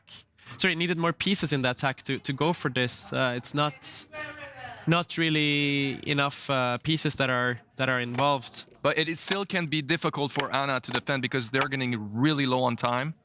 Well, Anna is going for her own attack right now by pushing the pawn one square up. Bibisara's bishop is to go to the last rank. Still, this is a threat. I think if I was White, I would just drop the rook back to stop this pawn push. Stop this pawn push, and then White can freely focus on improving the knight and creating threats in the Black position. She's taking quite some time here, Anna, and there's only 2 minutes left for the players. No increment, and they reach move 40. She's bringing the rook back, but to another square, Aryan. To the D2 square. It feels like she wants to get the queen active, so she needs a piece to protect the pawn, isn't it? It's a nice move by Bibisara. She's trying to get this rook involved, but I'm not sure what the follow-up can be. If I was going to say, yeah, it's a good move. It's very important there for Anna to not move the knight, because then Bibisara would have this deadly check and capture White's rook. So that was very precise play by Anna there, protecting the knight. And Bibisara probably going to go for his pawn push. And so she does, indeed. The pawn is pushed, trying to open up the left side of the board toward the White king. I think we could go on full camera because the moves are happening so fast. Perhaps it's... Both players down to very little time, around 1:30 each. And the Black is trying to deliver checks, but the White king is escaping. Yeah, she's taking the White king for a walk. Let's see if Anna can make the king safe. You can give another check, but the white king is going to hide. Bibisara is trying to find the plan to joining the rook to the party, but I believe that doesn't make a single threat. White, that's a great move by Anna. She activates her knight, and black is struggling to find any threats. If they trade now, white can capture with the queen. Both rook are watching each other, so she's gonna have to do something with the rook. White is in full control right now. Black doesn't have enough play for a sacrificed piece. Only 40 seconds left for Bibisara. She plays rook to g6 to attack the white pawn. This is when it starts to get fun. When they're stressed up with the time. Bibisara down to Very 39 much so, seconds. yes. She almost has no time left. She has to make 12 more moves to... I'm sorry, 8 more moves to get 1 second increment. She might be flagged if she doesn't play extremely fast on the next moves. Anna's taking her time, but she shouldn't take too much time because 1 minute and 20 seconds isn't that much either, isn't it, Johan? The pressure is on. She knows she's winning. Yeah. So don't waste time. If you have a strategy, just do it. What if you take the rook? Yes. No? Pushing her pawn to attack the rook. But now a pawn is falling. That's a mistake by Anna. Now Bibisara can just capture this pawn. Oh, she doesn't go for it. Should have just traded rooks there. The king is running. Now she takes the pawn. 27 seconds left for Bibisara. 1 minute for Anna. This is about to shift right now as Bibisara wins a really important pawn. And black's rook is... pinning the knight to the king. Yes. So the knight cannot move. The rook coming to the open file on the queen side now, trying to give a check to the black king. Now black can open up the position. There's no back rank checkmate, unfortunately. The king is safe. 14 seconds left for Bibisara. She's gonna lose on time. Oh, a sacrifice. She's sacrificing the rook again. Oh my god. A very, very interesting sacrifice by Bibisara. Brings the bishop to this square. Now this bishop is pinned, and black has all kinds of threats, like activating the queen. Anything can happen here. She already won a game earlier with a rook down. Can she do it again? She's a full rook down with 12 seconds left. Four moves left before they get extra time. Giving a check because of the pin, it can't be taken. Check again. And she has draw, so you can't really just go back and forth here with and now white. the rook is hanging. She's going in black's favor here. Black is picking up a rook. Anna missed that her rook was Anna is very low on time right now. 5 seconds left. Oh, She's blocking Anna the might queen. lose on time. Anna might lose on time. Move! Move! Bibisara didn't take the white rook. She takes the bishop instead. Oh.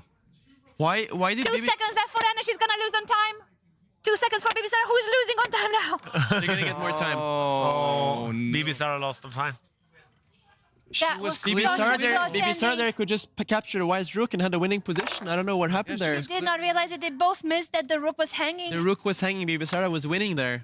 I think you lose your head when the heat turns up. I mean, this is Armageddon. Everything is so fast. Like everything is hanging. But Bibisara was amazing in that game, making so many sacrifices.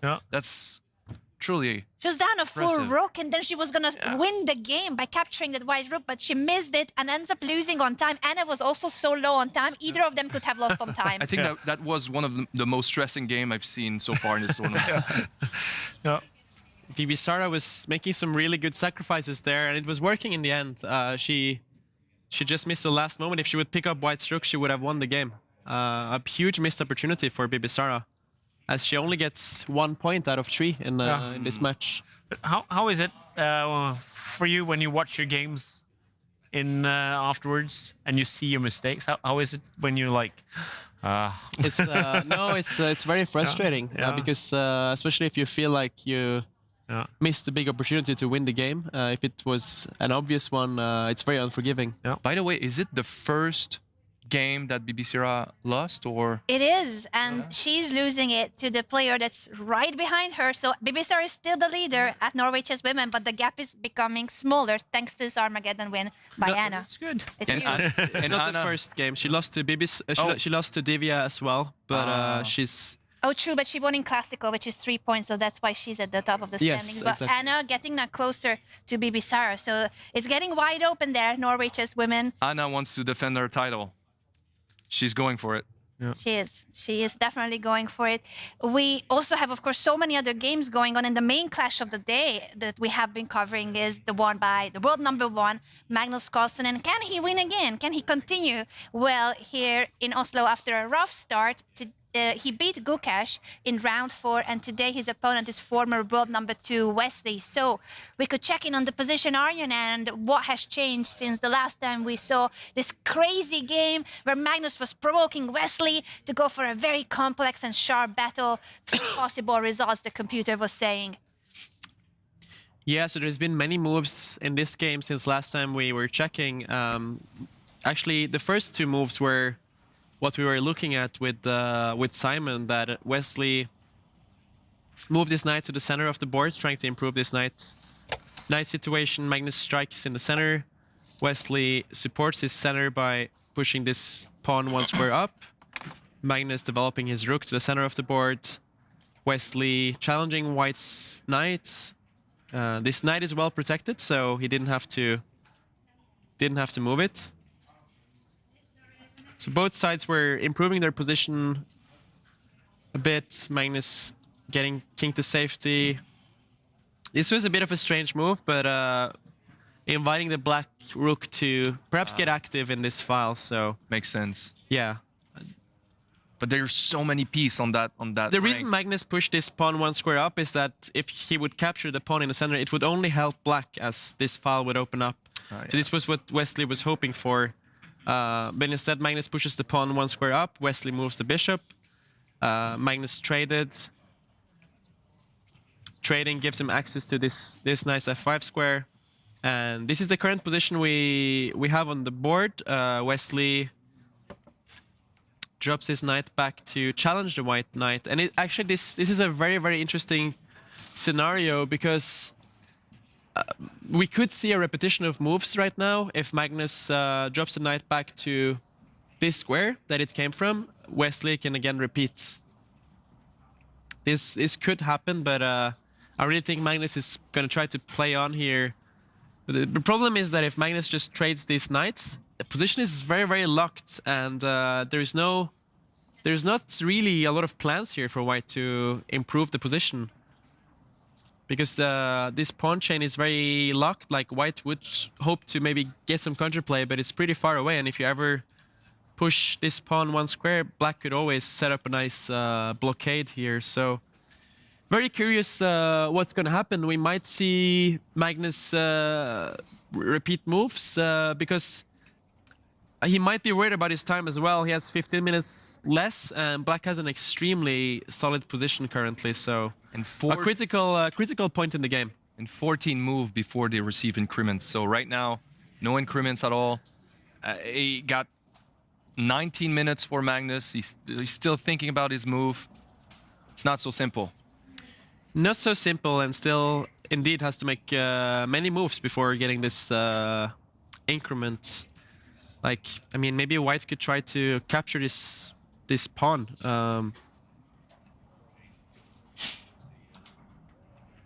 To create an open file, but it's not that simple, because after black captures back, let's say take here and try to bring the rook to put pressure on this one. Black is still pretty solid. Maybe black could here bring the rook to this square to support the pawn push. I have a question. I needed an advice from you, Aryan. When I see this situation, I see a lot of action going on the right side of the board and the left side. Sorry, there's a lot of action on the right side of the board, and on the left side, it seems like all the pawns are still on their initial square. Would you recommend focusing like on both sides at the time, or you would focus only on the right side, making sure everything is protected, everything is going well, before jumping on the other side of the board? Yeah, you kind of need to try to focus on both. But right now, not much is happening on the left side. I mean, all the drama is on the right side. So, yeah, we'll see what Magnus is going to do. Down to 17 minutes right now. I believe we're going to get a guest in the studio. Yeah, and that means that we need to say goodbye to you, Johan, and we loved having you and talking about the book, the film, everyone. A Nation's Gambit, out in September in cinemas, getting translated to so many languages. The book itself, the amazing author, best-selling author here, Johan Host, has been an incredible guest today. But we will now be joined by the Norway Chess defending champion, Anna Muzychuk, in just a moment. Johan, your final thoughts on the day and how it has been here at Norway Chess. Oh, it's amazing to watch chess up close and having expert here you can ask. And when you have experts on all sides, you kind of get more into the game and you learn a lot. So this is perfect. And as I said, this is kind of the main event in the world. It's with this field, it's amazing to watch. So I'm having a ball so far. So thank you very much for having me. Thank you so much for joining us. And again, A Nation's Gambit is out in September as a film, and the book is getting translated into a lot of languages, so it will be available worldwide as well. A chess story that's inspired by Magnus's actual games and an incredible thriller itself. Thank you again, Johan. Thank you very much. Ladies and gentlemen, we are about to be joined by the defending champion of Norway Chess Women. She had a tough game today against Bibisara Assaubayeva. The Bibisara is the tournament leader, and she came very well prepared to the game. The classical game ended in a draw, and the Armageddon was a real, true roller coaster of emotions, fights where Anna had a really good game, a really good position, but Bibisara fought back and kept on fighting until the final seconds. But who better to describe what actually went on in that game than Anna herself? Anna, congratulations on the Armageddon win, and please tell us about your emotions right now after that very intense ending. Yeah, it's like today was not an easy day for me. Like starting from the classical game, it was already quite tough because okay, normally I don't play d4 as the first move, but still she blitzed out like all the moves, and I started thinking, and I wasn't sure like what to do, and somehow then it ended in a draw. But in Armageddon it was just crazy. I think I was winning, I was lost, I was everything. I think, Aryan, we have a chance to show the final moves in that game, in the Armageddon, because it happened so quickly. You were both so low on time. What was it like from the inside, just if you describe those final moments of the game, and when did you realize that this is it? This is it when she blundered that I can take on a4, yeah. But before that, yeah, after queen f3, even queen b1, and okay, I have one check on a8. But, so it's like you saw that the rook was hanging, but she just completely forgot about it, right? No, I think she wanted just to trade this on e3 first, or I don't know, because. Oh, so what you're saying is that she expected you to take back on e3? So yeah. She was expecting this capture instead? I think so. And probably then she was going to take, because maybe she was afraid that I give a check and then take her bishop. So, but we were so low on time, and at some point we were just checking like if it's move 40 or not, because like if you have at least 1 second of increment, like can we at least try to make some move? So yeah. Yeah, no, all the pieces were flying. It was really nerve-wracking to watch. I know Simon was saying that it's the most intense game he's seen in Norway chess. Yeah, yeah, that was. We were on the edge of our seat. We were like, wow, that was amazing. Yeah, you must have been very surprised when she went for this Sicilian opening, because it's very sharp for an Armageddon when you only need a draw with black. Okay, but she must have prepared something for the classical game, and. It's not so easy like to switch, yeah, because you think like, okay, I haven't shown my preparation, so I already have advantage, so why not to play the same? And well, she normally plays Nardorf like a lot of games, so she's used to this kind of positions, and I don't think that it was like uncomfortable to play. But yeah, for Armageddon, if you have a choice, then you prefer something safer with black. And you said that you don't normally push the queen's pawn, the d pawn in the opening, and yet she was so well prepared. She played her moves up to move 20 or so by memory. Yeah. Do you think it means that they also were kind of predicting it, or she just prepared for everything that you might play? What do you think was her thinking like, preparing against you? Well, she just played her main opening, King's Indian, and she just has more experience, and probably she just remembered the line. And for me, you know, it was like a bit of a new position, so I had to think on my own.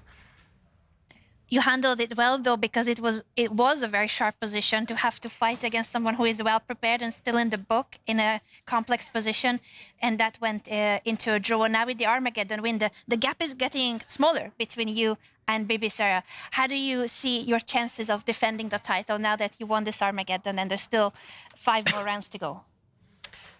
It was great to win this match, but I don't think about like defending the title or something of that kind. I'm just thinking about the actual game, like playing well, and yeah, just it goes, yeah, game by game. Game by game, I think, is very wise words. And before we let you go, Anna, yesterday was a rest day and you participated in Norway Chess Games. Tell us about that experience and the sailing competition. I believe we have a footage of what happened, actually. So let's show it to our viewers and then discuss your experience sailing together with the rest of the field.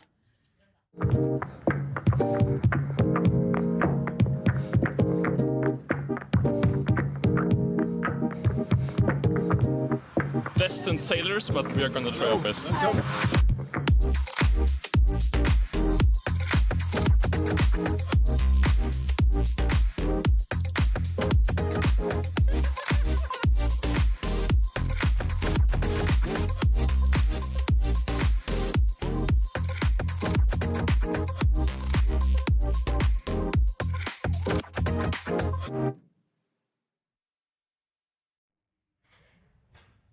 Anna, what was that like? So every year, for those who don't know, Norway Chess also hosts Norway Chess Games, which is on the rest day for the players. Every year it's a different theme, and every year it's top secret. They don't tell anyone. We had no idea what you guys were doing. Last year you were cowboys. This year sailing. What was the experience like, and did you win?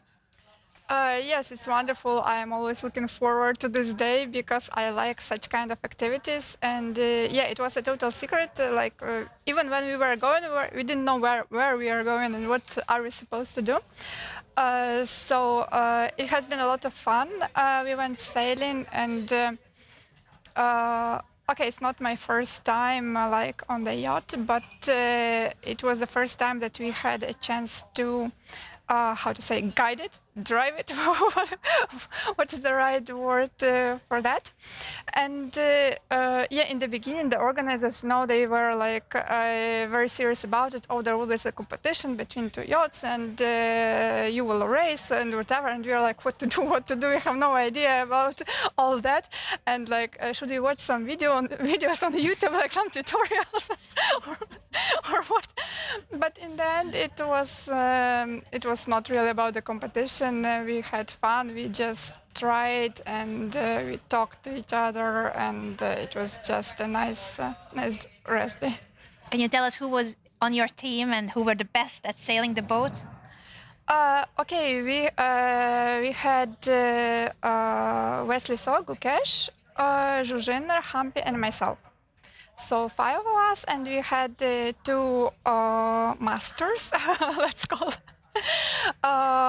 who were actually the professionals in this field, so they were mainly doing the job. And for me, the most surprising thing was that even though it was like on engine, yeah, you don't have like to work with your feet or so, but still it's not so easy. I mean, all these things with the ropes, when you have to settle in the beginning, it's quite difficult. It's hard physical work. So we left it for our guys. And then, yeah. So it was the world champion and the rest of the Norway chess field that had to do the physical hard work. Yeah, we were just, just going, like pushing a little bit harder or breaking, and that's for women. Simon, your final thoughts on the sailing and the Anna's experience in general, because I see you smiling ear to ear. We wish we were on the boat, I think. Yeah. Of course. It's so great that Norway Chess are doing these kind of activities for the players, and to be able to chat to each other, because you only play with your opponents, but now you have the chance to to get along with them, and can you make friends even though there's this rivalry on the board? No, actually we are quite friendly, and when we are not playing the game, we can easily have some chats, like if there is some lunch or dinner or whatever. Yeah. So there's no bad feeling. There's no like. No, not at all. Yeah. Okay, that's good. Good to know. Congratulations, Anna, again on the Armageddon win, and good luck for the remaining rounds on defending your title. And thank you for joining us again. Thank you so much. Thanks for having me. Ladies and gentlemen, the defending champion of Norway Chess Women, who has just won her Armageddon game against the tournament leader, Bibisara. We will continue with the rest of the games of day 5 because there is a lot of action. All the other games are still underway, and our main clash of the day is the game of the world number 1, Magnus Carlsen, facing former world number 2, Wesley. So this has been a really sharp, complex battle, and we are curious to see, Aryan, if there has been any progress. Is Magnus thinking of repeating moves, or is he gonna fight on, was one of our main questions earlier. Magnus fights on, and we love to... we love to hear that. Okay. Love to see it. But the last couple moves, he's been spending a lot of time, and just look at the time difference right now. Wesley has 3 times more time than Magnus. We have 30 minutes against 10, and we're just in move 28, so it's really about to heat up. I mean, the position is quite closed, and Magnus has been struggling to find a plan right now how to navigate his pieces. And objectively speaking, Wesley has a very comfortable position. He can improve his rook, finally bring the rook into the game. I mean, this rook has not moved once, and we're on move 28. Magnus right now looking very focused, because he needs to have a plan after Wesley's move. But I'm curious what's going to happen, because he could try to repeat moves, but right now it's game on.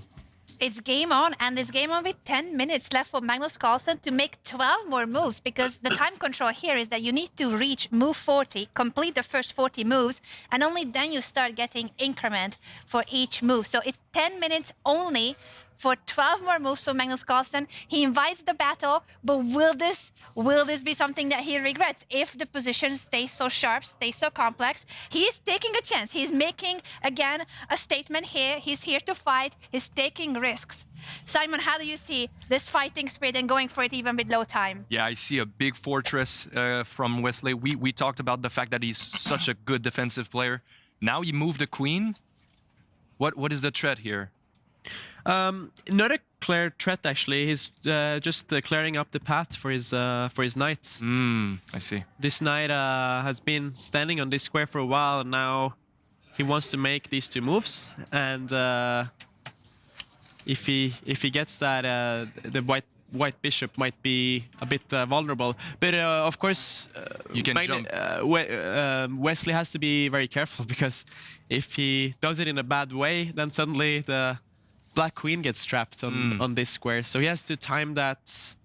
He has to time that well. But white needs to take some care on this diagonal, because, for instance, if, let's say, white is not protecting this rook, let me just make a random move like this. Suddenly, black has a winning tactic here in the position by capturing white's pawn, and after white captures back, they lose the rook. So the queen here is just a bit on a better square, and eyeing white's rook.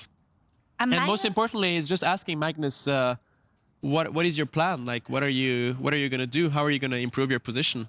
Magnus pushes his pawn 1 square up, but Wesley right now if he just kind of like plays this solid move, stopping the pawn advancement. I'm very, very curious what Magnus is gonna come up with, Anna. I'm really curious, and I'm also curious what the Norway Chess Evaluation Bar says about this, because we are being joined now by our game theory expert, Mehmet. Thank you so much for joining us. Last time you joined us, you were in London at King's College, and now you are here physically in the studio. So thank you for hopping on a plane just so that you can join us and tell us more about the Norway Chess Evaluation Bar and what is it thinking about this game in particular. Absolutely. Thank you, Anna. So I was just, I've been following just before coming to here, and I've been very curious about what your thoughts would be, Aryan, and and indeed, the Norway Chess Bar basically says what you said in words. Now that now the Norway Chess Needle basically showing more advantage for Wesley. So, and before it was for Magnus' side, but now for Wesley, so it says 58% winning probability, and 29% draw probability, and only 13% win probability for Magnus Carlsen. So it does say that this means that Magnus really in a difficult situation, and especially the fact that the Norway Chess Bar takes into account Magnus is Magnus. So it's in general the better player, but even then, it's a very hard position to play, basically. Indeed, a very difficult position to play, and most importantly, because the practical aspect, like, let's say if objectively black is slightly better, but you have chances for counterplay, it's way different. But this is one of those positions where you're slightly worse, but you don't have a clear plan of improving your position. So I have to say I'm very worried for Magnus right now, and the last few moves has really been going in Wesley's favor. He now improves his rook, finally gets that in the game, and I mean, I don't know, like, Magnus could shift his rook to this square and try to put pressure on this pawn, but Wesley is just gonna make this move. And think about it, like, every single piece in Black's camp is defended. Yeah. There's not a single piece that is undefended, and his bishop on the side of the board, it is true that it cannot really be attacked, but it's not doing a lot right now. Yeah. It's kind of trapped on that square. As you said, it can't be attacked, but it also cannot move. It's just stuck. Yeah, no, Wesley has been playing a really, really accurate game so far, and I think we should give a lot of creds to him. 7:30 second. Yeah, 7 minutes and 30 seconds is so low for 11 more moves. Mehmet, the evaluation bar of Norway Chess is giving so much more advantage to Wesley than the computer. Could you explain what are the main factors that would be, in this case, you think the ones giving Wesley that much of a chance?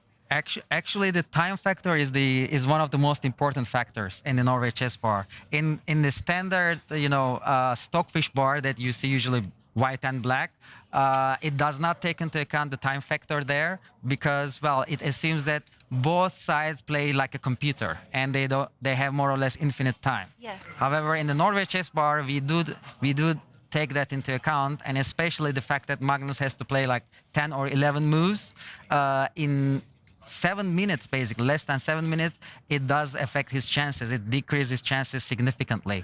So here, it is one of the most important factors, it seems, and the some space advantage.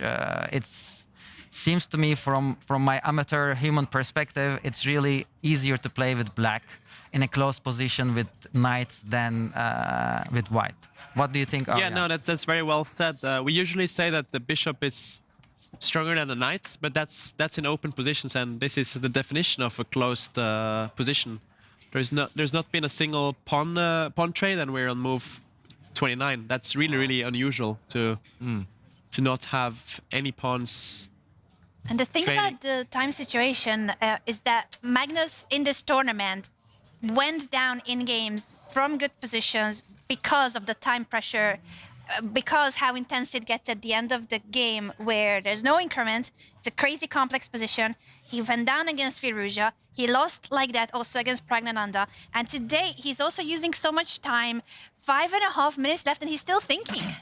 He makes a move there. He does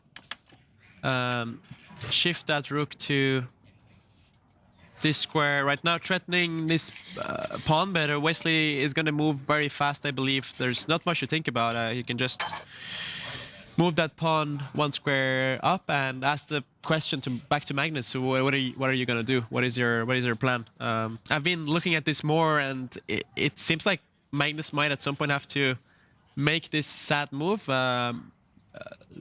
retreating with the knight to the back rank so finally this bishop can breathe and move to safety. Absolutely. Apparently the computer here wants to just sacrifice that pawn of Wesley or not care about the left side. It's saying that Wesley has this idea where he would attack the bishop of Magnus, but with the knight that's more active. It would move the knight back to target the bishop. The only way for Magnus to not lose the bishop is to retreat his knight and guard the bishop with the queen. But now the knight could take the bishop, and when the queen takes back, Wesley has this really strong pawn push to just start attacking black, and if the file opens up for the rook, that's checkmate on the board. This is something that Wesley now has if he realizes that the pawn is hanging, but it's not the most important factor. It's very important that Wesley uses this knight, because if he uses the other knight, that would be the same. A huge tragedy for black if this queen gets trapped in the middle of the board like this. He could lose his queen if he uses the wrong knight. Yeah. So that idea with the wrong knight, which is the more natural. You would use normally the more passive piece to go ahead, but that would be, as you said, a blunder. It would lose the queen of black. Will Wesley spot this? That he can attack the bishop with the knight and then lead to this pawn march? Because the knight jump attacks the bishop. It forces white to move the knight away from the square where you want to push your pawn. Because right now that knight was looking at the square, but no longer it will. It's genius. Can he spot it? And Wesley also has 20 minutes more on the clock, so much more time than Magnus to figure out these moves. Let's see if I mean, I have to say the fact that Wesley is thinking is not a good sign for Magnus. No. That means that he has probably spotted the idea, because otherwise he would just push his pawn one square up. It is the most natural move in the position. In the blitz game, you would just play this Immediately play it. very quickly. So he knows that it is on the agenda, and very critical position right now. Mehmet, I'm really curious if the Norway chess bar has changed the evaluation and says even more advantage for Wesley. Indeed, it slightly increased the Wesley's chances, especially when Magnus is going on time. Now, for Wesley, it gives 67% for Wesley, black, to win from this position, and only 5% for Magnus to change things and win this game. Wow. It's been a really strange game, honestly, because I have to say, it really feels like Magnus has almost just been outplayed in the last 10 moves, and we know Magnus to be the best player on the planet and perhaps in the history of chess. It's really, really rare to see Magnus getting outplayed. What's happening? 1 second. What's happening in the playing hall? we need to see on the camera what is going on. I think he wants more water. Oh. He may be asking for something. It looked like an emergency. Yeah, he's low on time, so I think he asked someone to give him water. Water emergency, that is. Oh. Wesley was really kind too, I think, trying to assist with the request of Magnus. Wesley is reaching for something. The knight! He played it! He played the best move! He's attacking Magnus's bishop, not caring about his own pawn on the left side of the board. He's going for the attack, he's going for the kill. A very critical moment right now. A problem for Magnus right now is that he have to move to this square to protect his rook also, because if he doesn't, if he, let's say, goes to this square, he's going to lose the protection for the rook, because in the final position here, White's rook is... Oh gosh, more water for Magnus, but he's so nervous that he's knocking down the bottles. This is a very tense moment, and I think we're going to stay on the camera. He does make the best move and the only move as retreating the knight. Let's see what Wesley goes for here, Anna, if he goes for a variation you showed by capturing White's bishop and pushing this pawn. He's doing it. He's capturing the bishop. This is our analysis. If Magnus takes it with the queen, Wesley has a really strong pawn push, pushing the pawn that would open up his rook toward the white king. pushing the F pawn one square up. That must be Wesley saying it's on the board. He's doing it. He's finding the best moves. Wesley is so enchancing that this is the moment where he could take down the world number one. Magnus just lifted his eyebrow. He looks, he knows he's not in a good shape. So let's talk about what Magnus can do here, because Black has a very serious threat of capturing this pawn, and Magnus cannot capture back, as you pointed out. This would be checkmate. So Magnus is really on the defensive right now, and he basically has to make a move like this to protect his knight, so he will be able to capture back. But it's really passive. What about the queen on the back rank? That's the second move you can do, actually, and this one gets very fascinating because Black could capture, and you have to be careful how you capture now, because if you capture with the pawn, you do have to think about Black sacrificing the rook and then taking White's rook. So you take it with a check with the queen instead. Most probably, you're gonna take that pawn. You're gonna take that pawn with the queen. But I think Magnus should not get involved in this variation. It makes more sense to just drop his rook back. No, he's he goes for moving the the other queen back with less than 4 minutes on the clock. He's going for your move, Simon. You can read him so well that you know what he's thinking, exactly what he's thinking. So that means that he has to capture this pawn with the queen if Wesley goes for this, as the other variation loses tactically, as I showed. Let's see what Wesley does here. Wesley's really up for choice. I mean, even if he wants to play a call move like b6, just defending his pawn is still better, because White's pieces are awkwardly placed right now. The rook, the knight on the back rank. This rook is being eyed by the Black queen, so everything is in Black's favor, and White is really on the defensive. So you can see Wesley. Fantastic play from Wesley. You can see Wesley. He knows he's winning. He's really calm, trying to figure out what is the best calculation possible. He knows it. He feels it. Yeah, Wesley's better here, but I have to say it's still not. I mean, it's still far from over. He has a good advantage, but.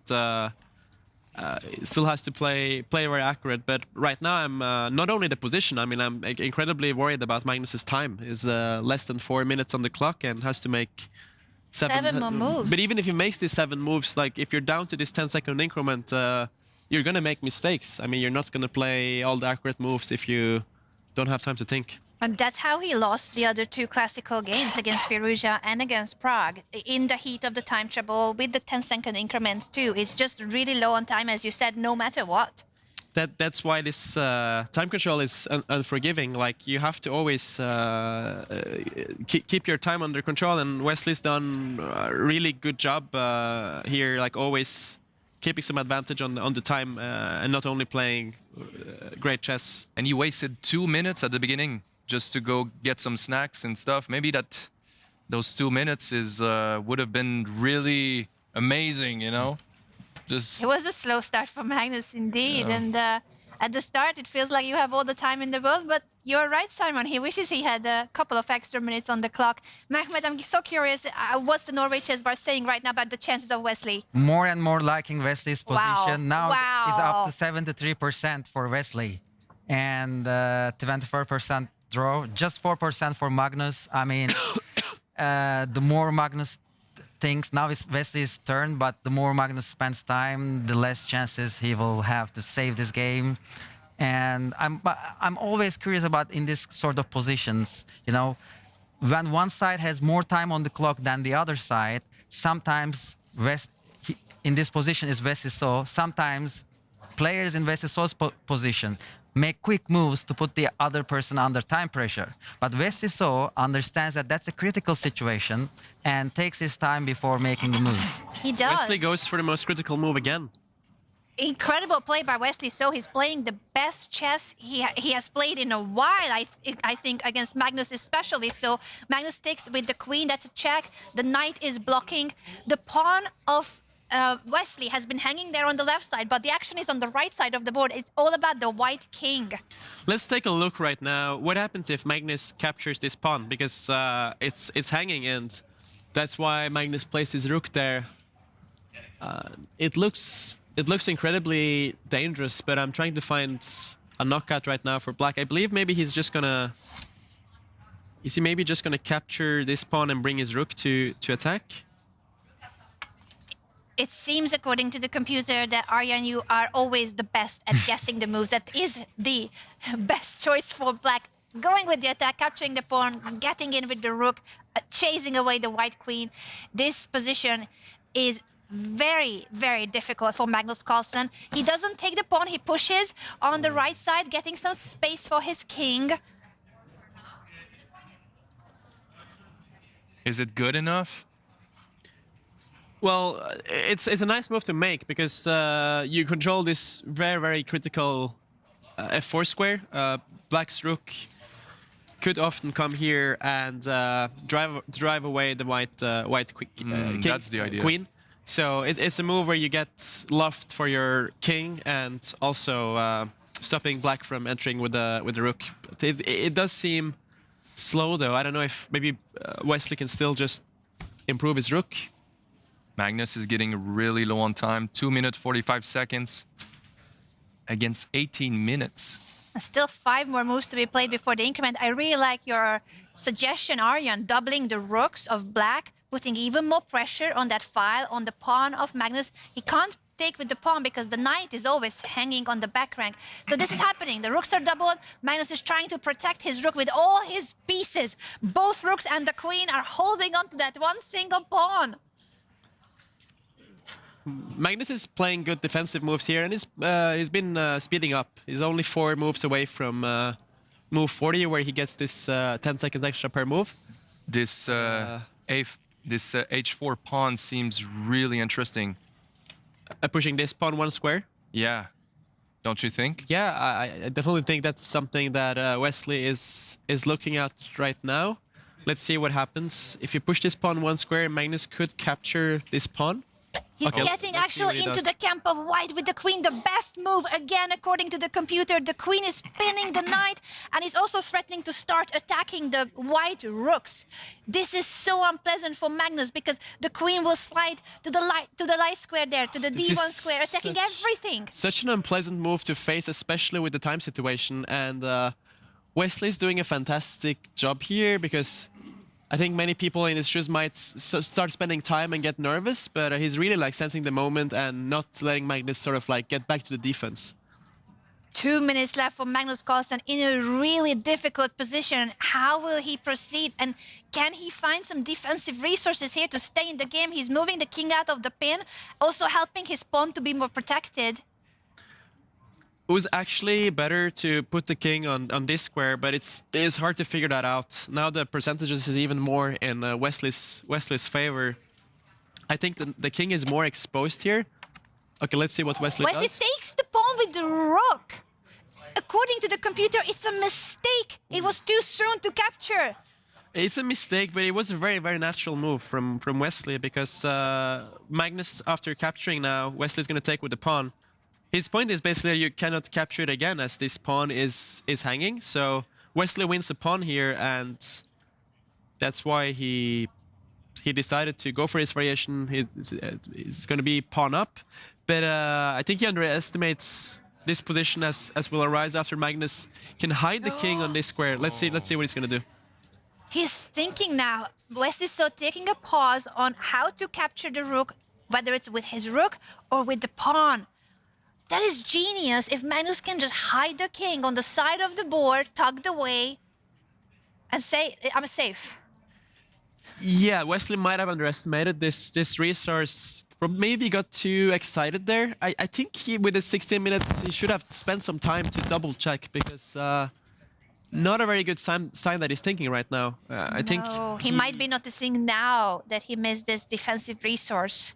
Yeah, or I mean, maybe he saw it, but he underestimated how efficient it was, and actually lost a lot of his advantage.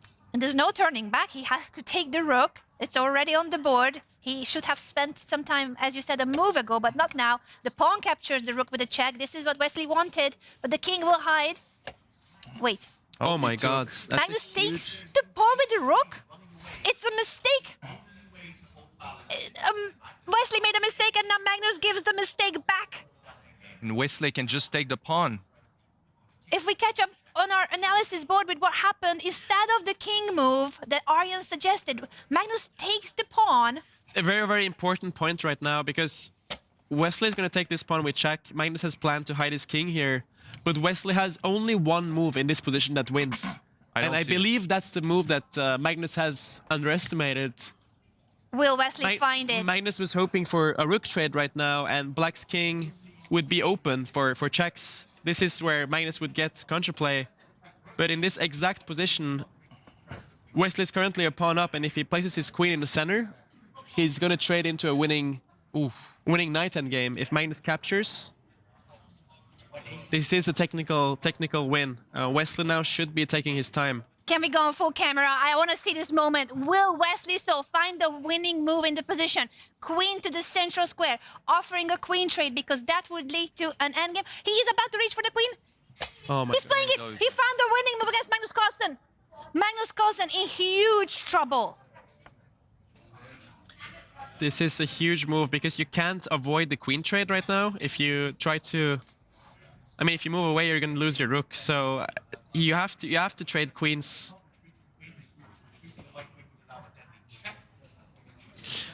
A very unfortunate situation for Magnus, because he had the chance there to not take that. He missed this move, rook. Yes, Aryan. You called it. He missed the queen. That's what move. happens when you get low on time.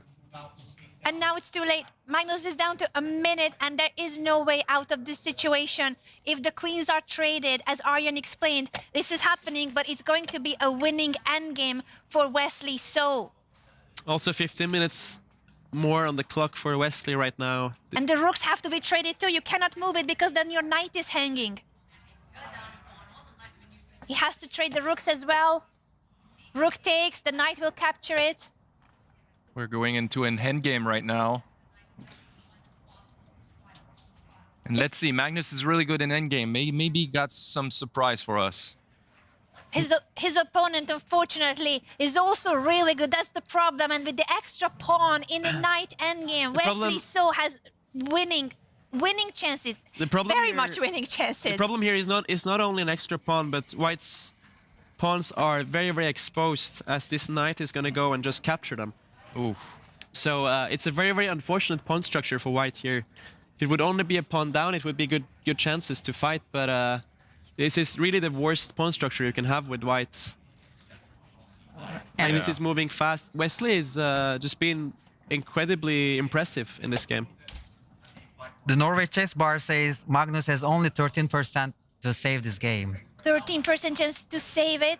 For That a draw. is 87% chance of Wesley So winning, or almost 90% chance for Wesley So to win this game, according to the Norway Chess Bar. Wow. Yeah. How much would you give Aryan here for Magnus to save the game? Based on his facial expressions, I mean, yeah, he's not happy. I'd not Oh, give man. much, maybe 5%. I mean, Wesley also has a time, and Magnus looks very frustrated there. he's It's thinking very- about what went wrong. He knows that he had a chance earlier to deviate from this, to save the game. He knows that he missed his chance. Yeah. The frustration, and now he gets the 10-second increments. They completed move 40, but it's too late. The position for Magnus Carlsen is a lost endgame. And as you mentioned, Aryan, it's the extra pawn for Wesley, but also the fact that the rest of the pawns of Magnus are so weak. The Black Knight will go and start attacking them. Yeah, Wesley right now taking a bit of time, just making sure he wins without allowing too much counterplay. But he's really up for choice here. I mean, he can go after this pawn, but he can also place his knight in the center of the board, which, by the way, ties White's knight to this square, because you always have to protect this pawn, and he can slowly bring his king. But I think he's gonna go for this move, Wesley, just making sure he doesn't miss anything. It seems like a very simple plan from my amateur perspective. Just capture the pawn on the corner of the board and slowly push the pawns and win it.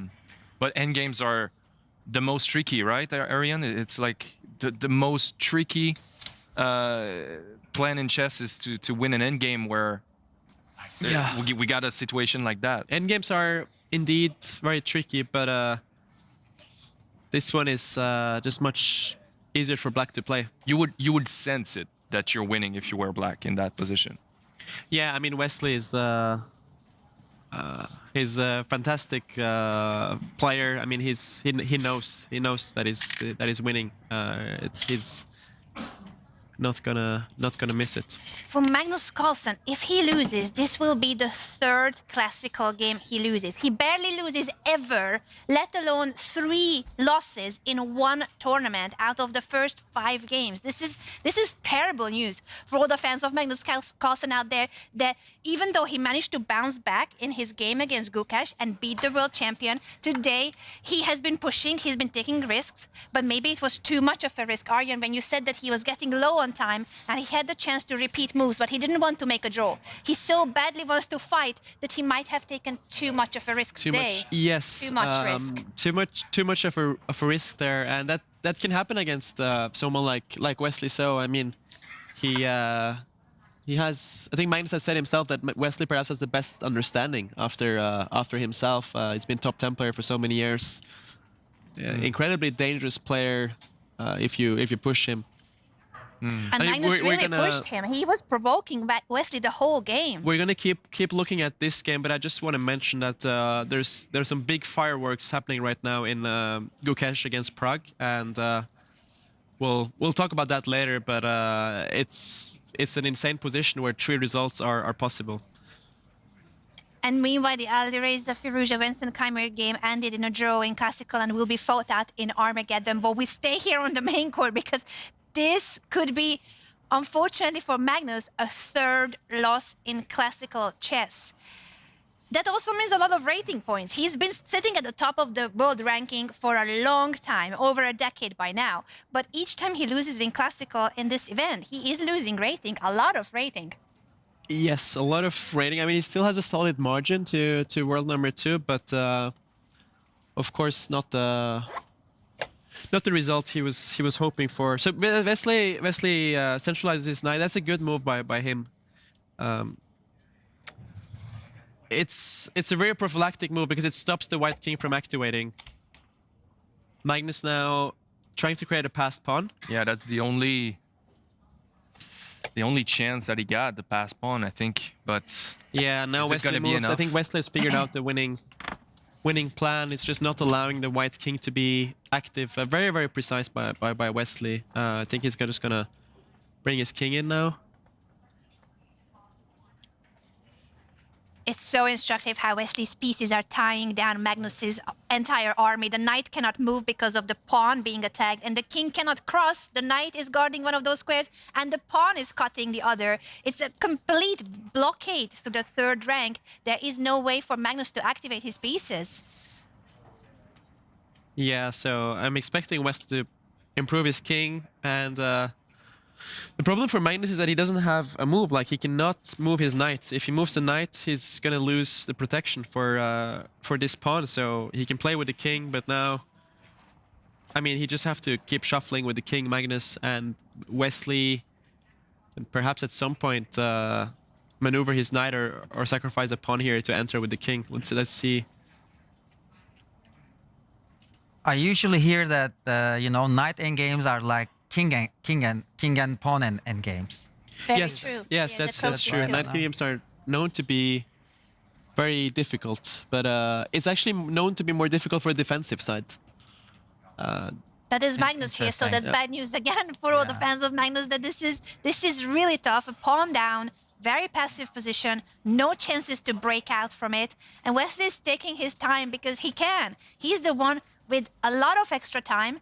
He's the one with the winning position, and he's simply making sure that he's playing it in the most precise way, because you do need precision in endgames. Good technique and precision and patience, a lot of patience. Yeah. Meanwhile, it seems like Prague is about to pick a win against Gukesh, giving the world champion his 2nd loss in a row. He has two really strong pass pawns right now, pushing down the board. Norway Chess Bar gives Prague 78% right now. Wow. Advance with the king. Wesley advanced with the king. Yeah, Wesley moves his king. It's a bit odd to move to this square. The reason he does it is that he wants to support this pawn push to enter with the king. What if you check with the knight and trade? No? Okay, he backs with the king. Yeah, he's a pawn down, so every knight trade would lead to a lost position. Magnus waits with his king.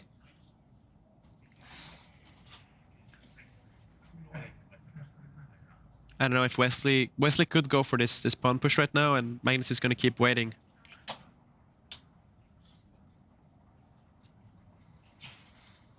Yeah. I'm really curious to see if he wants to push now, or will he be going for a more slow of an approach. He can also continue maneuvering his knight again toward those white pawns that are so weak. The knight could jump in and start attacking the A pawn there if the knight comes all the way through. So he has quite a few options here. But right now the black knight, is highlighted by Aryan, is so well placed, completely blocking all the options of Magnus of activating his knight. And I think it's the most annoying thing in chess when your opponent cuts you off from any initiative and you're just stuck there and trying to move, trying to find a way, but like all the squares are taken. You cannot do anything. And that's very much how Magnus would be playing this had he have the black pieces here to make sure that you have absolutely no chance. Yeah, Wesley's just looking for the knockout blow right now. I mean, Magnus has no choice to wait, but Wesley has to find a way to make progress. Magnus is going to just shuffle with the king here. This knight does a good job, like, not giving black any entrance squares. Wesley coming back with the king. Coming back with the king, but that is a sign that he's not sure how to improve his position. Can Magnus get into his head? I mean, he's trying as much as he can. I think Magnus is just going to improve his king now. I'm curious if what Wesley is doing is a bit of a, what we call a triangle in chess. When you're moving your king in a way so that it will be on the optimal square, he might just want to have that king one square closer to the white pieces and then perhaps start maneuvering his knights or such. But he wants an optimal situation where his king will be in the right spot and Magnus's king won't be as active. Wesley could consider now to give a check on the white king and then maneuver his knight to this square. At some point he has to go for it, and this should be a technical win. 19 seconds for Magnus. He's doing it exactly as you said, Aryan. He's maneuvering his knight to the left side of the board to target the white pawn, while his own king will be helping the pass pawn in the middle of the board to be protected. Yeah, this is a good meta. I mean, he's thinking right now if he's going to place the knight on this square or this square, because both have the same function as he's hitting this pawn. If he moves it to the square you're just showing Aryan, it also still keeps an eye on the other white pawn. He might prefer this, making sure that Magnus's knight is still tied down. And so he does. The knight is attacking both of the white pawns, not allowing Magnus to activate his pieces at all. The king cannot get access to the black pawn. The knight cannot move away. A very 14 seconds for Magnus. Very tough situation for Magnus, unfortunately. He's attacking the black pawns now. Both of them are hanging. But this is something that Wesley prepared by moving his king closer. So now he can protect the more important pawn, the pass pawn in the middle of the board, with his king. Yeah, Wesley's up for choice. He can also just capture this pawn. And we have to remember that Wesley is a pawn up. So even trading one pawn is still in his favor. Like now, if white captures this one, look at this position, Anna. Suddenly the white knight is trapped. Whoa, he might do this indeed. You're right. That's beautiful. The white knight has no way coming home. It's just stuck there forever. I think he might do that, Wesley. That's just too pretty not to play it. Mehmet, your thoughts on that? I mean, for me, it also seems very nice to just take the C pawn on the, and then that breaks this two connected pawns. It's very natural. That's also. He has so many good moves here. Yeah. And I'm really curious about the Norway Chess Bar How is the likelihood of Wesley winning this? 83% now. 83% chance for Wesley so to win this endgame and very low percent for Magnus to draw. There's not even a single percent for him to win it. Of course, he's down a pawn. I think 83 is too low. It should be Even more. It should be more than 90. Wesley is protecting his central pawn with the king. That's one of the winning moves, one of the winning approaches here. And the white pawns are still hanging. Magnus capturing the pawn on the side of the board, attacking the b pawn of Wesley. Yeah, Wesley now... He's just getting in with the king, Wesley so. He doesn't care about his hanging pawn. He's caring about the pass pawn. He wants to push it. His pass pawn is much stronger. This is good enough. So Magnus Carlsen could end up being up a pawn from down a pawn suddenly when he captures the pawn, but that doesn't matter. That pawn in the middle of the board is so strong. Magnus is trying to create a pass pawn himself, but it's much slower than black's pawn.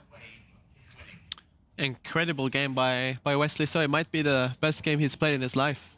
It could very well be the game of his life. He's capturing the pawn of Magnus. Magnus will take back with his pawn. Both of them have a pass pawn now, but the central pawn, the black pawn, is supported by the black king, the knight as well, and it's also more advanced. Incredible. So you can push the white pawn, but I guess black is too fast here. Yeah, I think it's just going to push this pawn one square up, forcing the white knight to act. And once you move that knight, you're losing the defense on this pawn. I think it's just like making sure positions like this where Magnus can trade knights if it's winning, but it is like Wesley like pushes it's very his much pass in pawn time. instead. He gave a check. The king is blocking the pass pawn, and now he's pushing the b pawn. Now the knight is attacked, as Aryan was suggesting earlier. It has to come back, and then the pawn is hanging. Magnus is dropping it back, but the pawn is captured with a check. Magnus Carlsen might just resign in this position because it's completely lost. What's happening? I'm not sure what happened there, but Magnus fights on. He moves his king, attacking the black knight. Wesley was confused there, but I think Magnus was just in his head, being like, "What am I doing?" So I think that was the kind of move, like, "What am I doing?" Something with the clock there, I guess. But you think? Yeah. No, I'm not sure. I'm not sure what that was. But Wesley's gonna move his knight now.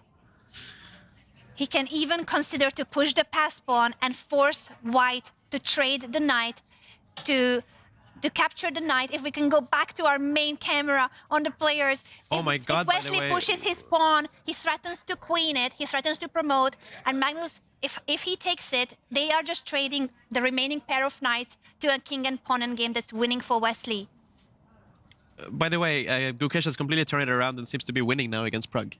Wow, we will definitely go there after this game, but this could be the final moments in the game between the world #1 and the former world #2, Wesley So. Today he's proving why he has been at the very top of chess in the elite field for so long. The 3-time American champion is about to take down the GOAT of chess, whom he respects so much. He says Magnus is the best in the world, the greatest of all time, and today he might just be playing the greatest game of his life, Wesley So. Taking some pause there, Wesley. He still has enough time to figure out the best move. He's most probably just gonna retreat his knight to the center of the board, and afterwards pick up this central pawn. It's gonna be a situation where he has two pawns up and a technical win.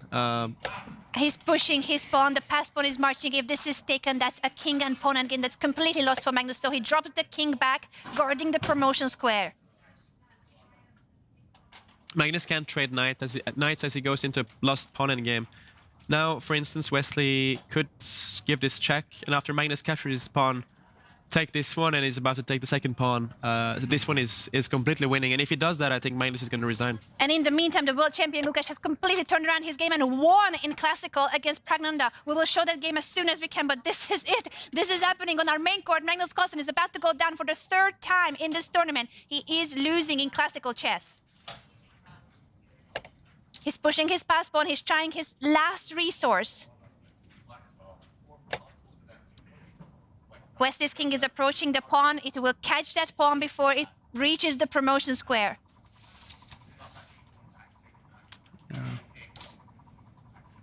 Very discouraging. Magnus can't even take this pawn, as this pawning game is just lost. Magnus Carlsen in a lost knight endgame. He might be pondering to resign, and there it goes. Magnus Carlsen resigns against the three-time American champion Wesley, who has played the best game of his life probably. And this is the third loss of Magnus Carlsen in classical chess here in Norway. Insane, absolutely insane.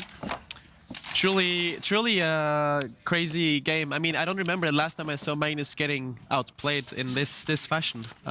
Because the other games he lost, it was very different. He had many chances to win. It was back and forth, but Wesley just played like a monster today. He has played incredible chess, and it was Magnus who was taking risk. It was Magnus who was provoking Wesley. He wanted a fight. Magnus just going for a very, very combative, very aggressive approach. He didn't repeat moves when he had the chance. He didn't want to draw, and even when he was low on time, he kept on fighting. So the fact that Magnus really wanted a fight, he got what he wanted, but he might have pushed just a bit too much and risked too much at the end of the day. Wow, this is incredible. And in the meantime, the game between the two Indian stars, Praggnanandhaa and Gukesh, went completely the other way. As you were saying, Aryan, Praggnanandhaa was winning earlier, and then Gukesh turned the tables around in time trouble and won the game with the black pieces. I mean, it goes to show what this time control can do. I mean, you can come back from any These were the final position, moves and, in the game between Pragg and Gukesh. It was an incredibly fighting game where Pragg had two passed pawns, which he was pushing, but Gukesh got a mating attack in the end. Went for Pragg's king, and Pragg with low time didn't manage to find the best defense there, and ended up getting checkmated. These are the final moments from that game, as Aryan is describing how that white king got into trouble. Pragg tried to defend as much as he could, but eventually the attack of the world champion was stronger. And with that bishop check and now the queen coming in, Pragg resigned. What a turnaround of events, where Pragg had really good chances earlier, but in time scramble, Gukesh's attack prevailed, and the world champion is now bouncing higher up in the standings. We do have an interview with Gukesh himself. Gukesh, congratulations on the victory. Please share with us, how did the game go? First, we saw that you were surprised in the opening. Yeah, this queen c2, I had kind of seen it before, but I couldn't remember anything over the board. But yeah, I played bishop d6, which luckily got him out of prep as well. I thought he had to go cd, bishop g5 with a slight edge maybe, but what he did was also interesting. And yeah, what can I say? Just a very complex game, yeah. And at the very end, both of you were very low on the clock. Tell us what happened those last moments when you were attacking his king. Yeah, it was maybe a bit easier for me because I just needed to throw everything at his king, yeah. And there were so many tricks that I got super nervous at the end, but like luckily the tricks kind of worked out for me. But I mean, even after he blundered e5, I felt like he kept finding these knight b6 resources, which was so tricky. I have no clue about the evaluation, but yeah, I'm just happy that I managed to get through. And final question I have, how did you spend your rest day, also birthday at the same time? I did a lot of fun things. We all went for a boat ride, and I got to drive the speedboat. And I rested a bit, prepared a bit. Nothing special, yeah. And it worked out. Congratulations one more time, and best of luck for tomorrow. Yeah, thanks. Huge win for the world champion, who turns a really complex and difficult game around against his compatriot Praggnanandhaa. And now we are witnessing the Armageddon between the tournament leader, French #1 Alireza Firouzja, and German #1 Vincent Keymer. Vincent had good chances in the classical, but it ended in a draw. And now Alireza, with the white pieces, is in a must-win situation. In case of a draw, Vincent wins this match. It's a very so critical many rooks on our board, and I think we might be hallucinating here, still just catching up with what's going on. Yeah, something is wrong with the live board. I mean, just as you mentioned that, Anna, actually Vincent made a big blunder, and Alireza finds it right now. Vincent is about to lose material. Alireza is going to trade queens and give a check and pick up black's rook. So this game is about to be over. Alireza has been... Wow, that I was gonna say the king of Armageddons, but I believe he has lost one. But very good for his tournament situation. Yeah, I think if we just go full camera on this, because you are right, that was indeed that check that picked up the rook, and now it is Alireza Firouzja with the rook against the bishop. So 2 rooks full white, rook and bishop for Vincent Keymer. He's still trying to defend. He's protecting against the back rank checkmate. I think it's just going to double rooks now. Alireza, I mean, it's different ways to win here.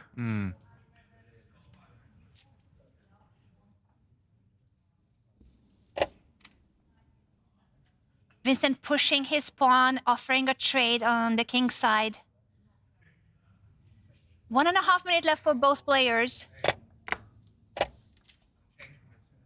Is he going to double rooks now? This is very precise by Alireza. He's winning a pawn. He's threatening both pawns right now. We might see a resignation. The bishop is guarding the central pawn. Alireza gives a check before picking up the pawn on the edge of the board, and that will be threatening checkmate in the corner. The king comes back.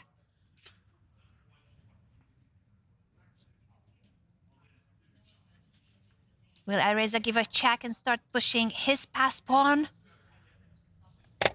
That's what's happening on the board. The king goes toward the rook. Alireza can now push either the edge pawn, the H pawn there, or the F pawn. He has 2 passed pawns here. I guess he's just going to push F5.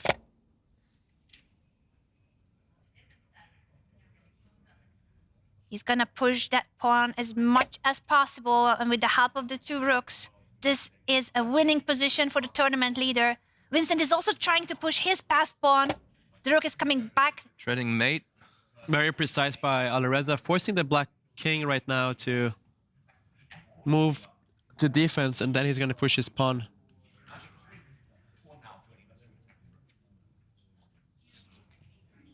Vincent is thinking, but he doesn't have too many options.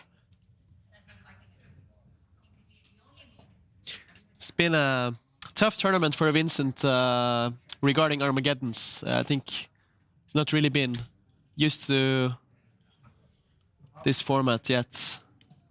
Not been going his way. He's been played very solid chess in the classical. Indeed. He has mentioned in his interviews that he's not used to the Armageddon at all. The pawn is being pushed, as you mentioned, Aryan, and now Vincent is giving a couple of checks with the rook, but he's eventually going to run out of checks.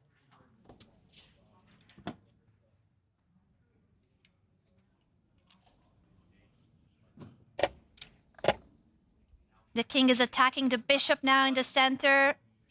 And also the pawn of Alireza is marching. I think we're gonna get some help here on the commentary because we are joined by rooks now. the 3-time American champion. Thank you, Wesley, for helping us out. No, I was gonna play rook g5. Yeah, I thought that was forcing resignation. But here also rook h8. Sacrifice the rook. Rook h8. Wow, Yeah. beautiful pattern. He's gonna make a queen with check now after Vincent takes the rook. I gotta say, Anna, I saw it. I saw that move. You saw it. I know you saw it. And there's the new queen on the board thanks to that. A knight, promoting to a knight. What a stylish finish by the tournament leader, Alireza Firouzja, who wins in Armageddon by promoting to a knight with a check. Mate Wow. next move. Rook h6. Yeah. Mate next rook move, f7. as Wesley is Wow. helping us here out with the variation. Thank you so much, Wesley, for joining us. Very beautiful. Congratulations on beating the GOAT of chess. You said that Magnus is the best of all Yeah, time. You have so probably, much yeah. respect for Magnus. Oh But yeah, I'm a today, big fan. today, the respect was there, but also the great chess by you was there. Yeah. Tell us about the game and your feelings about beating Magnus for the 2nd time in your career in classical. Yeah, well, it's tremendous. Yeah, I'm a big fan of Magnus. He's a tremendous player. I grew up studying his games, the entire chess world, my entire playing chess career. Well, pretty much the entire chess world wouldn't be the same without Magnus. So he's done so much for chess. I'm very grateful for that. And to win with black is crazy. But I was getting some hopes when he spent a lot of time. He had 6 minutes and I had 26. So at that point, I knew anything can happen with this Norway chess time control. Do you think that was one of the main decisive factors, his time management, and also how complex the position was? Were you happy to see his opening approach and how he went for a sharp line? No, I wasn't happy to see the open. I thought Aryan helped him or something.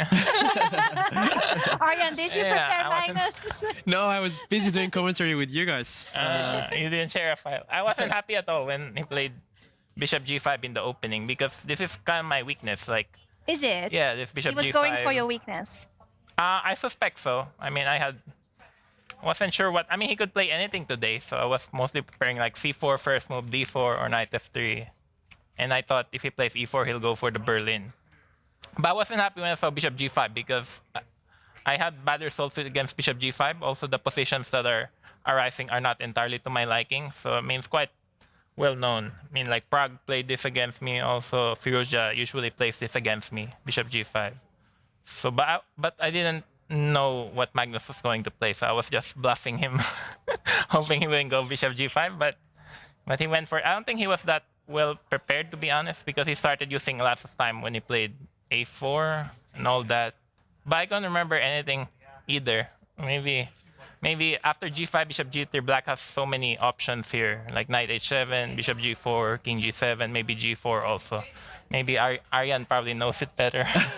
No, I think you're the expert, and you played a very good game. Would you say it's one of the best games that you've played in your career? Well, any win against Magnus, yeah, for sure. I mean, it's my second classical win against Magnus, and with black. I mean, and my first win was in 2018 in Norway. Also in Norway Chess. Yeah, I mean, I think Norway Chess is the only time I get to play Magnus, so that's why I'm very happy to be here. Yeah. Yeah, he doesn't play much classical these days, but it was truly an amazing game. You played really well. Thank you. I like you. You played amazing. I like Wesley, Aryan. it was the best game of your lifetime. It's what we were saying here. Do you all like us, please? Yeah. We really said that we think this is the greatest game of your career. And because it really seemed to be the case.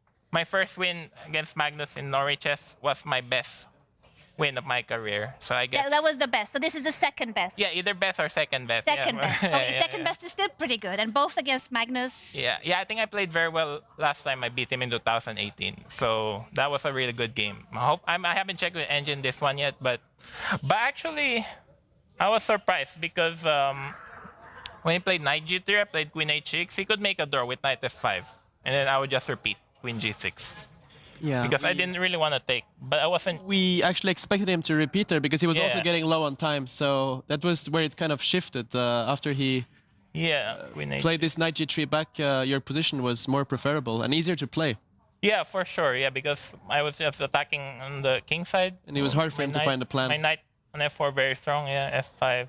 Yeah, I thought he would just repeat, but now play queen G6, knight G3. I mean, if I want to play on, I could play GF3, but I wasn't sure what the evaluation is, so I was just gonna repeat moves. When did it was you around zero. Around zero. Around zero. A bit better for you, but around zero. Zero. Okay, then draw would be the logical option. I think yoga, and I was just really I was so excited to get my question in. When did you sense that you might be winning this game? Well, when he retreated knight F1, then I went F5. I thought I could never be worse here with such a passive knight. Also, my rook very active. Also, it doesn't seem like he has much idea. Like his rooks are not going anywhere. He has no attack. He went to play F5, and then when I saw this FE4, but mostly because of his time. He's with 10-second increment. I mean, he had 6 minutes or 5 minutes at that point, so his time was really, really bad. But yeah, I mean, I kind of feel bad for Magnus. As I say, he's the greatest chess player all time. Either him or Gary. It's still a hard choice. But Magnus always beats me, so so I take Magnus. But I mean, he's clearly not in form in this tournament. But I'm sure he'll bounce back. But hopefully not against me. You definitely stopped him today. We thought that he started bouncing back with his win against Gukesh, but today you said no. I was worried because usually Magnus loses a game, and then he wins like 6 in a row. That's usually how he does it. Like in Waikanse, I think many years ago, 2015, he lost to Watasek, and then he drew or something, and then he won like 6 in a row or 5 in a row. Something crazy like that. So I definitely didn't want to be under the train. You did a great job not doing that. And as you said, it's maybe your second best game in your career. The first one is the other win against Magnus. So 2 wins in classical chess against Magnus Carlsen. My final question is what happened yesterday? Because we saw you at a very different competition at Norway Chess Games. Yeah, it was great. Our team won. Yes. But yeah, it's not like we did much. What was it like? Have you ever done anything like that? Sailing? No. Can you tell us what it felt like? Did you Yeah. like it? Yeah, it was wonderful. I really loved it. I think everyone had a great time. I think Gukesh had a great time. It was his birthday yesterday, his 20th. So I told Shell to always put the rest day on Gukesh's birthday because he told me last year he had to play and it wasn't a great feeling. Also 2 years ago he had to play and I think he didn't do well 2 years ago on his birthday. So it's never a good idea to. It's never a good feeling to play on your birthday because if you lose, you never forget it. But we had the players had such a great time. I think Keymer, I think Javokir, he was also driving the speedboat. I thought he was gonna hit something, but no one got injured. Important. That's a good. No one fell. No on one the followed water. Alireza. No one fell on the water. And Gukesh was very adventurous. Actually, he wanted Really? to. Yeah. He wanted to do everything. He did the mast. He pulled the mast, and then he was pulling the ropes. And he even wanted to drive during the competition, but I think they left it to the more experienced guide. But Gukesh wanted to do everything. I think he had a wonderful time. I also had a great time. I especially love it. I'm very grateful to Norway Chess, to Shell, also Benedicte, for having these events during the rest day because they clearly put a lot of effort and thought. And I had a great time. I really look forward to all these Norway Chess rest days. I think last year you guys did something else. Yeah, The Cowboys. The Cowboy, yeah. It's fun even as a spectator to watch the videos, and also it's a good camaraderie because the chess players are very private. I mean, it's not a team sport, so if you get to spend time with your colleagues, it's a wonderful feeling. Yeah, and great. But I was actually a bit worried because. About voters' fatigue. So I was a bit worried today if I'm going to lose very badly, but everything went well. So I'm really happy. And I especially love playing in Norway because I think Norwegian people are very nice. Yeah, you can see from Aryan here. I hope you've had enough salmon. I know you love Norway because of salmon. Yeah, I actually. And the water, yeah, right? You bring it to your mom. The water here is Yeah.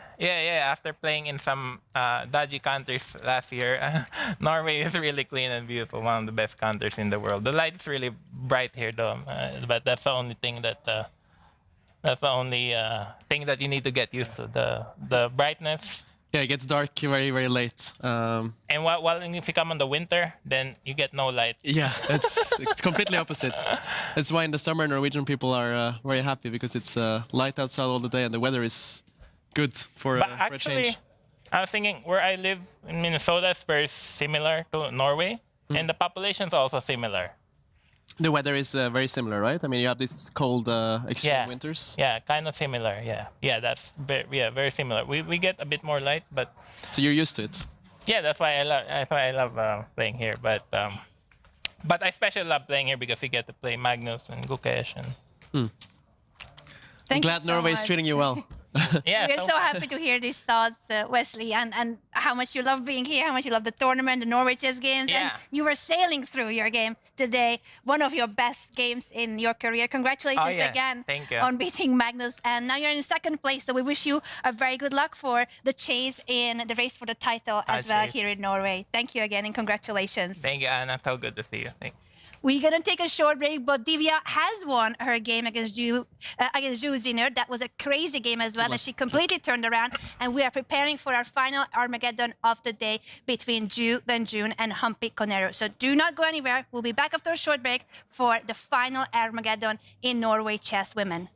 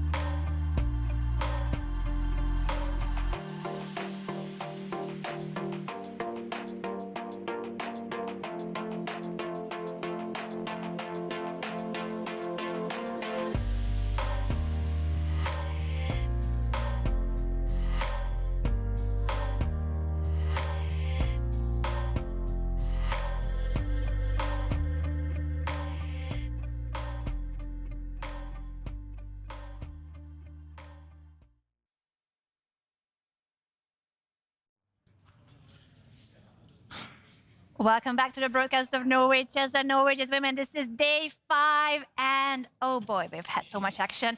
Let's catch up actually with one of the winners of today at Norway Chess Women. Divya Deshmukh turned her game around and beat Jiner. Over to you, Divya. Congratulations, such an important victory in a classical game. How the whole process went for you?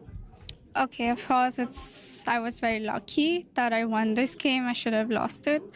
I think the opening went terrible for me, and I mixed up my preparation.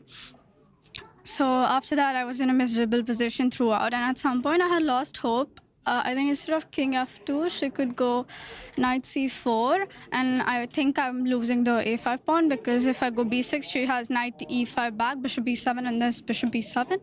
So yeah, I think after king a2, bishop d7, she started thinking a lot, so that was kind of working in my favor, and it was going towards equality. But of course, a very complicated position. I didn't like a3 from her, because I think she could have taken the pawn, and now she just eliminated her chances of taking it. And yeah, of course, bishop b4 was, I think she just didn't see rook a5. During your own game, were you able to watch the other games too? Like, do you know what's the situation? No idea, no. Okay, well, have a good rest, and see you tomorrow. Yeah, see you. Alireza, congratulations. You won another game. Can you please tell us about your game? Yeah, classical game was not such a great quality, but okay, still not a bad game also. But yeah, the Armageddon was just, I just tried to push, and I managed to get somehow fighting game. So. Besides this condition that you have to have the clock on the other side, and you can't really move physically. Besides that, do you really enjoy to play Armageddon games? Yeah, I mean, with white is okay, because normally white you have the left side, but yeah, with black I have big disadvantage. But yeah, I enjoy playing Armageddon. Yeah. Do you watch the other games while you were playing your classical game today? I don't know what happened. Any results? And what do you think about a football match who you're supporting to? I know PSG won, so it doesn't matter. Yeah. Happy with the result? Yes, not bad. Well, thanks very much, and have a good day. Ladies and gentlemen, your tournament leaders. Divya Deshmukh doesn't know yet, but she is leading Norway Chess Women, and at Norway Chess, French #1 Alireza Firouzja continues to be at the very top of the standings. Our final game of the day is the one between the reigning Women's World Champion Wenjun against gold Olympic winner Humpy Koneru with the black pieces. A quick reminder on the Armageddon. White starts with 10 minutes. Black has only 7. But in case of a draw, it counts as a win for black. So there's going to be a decisive result no matter what. Simon, Aryan, we have come to this last final game of the day. There has been so much action today. Everyone is still talking about Magnus losing for the 3rd time in this tournament. Never happened before, and it will be very difficult for Magnus to recover from it. But your thoughts on what might happen in this Armageddon and what we might expect? Will we see more white wins, white going for something sharp and managing to get the full point, or Humpy being solid and holding a draw or winning it with the black pieces? Prediction time, Simon. That's really difficult to say. Yeah, Wenjun needs to have the initiative here because White needs to win to get the point. Black can make a draw and be fine. So if I was Wenjun, I would try to do something really solid. What do you think, Aryan? Actually, it's kind of crazy because both of these players have lost all their Armageddon games so far. At least in this one of them will prevail. That's a good point, that it hasn't gone very well for either of them in Armageddon before. Wenjun. We have a very symmetrical position so far. I think this is called the Kolle opening. I kind of like this choice in Armageddon because you're just right off getting a fresh position and not getting too much involved in opening theory, getting your opponent to spend some time. Let's see if Koneru now is she going to strike in the center? She does. And usually, yeah, this is one of the options White has. It looks very passive for White, Simon, but usually it is not as simple as it looks. It looks like a Slav if Black were playing. Exactly, that's as well spotted. It is basically a semi-Slav with colors reversed. I mean, White has one more extra move because they start the game. But the extra move should not matter too much. And I perhaps didn't like this move too much. I was expecting Wenjun to go for this development instead. Because right now the bishop is trapped in a way. Right now the bishop is trapped. Yeah, usually White goes for capturing on c5 and a quick b4. I expect maybe Humpy to castle now. Get the king to safety, always a good idea. Were you critical of that Castle. pawn push of Wenjun because it's maybe a bit too solid for an Armageddon where she's a must-win, or just in general for the principle of the bishop being so stuck? Just in general, actually. Like usually these positions are more playable from my experience, but maybe this is something Wenjun has prepared, but it doesn't look too critical right now for Humpy. I'm also wondering like why maybe she can push in the center right now and just... Black is taking the full center. Oh, she did. Because generally this is a move you do want to play if you can. Yeah. And right now... Black is doing great. No? Yeah, I definitely think Black is doing great here. Wenjun is challenging Black's center. The first move that came to my mind was maybe this knight move, which looks a bit strange, but if you can get the knight to this square, it might be very dangerous for White. Hitting the queen. But there are many other natural moves as well, like you can, for instance, put your rook on this square. Humpy is up for choice, but she has spent too much time in this game, and Wenjun has played very fast. Now has 4.5 minutes more. Humpy develops the bishop. Pinning the knight to the queen. Yeah, I guess maybe Humpy is going to push her pawn. Trying to kick the bishop away, maybe. Let's see, Wenjun is taking some time. It's very natural to challenge this bishop. And Humpy is gonna keep the tension here in this pin. It's important to highlight that if White tries to be tricky here by capturing this pawn, followed by centralizing the queen, threatening this bishop and mate, it doesn't quite work out though, because Black has defensive resources by pushing the pawn, defending the bishop and hitting the Black king. So that would stop the threats. Wenjun about to make a move there, looks like by her body language. She is investing quite a lot of time here. What do you think are her main candidate moves here, Aryan, or what kind of piece placement is she planning to do here? I think it makes a lot of sense to put the rook on this diagonal against the queen, because if Black were to capture this central pawn, this rook does make a lot of sense lined up against Black's queen, so she might do this or push this pawn first. She can also consider to perhaps capture in the center and centralize her knight. get some activity with her pieces. Invest a lot of time now, Wenjun. 7.5 minutes against 4.5 minutes. I think she should try to move faster because she really had the momentum before with the time because Humpy was spending a lot. Let's see. She's gonna go for here. Sometimes when you spend too much time, you start overthinking. That might be the case here because the position is not that difficult. She had quite a few options for continuing developing her pieces naturally. But now her time advantage is still quite significant, but it's no longer that big of a time advantage. What moves come to your mind, Simon? I would try to kick the bishop as you highlighted. Very natural. I mean, white would be happy if black captures, you get the bishop pair, but she will expect the white bishop to reach it. Okay. She took the pawn in the center, and Humpy took with the queen somewhat surprisingly. This great move by Wenjun, centralizing her knights. And now black can, for instance, straight. Bishop takes. Maybe move the queen to this square. It's very important to, for instance, not go to this square because this would allow white a really nice tactic here, sacrificing the bishop followed by a knight check.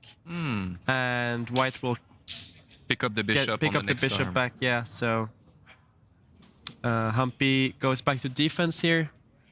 Is that what we call a Greek sacrifice? It's possible. I'm not very good with like names of sacrifices, Simon, but you probably know more than me. No, I don't. No, I don't know. I don't know. Maybe you know. I think Simon is right, and oftentimes that would be the Greek sacrifice would be with the checkmate pattern, but the same kind of sacrifice indeed. Simon, you know everything. You're basically a walking encyclopedia of chess. But is it a Greek sacrifice if it happens in Norway? Oh, good question. We're expecting a rook move by Wenjun to bring that rook into the game and place it on the same file as the black queen. That will be very dangerous because it will be with tactical patterns that could win the queen. She doesn't do it. She's now chasing the bishop away. Also, of course, very logical. I didn't like the queen capture from Humpy. She really should have taken it with the knight. Had much better coordination there. But after capturing with the queen, she can now keep the pin, but after white centralizes the rook, it's kind of getting awkward for black with the piece placements. Like, how to react now after this rook move? Yeah, I really like the rook move, threatening to win the queen of black if that stays on the same file where the rook is. Will Wenjun place her rook there, or is she pondering about something else? She also might want to develop the left side of the board, the queen side, as we say, get the bishop out, connect the rooks. Yeah, this is the move Anna is talking about. Very natural.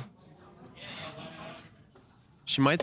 Okay, bring the rook to the file where the queen is. This is very dangerous. She's threatening to trade her knight with a check and then sacrifice the bishop again on that square, Simon, and win the queen. If black would not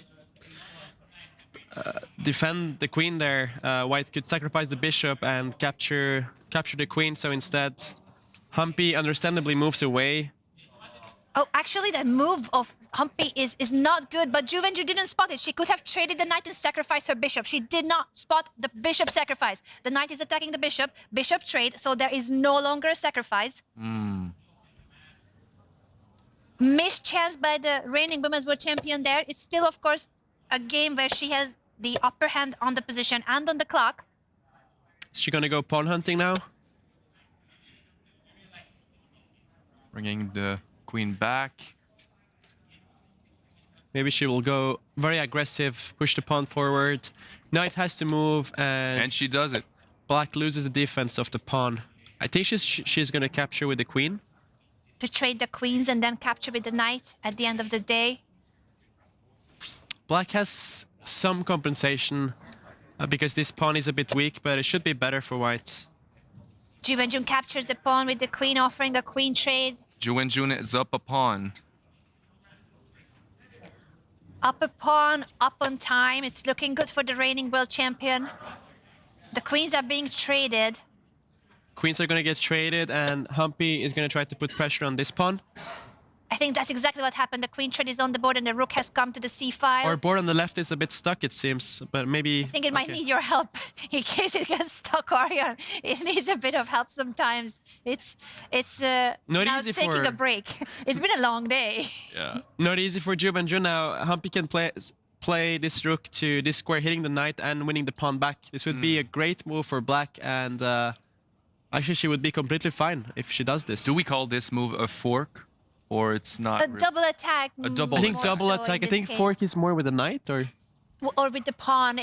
But it looks more like a fork, actually, I guess, because it does do the two pointy things, picking up something. And in this case, it's a double attack. A fork is a double attack, too, to be fair. So we are just being very picky here with chess terminology. But double attack meaning two things are attacked at the same time. You can only say one. So in this case, white will save the knight. That's the more valuable piece. But black can pick up the pawn afterwards.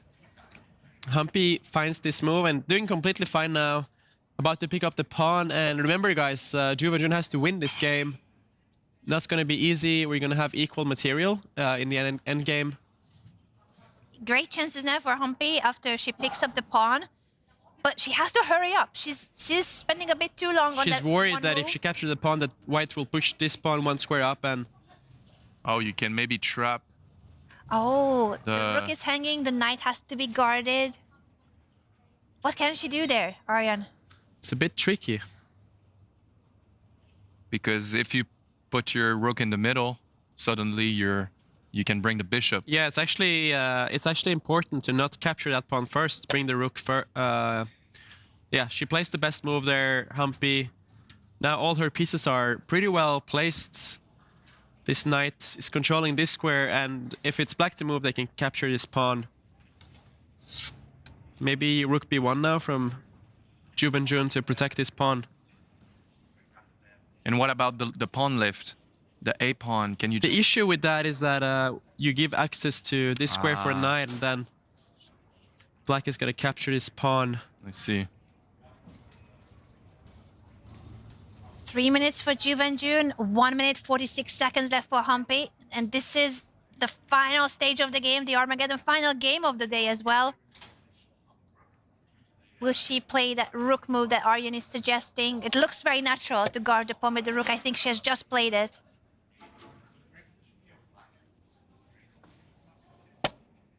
The knight is getting to a more active location, offering a knight trade. White is still a pawn up, so you guys might be thinking that white should be better, but white has very weak pawns here. To highlight, like this pawn is weak, this pawn is weak, and this knight is very misplaced. So white's position has a lot of weaknesses, which means that black is doing all right, even if they're a pawn down here. The black rooks are very active.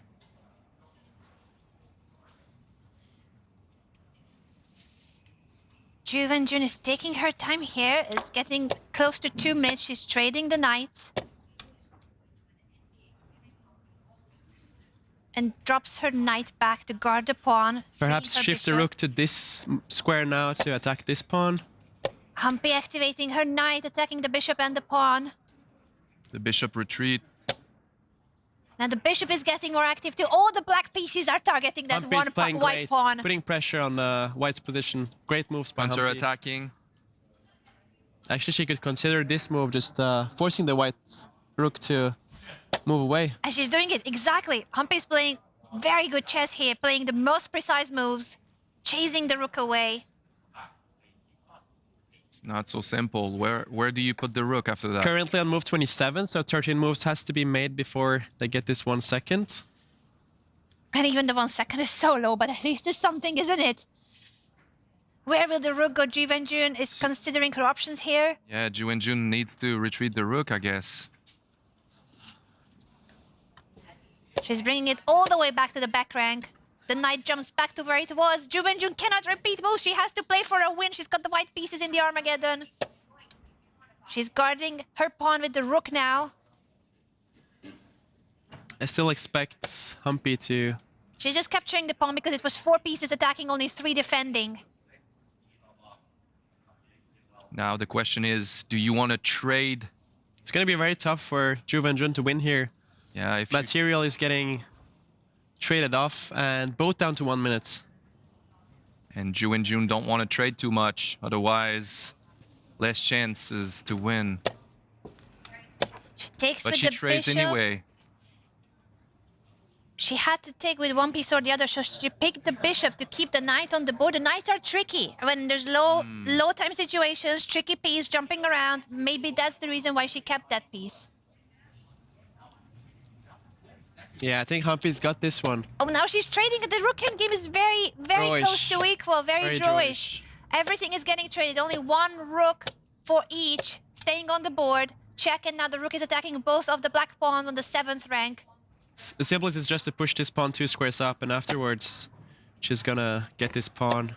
She pushed it with 1 square, and That's now also she's good. gonna play your idea, Aryan. The rook is guarding. She might just agree to a draw here. There's nothing. Wenjun tries to play on, but she has less time, and it's a very equal rook endgame. Not much winning chances. Wenjun Black can activates activate the the king. king. The rook is coming back to the 4th rank. Very good defense by Humpy. Wenjun pushing her pawns on the king side.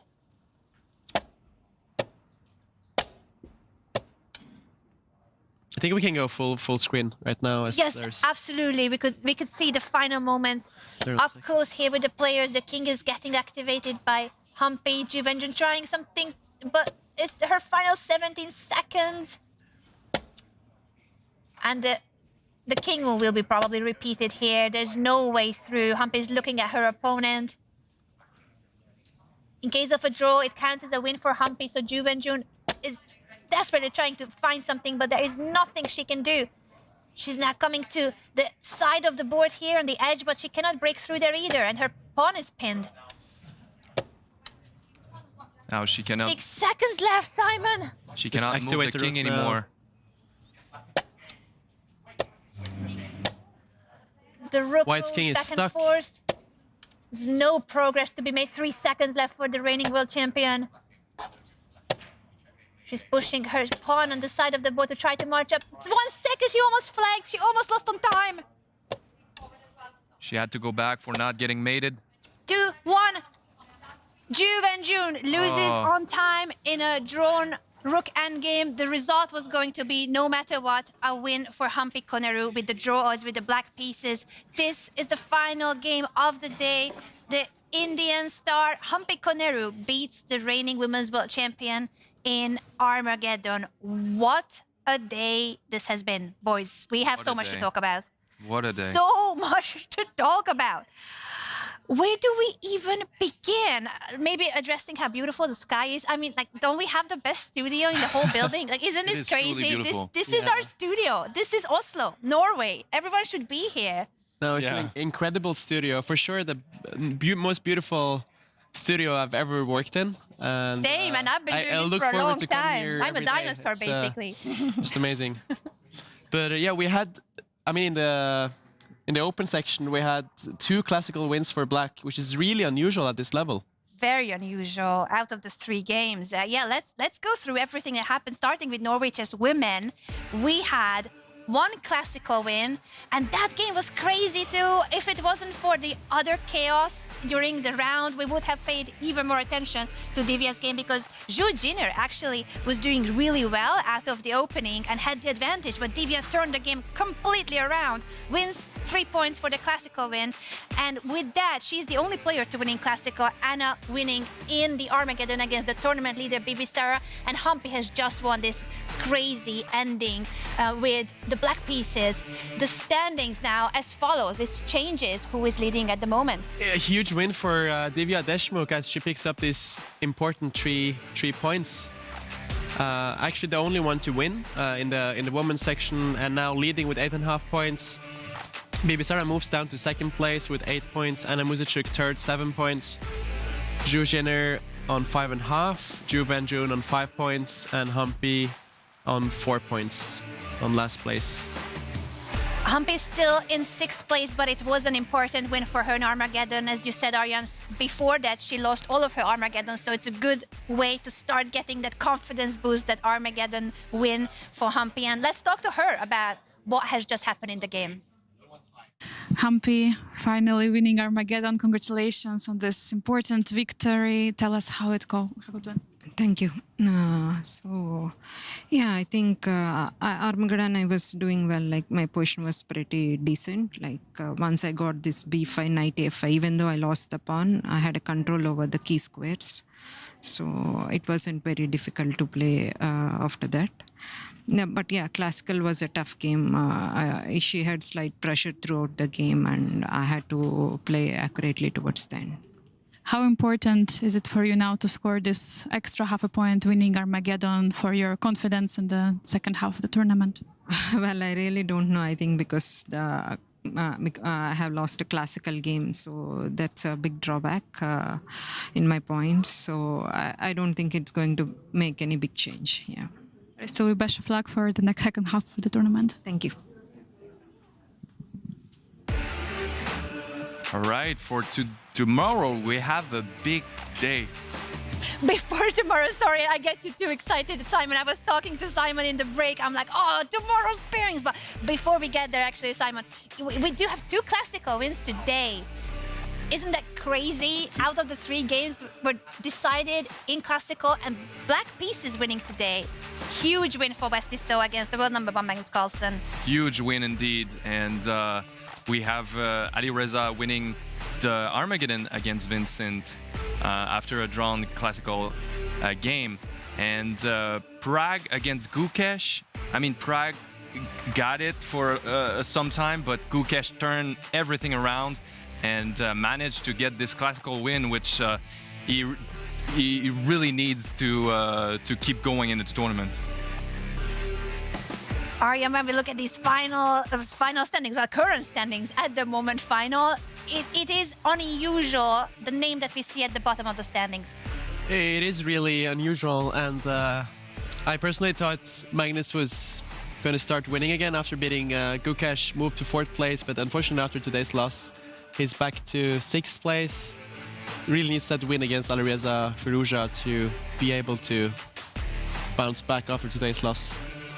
He'll definitely need to try that, but such a tough spot for the world number 1, the one he's finding himself in. Very unfamiliar territory for him to have lost already 3 games in classical chess. 3 games. Sometimes Magnus goes on without losing 1 single game for months, let alone losing 3 games in the same tournament in 5 rounds. It is a struggling Magnus Carlsen, and he'll be facing the tournament leader, Alireza Firouzja, tomorrow. That is going to be our headliner of the day for sure, Simon, when we take a look at these pairings. Yeah. It is the main court. Yeah, he needs truly a comeback. Half the days are done for Norway Chess. Tomorrow we start like the next half round. So, I mean, let's see if Magnus can keep it up, because he will desperately need that win. He definitely needs to try to bounce back, and if anyone can do it, it's Magnus Carlsen, but it's also very unusual to see him struggling so much. Also with his time management, he went so low on time again today, Aryan, as you mentioned. And for Norway Chess Women, we have a lot of action. I think the main court here will be tournament leader Divya Deshmukh facing the reigning women's world champion Wenjun. But a lot of these players, if not every single one of them, are still in the race for the title, for the top place. It's going to be huge how the games unfold. Every single day is so critical, because you get 3 points if you win in classical. And unfortunately for Magnus, the 3 points today went to his opponent, Wesley, and this is his 3rd loss. Aryan, he's your teammate, your friend. What can you say about Magnus's tournament so far, and what does he need to do to turn things around here? Yeah, of course, very sad to see. I don't remember the last time he lost three games in 5 rounds. It really reminds me of Norway Chess 2015, but that's 11 years ago. He had a disastrous tournament here And now he just really needs to get a win, and beating Alireza with the white pieces is definitely possible. He has a very good score against him. So I hope he just gets a good night of sleep. That always helps a bit. A good night of sleep is what Aryan is suggesting. Simon, do you have any suggestions for Magnus as well? What does he need to do? He lost in the first round. He lost to Alireza. This is a rematch. Now they play the same game but with colors reversed. Magnus with the white pieces this time. I think the best thing to do is him to have fun tonight and with his family, be surrounding himself with good people. I think it's when he can really get out of his head and be ready for the next round. So yeah, he needs to let this loss not affect him too much. That's easy to say, but easier said than done. Yeah.